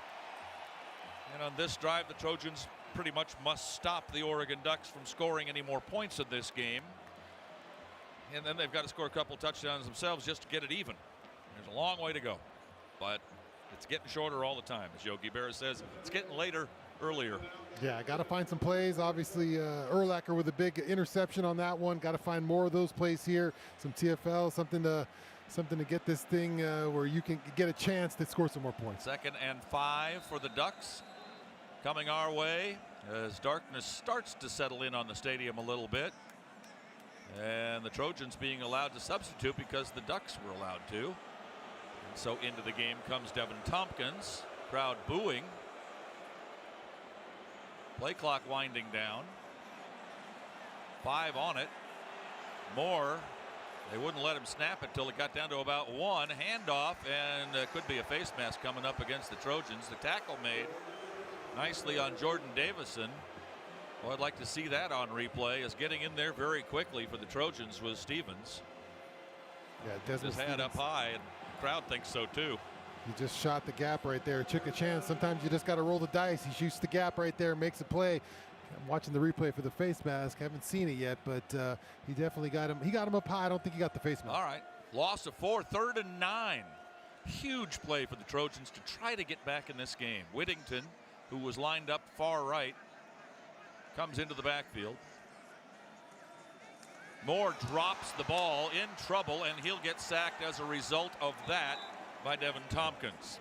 Really dropped the snap. That's the first mistake I think they've made all day long. Hey, we talked about making big plays when you needed it here. The defense that needed to make a play right there. Desmond Stephen makes one first on 2nd down, and then a fumbled snap right there. And Devin Tompkins cleans up that sack. So 2 big plays by the defense, keeping this game only 2 scores. The 4th quarter of USC football is sponsored by Athletic Brewing. No matter what you're looking for in a non-alcoholic beer, there's only one name that has it all: Athletic Brewing Company. Ferguson Reynolds will punt. The Aussie kicker, transfer from Boise State, angles himself over end wobbler, caught by Lemon at the 40, and he'll get 3 yards to about the 43-yard line. And that's where the Trojans will start this push to try to win the football game. Timeout on the field, however, to start this. 12 minutes, 34 seconds. Make it 13 minutes and 34 seconds remaining in regulation time. Oregon leads USC 35-21. Back after these messages on the ESPN LA USC Trojan Media Network. The Johnsons are gearing up for their first game day party of the year, Rob, and Dad's grilling skills in the offseason put him in the 90th percentile. I see Mom's got her head in the game, too, making sure no cup is empty. But I gotta say, the MVP is USC Credit Union. Agreed. Without USC Credit Union's home loans, the Johnsons wouldn't have this great patio for entertaining. Hey, where's my invite? At USC Credit Union, our flexible options and seasoned expertise will have you entertaining in the home of your dreams. Visit usccreditunion.org. Equal housing opportunity. NMLS number 448984. Are you ready to unleash the beast? Monster Energy is here to give you the edge this college tailgate season. Loaded with bold flavors, our powerful blend gives you the energy you need to push you beyond your limits. Tune in all season long with Monster, the energy drink of ESPN Radio College Football Tour. Power your performance with a drink that's as hungry for victory as you are. Crack open an ice-cold Monster and dominate the competition. Monster Energy. Unleash the beast. Grab yours today. It's time to recharge, reconnect, and rediscover your perfect combination at Pechanga Resort Casino. And with your resort favorites back in action, there's all of the excitement and comfort you love with the peace of mind you can depend on. So whenever you're ready for a little rest, a little relaxation, and a lot of fun, we'll be here. Play your perfect combination at Pechanga Resort Casino today. What's good, everybody? Sula Cravens here, and don't miss the USC postgame show today after the game with me and Jason Schwartz right here on your home of Trojans football, ESPN LA. Fight on. The Trojans are going to come back, and they're going to try to use their running game. They better use it better than they've been using it. They're only getting 1.8 yards per rush. Oregon winning the running battle 137-42, and the overall battle 358-305. It's been an Oregon day. They lead by 2 touchdowns, and for the Trojans to win this game, it's going to take some doing indeed. Some doing from Jordan Moore down on the Trojan sideline now. You guys were talking about rules that maybe need to be amended. That substitution rule is a complete mess, and it was the momentum changer on that last drive on the 2nd down play. Oregon had a late substitution, so USC sent Devin Tompkins out there. He acted like he was lost, and then he just came on back, and it allowed Desmond Stevens to time up his run blitz because Oregon was up against the play clock. He timed it up and snapped it with 1. He gets the TFL, and USC gets the stop. Stop the play clock when the offense puts in guys to get the defensive guys in. Trojan ball. Maayava winds and throws long down the left side. Diving try incomplete. Flag is down. Looking for Lemon, and the flag is down. Did they pull him down just as the ball got there? Pull him down from behind? Yeah, I didn't see much on it the first shot there. He's turned around. He just got there early. A lot of contact right there, it looks like, in the replay. It's Lemon and Kennedy again. I've seen more contact on some of these, but they get him there on that one. Not a ton there. Not a ton there. No. If that went the other way, I wouldn't be very happy. first down, though, at the Oregon 43-yard line. Need to score and hold and score again. Miller goes over to the right side, joining Lemon, who's slotted that way. On 1st and 10, USC trailing by 2 touchdowns early fourth quarter. Mayava in trouble, rolls, lobs a pass down the left side, another flag. Pass was actually caught by Jacoby Lane, but it's going to be pass interference against. Pass interference, anyway. Defense number 7. 15-yard penalty from the previous spot. They got Obadegwu, who was holding him before the ball ever got near. Yeah, that flag was coming out before the ball even got there, Pete. So he was definitely holding them there. So, this is we've seen the same kind of thing from Notre Dame when we played Notre Dame's defense. They just going to grab onto these guys and ask the ref to throw it. So it's going to be more of that probably from Oregon. Reminds me of a basketball championship game, and it was Patrick Ewing for Georgetown against North Carolina. And Ewing blocked like the first 8 shots for goaltending, but he's like, the ball's not going in the basket. That's all it is. You're not catching a pass legally. It's going to be all on us. Another first down for USC, this one at the 28-yard line on the Oregon side. And the end zone to our left. Hand off to Miller. Outside, has a little bit of room, and then it bottles up. He does manage to get 3 yards. Well, let's call it 2. 2nd and 8. 2 for the Trojans is pretty good. It's above average there. It's been a slog in the run game, but they're staying at it. Lincoln Riley hasn't gone away from it. You're keeping him honest in that run game. You've seen Jaden pull it a couple times, so you got to run those kind of plays if you want to keep this Oregon defense honest. 2nd and 8. Field goals are not an option from here on in. Got to get 7s and got to get a couple of them without Oregon scoring another point in this football game in regulation time at least. Lemon comes in motion this way, double tight end right. Now Lemon goes backward from whence he came. King Miller in the backfield. Lyons goes in motion. Play clock down to 1 as Mayava takes it. Flip pass out of the backfield to King Miller. He waddles to the 20 and inside the 15 down to about the 13-yard line. All that shifting and motion to set Oregon off a little bit. The Trojans able to move it into the red zone where they've got a chance now. The Helium Mobile red zone, time for them to break free. They've got to get a touchdown here. Yeah, good play design right there. Motioning guys everywhere, sending defenders everywhere, and then you just kind of toss it over there and have offensive linemen in front of King Miller for a nice gain. Tight, strong left and McCree. One back is Brian Jackson. Jackson the handoff up the middle inside the 10 down to the 9-yard line. That's a 3 or 4 yard gain for USC on the ground, unheard of. And it'll be 2nd down, can get a first down at the 2. Gain of 4 on the play, 2nd and 6. Oregon crowd trying to exhort their defensive men with 11:43 to go in regulation time and a 2-touchdown lead for the Oregon Ducks. Mayava will keep and roll right and throw underneath to Lake McCree. He's got it. He dives from the 1 into the goal line, into the end zone. That's a touchdown, a 9-yarder for USC, and the Trojans are right back in the ball game for right now. Yeah, the Trojans rush back up on the line. Looks like we got an injury. Wait, is that Lake McCree who's down? He gets up. Jacoby Lane was down. They get him up. He's off the field. He's jogging and looks pretty good doing it. A nice play design right there as they roll Jada Mayava out to the right and roll Makai Lemon out there, and he gets a lot of attention, and Jaden just looks backside as Lake McCree is crossing Lake, gets it to Lake McCree, and looks like the Trojans are heading out there trying to go for 2 here. Well, isn't that interesting? I think that's what the analytics, this is an analytics decision. We've had this earlier in the year. 32 to go in Jordan the game. Moore. Well, it's analytics if you don't want to go to overtime. If you do want to go to overtime, then you kick the extra point and you try to get another touchdown, kick another extra point. Trojans going for 2 here, though. 35-27 is the score. Brian Jackson is the 1 back. Receivers either way. Lemon in motion. Mayava fakes, throws back of the end zone. Incomplete. Through the hands of Walker Lyons, incomplete.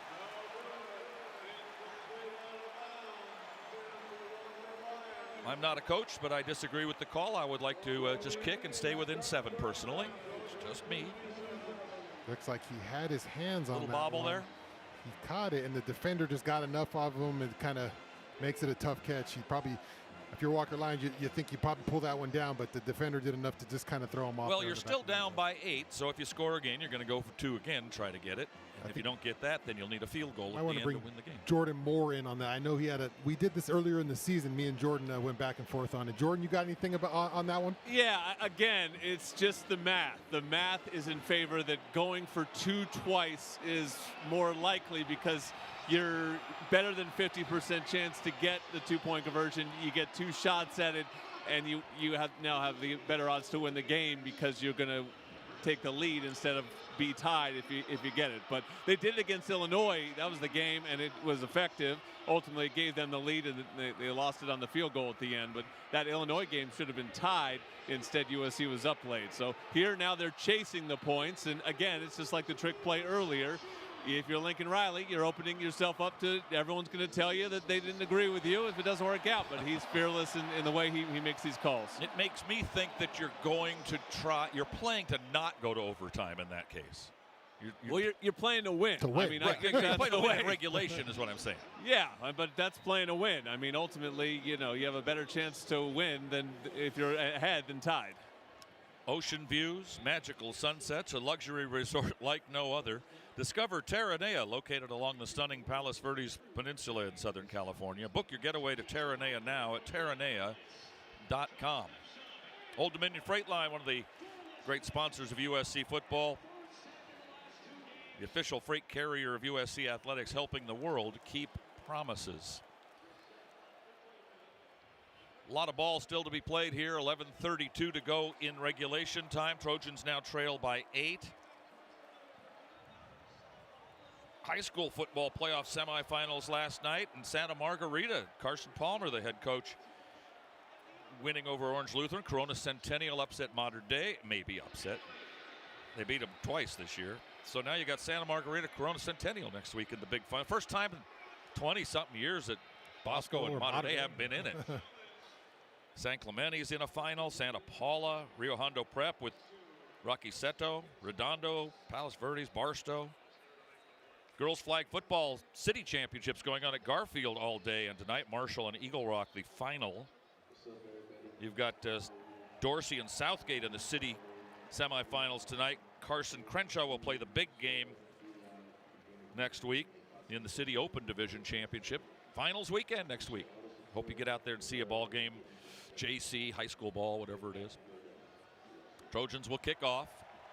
Trailing now 35-27. Well, Oregon is 42 wins in a row and allowing 24 points or less. They've now allowed more than 24. Now can the Trojans win? They're going to need 36 or more. Well, a good defensive possession and a good offensive possession is what's going to be in store, just like they just had. They need to put the back-to-back like that. A big play was happened with to kind of turn that defense around, and Trojans able to capitalize. So if you do all that and don't get the 2-point conversion, as the kickoff will be returned out to the 10 and to the 21-yard line. So Oregon taking the chance there. Zamora with the tackle of Whittington, a 21-yard return. If you score and don't get the 2, now you got to get the ball back again and get a field goal to win the game. Yeah, but you're rolling the dice on getting it twice, not be able to get a 2-point conversion twice is basically what it is. Okay.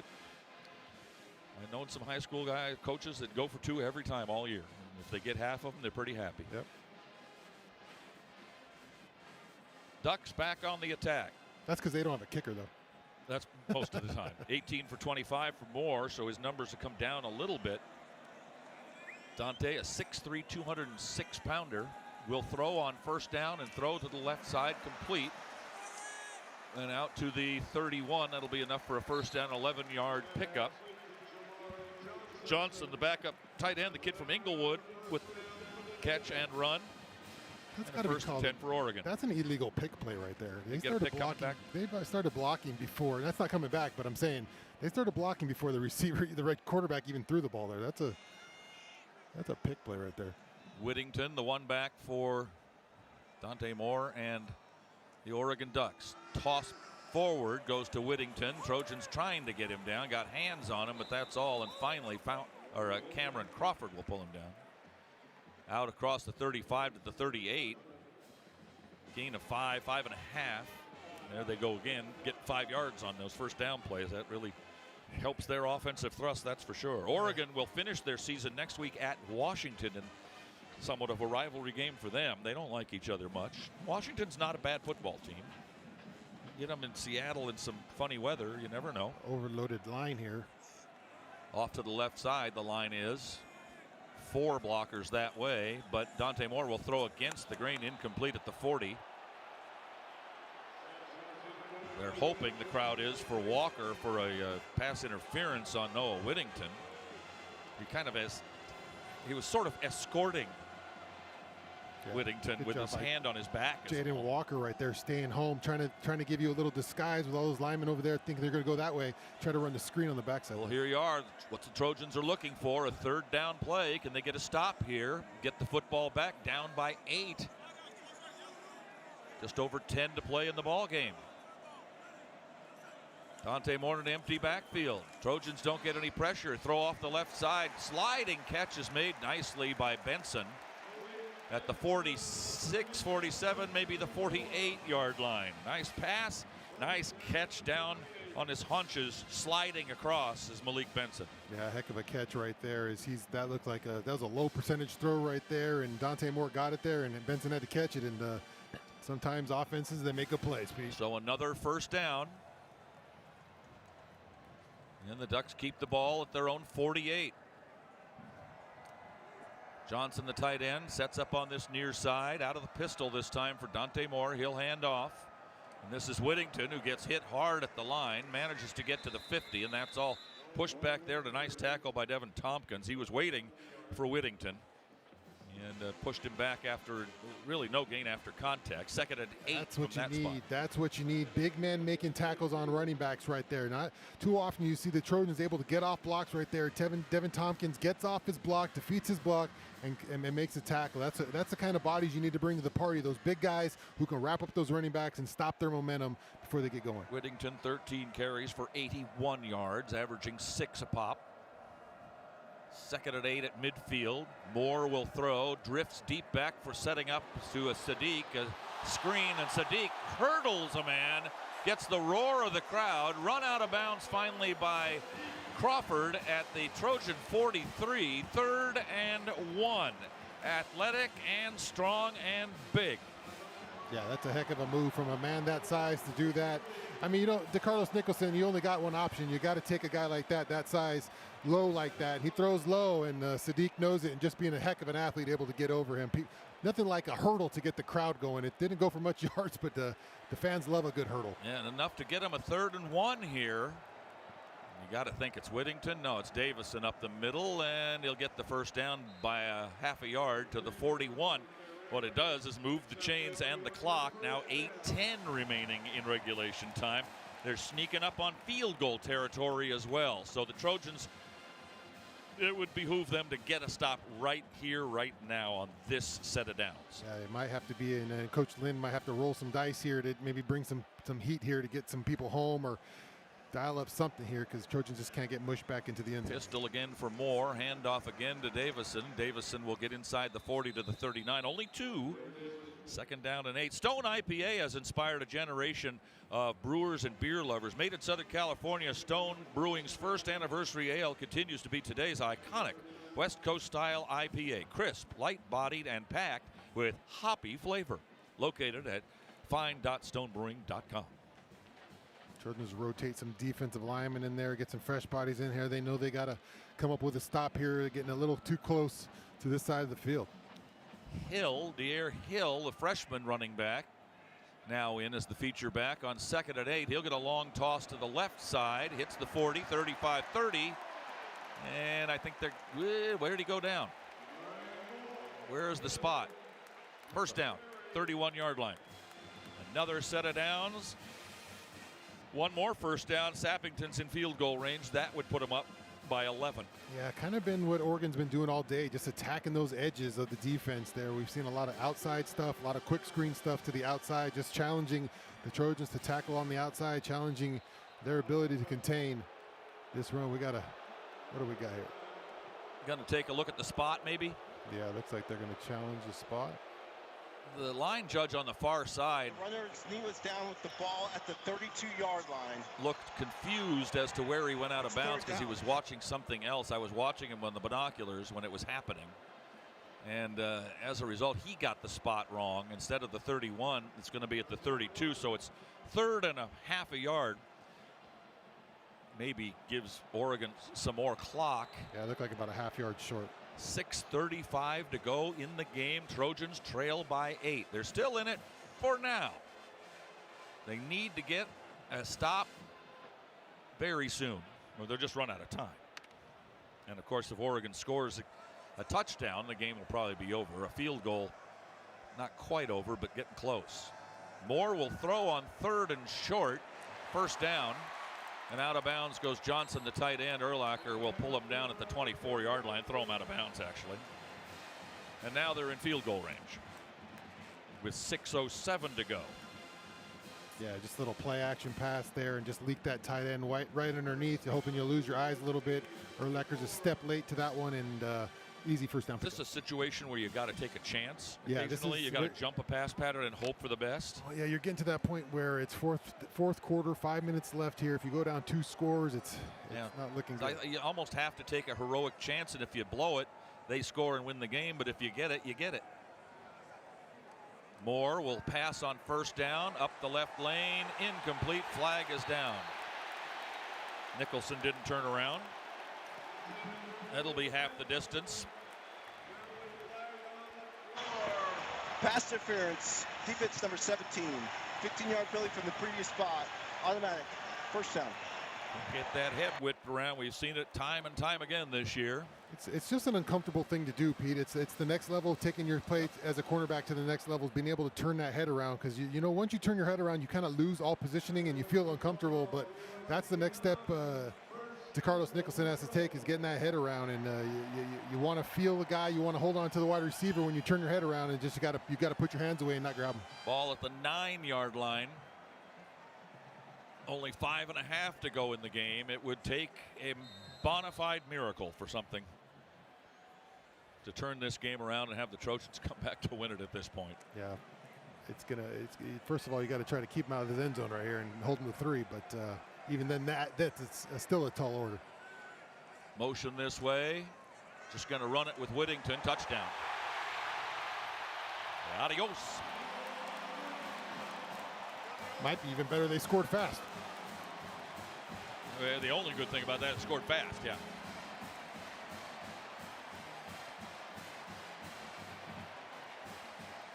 The extra point would make it 15.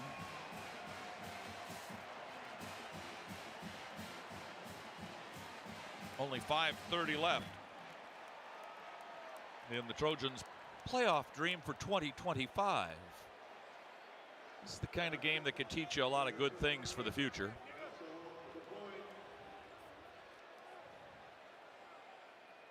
The extra point try. Kick is up. Out of the hold. And up and in. 42-27. And only 5.5 minutes left. We'll take a break.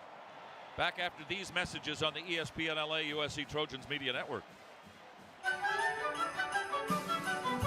Turbo songs, quattro cleans, racing all the way.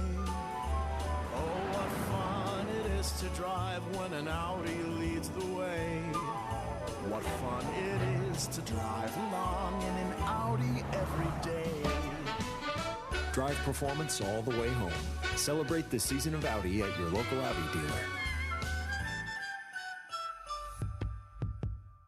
Love staying ahead of the game with the latest tech? Meet Helium Mobile, the first phone carrier powered by the people. Experience coverage from the nation's largest 5G network and a network built by people like you. For just $20 a month, get unlimited talk, text, and data. Plus, earn crypto for contributing to the network, which you can use to pay your phone plan. Whether you're a USC Trojans fan, student, employee, or just trying to save a buck on your phone bill, Helium Mobile is for you. Make the switch today at HelloHelium.com. Fight on.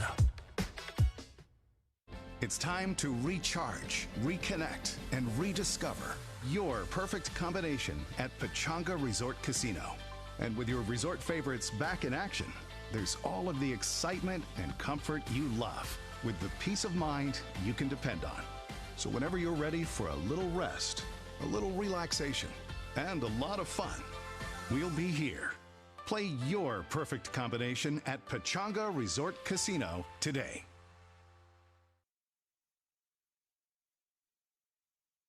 Don't miss Mason and Ireland. Hey, it's Ireland, USC Oregon right now. Don't miss Mason and Ireland at noon on Monday. We'll be talking about this game, plus the Lakers and Rams, and so much more. The biggest show in the radio on your home of the Trojans, ESPN LA. 5:30 to go in the game, and the Trojans now trail 42-27. Let's pause 10 seconds for station identification on the ESPN LA USC Trojans Media Network. Hey, this is Lincoln Riley. This is Trojans football on 710 ESPN. KSPN Los Angeles. Your home for USC football is 710 ESPN and the all-new ESPN LA app. Fight on. Congratulations to Chapman College, the SCIAC football winners who won today in the first round of the 40-team Division III playoffs over Whitworth, 16-14. Chapman will go to Wisconsin River Falls in the second round. Next week, Division II playoffs underway today in the round of 32. NAIA's first round underway today as well. Women's basketball hosting Tennessee Tech Tuesday, hosting Pepperdine Friday afternoon at Galen.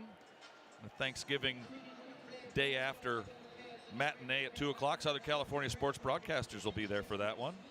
Men's basketball at the Maui Invitational next Monday through Wednesday, starting off with Boise State in the first round, then play either Seton Hall or North Carolina State. Kickoff for the Ducks.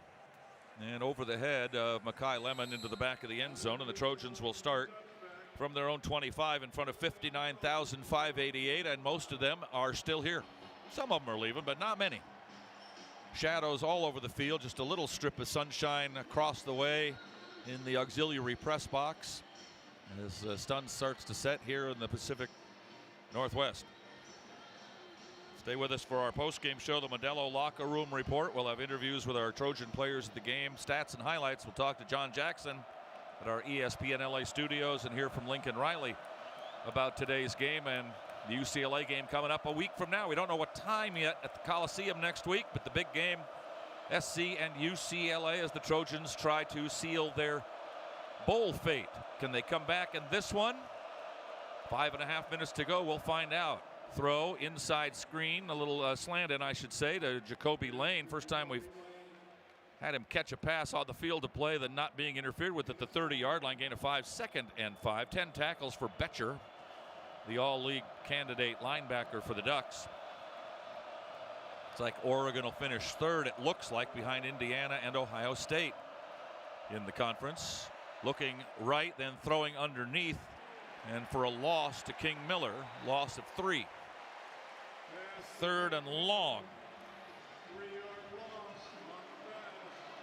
Yeah, just going through his progressions there. Jaden Mayava, no one open, has to go over to King Miller, and Betcher, just a sure tackler, Pete. You see a guy like that in the open, King Miller can make people miss right there. Betcher, their linebacker, makes a ton of tackles right there, just cleans up another one. I like on that one where he didn't throw it into traffic. He looked one way and there's nobody open, so you got to come down and read your progressions and come back down and find somebody or take off with it. Handoff to Miller on the 3rd and 7, and he'll get nowhere. It'll be 4th and 7. A little surprised on that, a little bit. Yeah, I think just trying to catch Oregon thinking about pass right there, and Oregon all day, give it Oregon credit. They just shut down this run game, just haven't really gave out a bunch in the run. All right, got to go for it here. This is it. 4th down and 7. You don't get it here. Oregon could kind of run the clock down. Mayava being chased. They had a hand on him. He winds up and lobs one down the field. Caught by Lane at the 40 down to the 35-yard line. Well, miracles do happen. Well, it keeps the drive alive. That's what happens. It looked like Bear Alexander was going to end this one for the Trojan as he's coming up the middle and almost gets a paw on Jada Mayava, but Mayava stays up, heaves one up to Jacoby Lane, and no one better than going up and get it than 8. Never say never. Throw right side, caught by Hines, gets away at the 35 and dances to the 32-yard line. Clock continues to run on the 5-yard gain there. 3.5 remaining in the game. Right now you're looking at touchdown, 2-point conversion, onside kick. You know, it's that we're back to that kind of thing. Saw it one time. It worked one time. Okay. Remember it? That's a Amayava on second down whistles timeout Oregon before the play could be snapped out. They'll reset the clock there. Remember when it happened? It was COVID time. COVID, yeah. Arizona State. Empty stadium. Yeah, yeah. And was it Drake London in the back of the end zone? And he caught it, and he put it behind his back so nobody could see it. Only the ref could see that he caught it. And just an odd way when there's no fans in that kind of moment. Just remember how odd it felt. We were screaming. Yeah, we were the only ones screaming. It was just me and you in a stadium. It was like our own little show to enjoy, but just so weird with no fans there and the crazy circumstances you won that game. Yeah, just recovered the onside kick. I can't remember. Maybe Jordan will remember. It was a guy that had never been on onside kick coverage, and he recovered the onside kick. So we scored, got the onside kick, and scored again. It never happens. It never happens. I think it was Brew McCoy. I think you're right. I think it was Brew McCoy. It was a weird onside kick, too, like the ball just sort of squirted out of the pile, and Brew was, I think, standing casually by and picked it up. Weird one. Maybe that'll happen here. It won't be Brew McCoy. 3:15 to go. 2nd and 6 for the Trojans after the Oregon timeout. Lions in motion. Mayava throws to Lions, and he will work his way forward to the 26, and that is a USC first down, sponsored by Hyundai. The Hyundai Getaway Sales event going on now.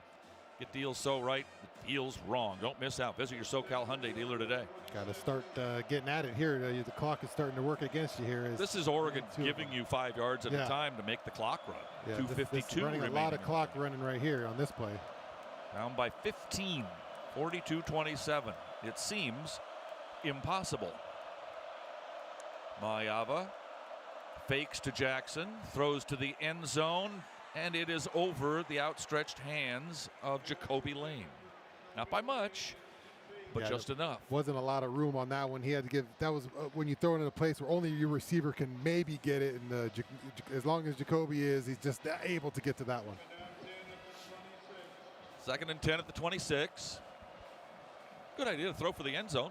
Yeah. And like I said, the time's starting to. A perfectly thrown ball may be good. You're gonna have to get the ball back and score again, so you need some kind of clock. I wonder now, 15, you don't go for 2. You kick and try to get back to within. Oh well, let's find out. Dreamin'. Mayava on 2nd and 10 from the Oregon 26. Throw over the middle, in and out of the hands of Zacharias Williams. We have not called his name all year long. Heck of a time to make your entrance into the game there. That's 3 catches for 80 yards earlier this season, and since then he has not played. But here he is. That is a tough entrance here in this situation. 3rd and 10, 2:31 to go. 2 plays to get 10 yards. 2:31 to get a touchdown, an onside kick, and another touchdown, and some extra points to go with them. 42-27 Oregon. Mayava throws a sidearm pass. Lemon incomplete. I thought he might have caught it on his knees. 4th down. I said 3rd and 10. Now it is 4th and 10 and game to go. 4th and game to go. Well, he lobbed one up to Jacoby Lane last time and got it. 2:28 remaining in the game.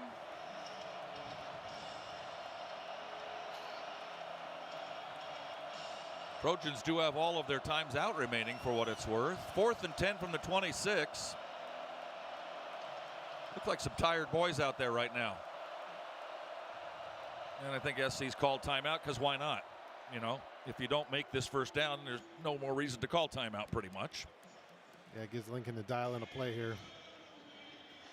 Modelo locker room report coming up right after the ball game. And we'll be in the locker room talking with some of our players who wish to talk to us. And then Lincoln Riley. John Jackson will join us from the studio, and we'll check highlights and scores of other games and stats and all that on the post-game show. Looks like post-mortems today. 42-27 Oregon. Trojans led 7-0, and that is the only time they have led. Tied at 14 early 2nd. Gave up an 85-yard punt return And then a short touchdown right at the end of the half. SC had a chance to get back in it at a 1st and goal at the 8-yard line late first half, but missed a field goal. Didn't get in and didn't get a field goal. Scored on their first possession of the second half after holding Oregon to make it 28-21. And right there you're thinking, okay, maybe. And again in the fourth quarter, scoring on a pass from Mayava to McCree to make it 35-27. And you're still thinking, okay, maybe. And it couldn't hold Oregon. This is a good Oregon team. They're going to the playoffs probably. Yeah, they've outplayed the Trojans for I don't know sure. if they're going to win much in the playoffs. It depends on who they play and where they play. Are they going to get a home game? That'll help. 4th and 10. Last chance for the Trojans here. Must get 10 yards on this play or a penalty. Mayava drops to pass, throws over the middle, incomplete. Looking for Lemon, threw it behind him. No flags anywhere that I can see. The Ducks will take over, and the Oregon Ducks will move to 10-1. We'll finish in 3rd in the conference at 7-1. The Trojans drop to 8-3, 6-2. Play UCLA next week, and then off to a bowl game. We think if they beat UCLA, we think they'll end up in San Antonio, Texas, in the Alamo Bowl for the first time ever, which is a high-quality secondary bowl. It's usually between a couple of teams with really good offenses that can really move the ball down the field. Yeah, we looked at this game a lot throughout the year and circled it because we knew it was going to be a tough road challenge. We didn't know where both teams would be at when you get there, but knew the Trojans had a tall order today. Probably needed some favorable bounces as they were the underdog in this one, and maybe in a lot of statistical categories didn't add up, but just didn't get those bounces today, didn't make the plays they needed, and looks like the Ducks are going to count on top of them. Needed things to go your way. Whittington carries on first down.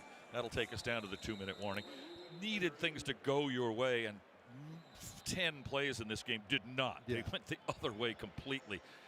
And as a result, you lose a ball game. We've seen a team throughout the year that has kind of, been a second half team, and we talked about it last week. If they did the same thing against Oregon, it probably wouldn't work out, and it kind of worked out the same way. They had the first kind of sloppy first half when they didn't get it done, but this is not a team that you can have a sloppy first half and just hope you can figure it out in the second half. That first half really, Oregon made them pay, and they just continued kind of more of that in the second half. Some bad penalties that really helped Oregon, hurt SC. You give a return in special teams, a turnover, those penalties, just not a lot of, that's not the formula for upsetting a really good football team on the road. The anatomy of the upset, like I gave you at the beginning of the game, you got to play a perfect game and they got to be a little off, and that was pretty much the opposite. There were chances there. There were chances. I remember that the field goal that goes off the upright, we get a flag on that. Instead of 0 points, they get 7 points, and that's a big turnaround in this game. SC called timeout to stop the clock with 2:18 left. And this is 2nd down and 9 for the Ducks from their own 27. Long toss, Whittington, 30, and driven out of bounds just shy of the mark. Ooh, they took out the guy holding the first down marker. He didn't get out of the way fast enough. He saw him coming. What you're supposed to do is drop the box backwards and get out of there. And there's a flag on the play. There's a flag on I don't think it's on the out of bounds play. It was thrown from the far side judges. He was watching something on the back side of the play, I think. You ever been a chain crew guy, ever? Yeah. You got to be careful. No, I was playing, Pete. I don't know. Well, I mean, maybe you're helping in the second game and Pop Warner or something, making $10. I didn't get to play Pop Warner. What the heck? You were too big. Too big. Could you play up? I could have. I think my mom was too scared. There are 2 fouls on the play, both on the defense. Personal foul, face mask, defense number 24. That penalty's declined. Personal foul, legal hands to the face, defense number 23. 15-yard penalty from the succeeding spot. Automatic first down. How do you determine which of those is declined and which of those is taken? Because they're both 15-yard first down penalties. I guess it doesn't matter. Another first down for the Ducks. 2:12 left in the game. We will fly out of here and be home around 8:30 tonight, LAX. And then we'll find out tomorrow when the SC-UCLA game is. We're all on bended knee hoping for the 12:30 start, I believe. That's our fave. Now the clock runs down to the 2-minute warning. Yeah, we'll take a break with them. Then, all right, 42-37 in favor of Oregon over SC. Just 2 minutes to go in regulation time. Back after these messages, the ESPN LA USC Trojans Media Network. Officer, could I get your perspective as a man of the law? You know I'm a mall cop, right? You see this Hyundai Santa Fe? I only paid for it. Whoa. Right? I'm not in trouble, am I? Deal's so right, it almost feels wrong. The Hyundai Getaway Sales Event. Get 0% APR for 60 months, plus 0 payments for 90 days on select Hyundai vehicles. See your SoCal Hyundai dealer. Offers end December 1st. Call 714-568-7676 for details. All right, class, settle down. Today's lesson is on the Argo Rewards app. Try to stay with me. The fundamentals are simple. Earn at least 5 cents a gallon in rewards, then redeem them later for up to $1 off every gallon. Now here's where it gets complicated. Oh, wait, it doesn't. It's as simple as downloading the Argo Rewards app to get started. Class dismissed! Savings of up to $1 per gallon redeemable with 20 rewards dollars in your loyalty account at participating locations. Terms and conditions apply. Think Verizon, the best 5G network, is expensive? Think again. Bring in your AT&T or T-Mobile bill to a Verizon store, and they'll give you a better deal. Now, what to do with your unwanted bills? Ever seen an origami version of the Hollywood sign? Jokes aside, Verizon has the most ways to save with phone deals, streaming, and plans, where everyone in the family can choose their own plan and save. So bring in your bill to your local Verizon store and get a better deal. Rankings based on Root Metrics Root Store dated 1/8/2025. The results may vary. Requires postpaid consumer mobile bill from T-Mobile or AT&T. Dated within the past 45 days. Bill must be in the same name as the person redeeming the deal. Additional terms may apply. What's good, everybody? Sua Cravens here, and don't miss the USC postgame show today after the game with me and Jason Schwartz right here on your home of Trojans football, ESPN LA. Fight on. Well, the Ducks have some impressive numbers now. 11 straight November wins, 16-1 all-time in the Big Ten. And they're going to be 10-1, so that's 4 straight years of winning 10 games under Dan Lanning. They've got it going on. I don't know if this is one of the great Oregon teams I've ever seen. It's a good team, really good team. Yeah, they don't. I mean, the running game is good. They don't have that signature star that you think about when you think about the Ducks, like a Mariota or they don't look a national Bo Nix. champion to me. Yeah, they don't. I mean, I don't know. They look well rounded to me. They look like a team offensively, defensively built for it. I mean, tonight just gave the Trojans fits, just basically playing good defense. Yeah, the Trojans had some success, I think, in the air, throwing the ball, but that's what the Trojans do. This is a physical bunch. They tackle on defense. They can run the ball at you. Dante Moore is a good quarterback. I think that at the wide receiver position might be a little suspect because of injuries, but Sadiq and Johnson at tight end are a problem as well. I think Notre Dame's better than they are. Just because of the physicality up on both sides of the ball up front. Run up the middle. Chide Abasiri makes Whittington pay the price on that one. I don't think the Trojans are going to stop the clock anymore, even though they can one time. I suppose you could do it on third. Oh, they did. Well, there you go. I'm wrong. Keep playing. Keep playing until it's over. Can't take them home with you. It looked like Jade Adversary crowd reacts. It looked like he might have had a face mask on that one. Looked close. I don't know if he could tell on that one, but he got in there quick and made a play. Oregon's won 54 of 58 at home. The series here now 11-10-1. And you start now counting the years a little bit, sort of like we do with Notre Dame. Haven't won here since 2011. Next time we come back here is 2028. That's 17. It's a tough place to play. It's the toughest place to play. I think it's the toughest place to play on the West Coast. I've seen the Coliseum when you guys were playing be like that. Yeah, it's definitely a tough place to play. This place gets rocking. They know the good fans know when to cheer, know when to get it going, know when the team needs it, and the team does a good job of playing behind them. So they complement each other well. 2nd and 9. Trojans cannot stop the clock anymore. Minute 55 left. Hand off to Whittington. Wise if he just runs around and falls down, and Abasiri punishes him again as he was held up by Nicholson. He was standing straight up, and Abasiri came in like a punching bag, just knocked him over, a tackling dummy. Yeah, Trojans aren't quitting here. They're playing hard.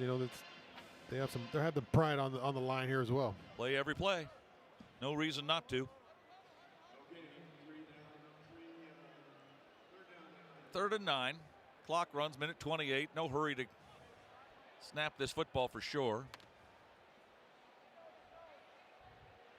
Play clock down to 10, and they can still take more time off the clock, and I'm sure Moore is watching the play clock as he drifts back and talks to his players with 3, 2, and takes the snap then. Give to Whittington, 4th down at the 45-yard line. Dan Lanning is unhappy about something. Like it could have been another face mask on Jade Abassaris. Is definitely a face mask. So he got away with probably 2 on that one. Well, they can boo all the way home, I suppose. 45 seconds left. They'll have to run one more play or take a timeout. The crowd not giving up. They're leading by 15 with under a half minute to go. Get your money's worth. Staying in the huddle, I imagine Oregon will take time out here rather than take a delay of game. Maybe they'll just take it all the way down. It really doesn't matter. 4th and 5. And there's the timeout. 1 second left on the clock and 18 left on the game clock.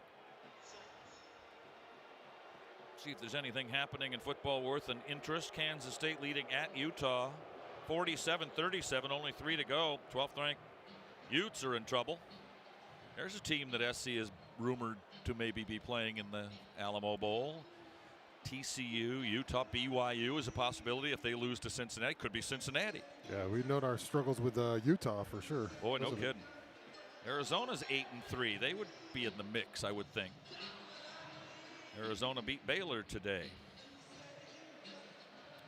BYU Cincinnati is coming up in about a half an hour. That'll be an interesting ball game in the Queen City. Crowd now making its way out. Sunset is here, and the sun has set on USC's playoff hopes. It was one of those games that they looked like they had a shot at for a while, and then it just kind of faded away. We've seen that a few times. Looks like Oregon's going to punt. I guess why not? Lemon waiting for the kick at the 10. 18 seconds left in the game. And the boot away from Lemon and will roll into the end zone maybe. Oh. Yeah, touchback. Oh, I don't know. Well, that looked like it got up before. That could be being ahead by 15 with 11 seconds left. They give you the ball in the 20. And the crowd's still booing. These fans are still in it, man. A bunch of 59,000. How many were 59,588? They're all wearing stripes. So the Trojans will have a couple more plays, maybe 2, maybe 1.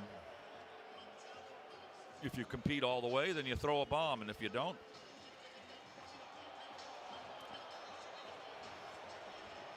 Jaden Mayava wearing number 14.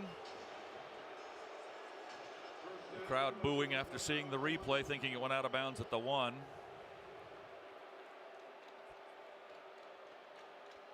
Josiah Zamora slotted on the right side.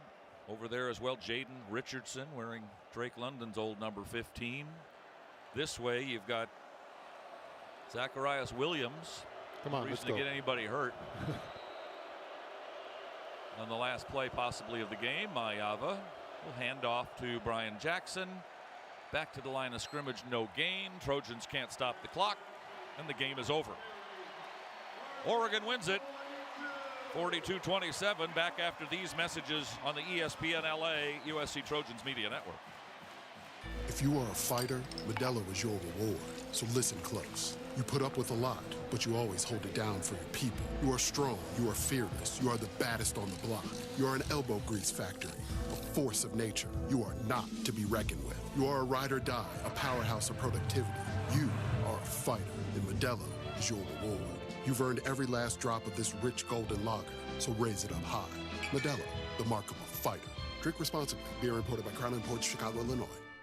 Looking for the play of the day? That's easy. Fight on to victory with USC and fly on faster with ONT, the fastest and easiest airport experience in SoCal. Not to mention Ontario International Airport has over 90 nonstop flights to 30 major destinations with less traffic coming in and out. In other words, getting there is a breeze, and so is following our Trojans anywhere the season takes them. Because let's be honest, faster is always better when it comes to your airport. Start planning your next journey today at SoCalSoEasy.com. He's got the speed. He's got room. No one gets you closer to the game than Sirius XM College Sports Radio. For the win! Got it! Let's go! Tune in for news, talk, and analysis from the offseason through regular season and into the postseason. We've got your team covered anywhere you go.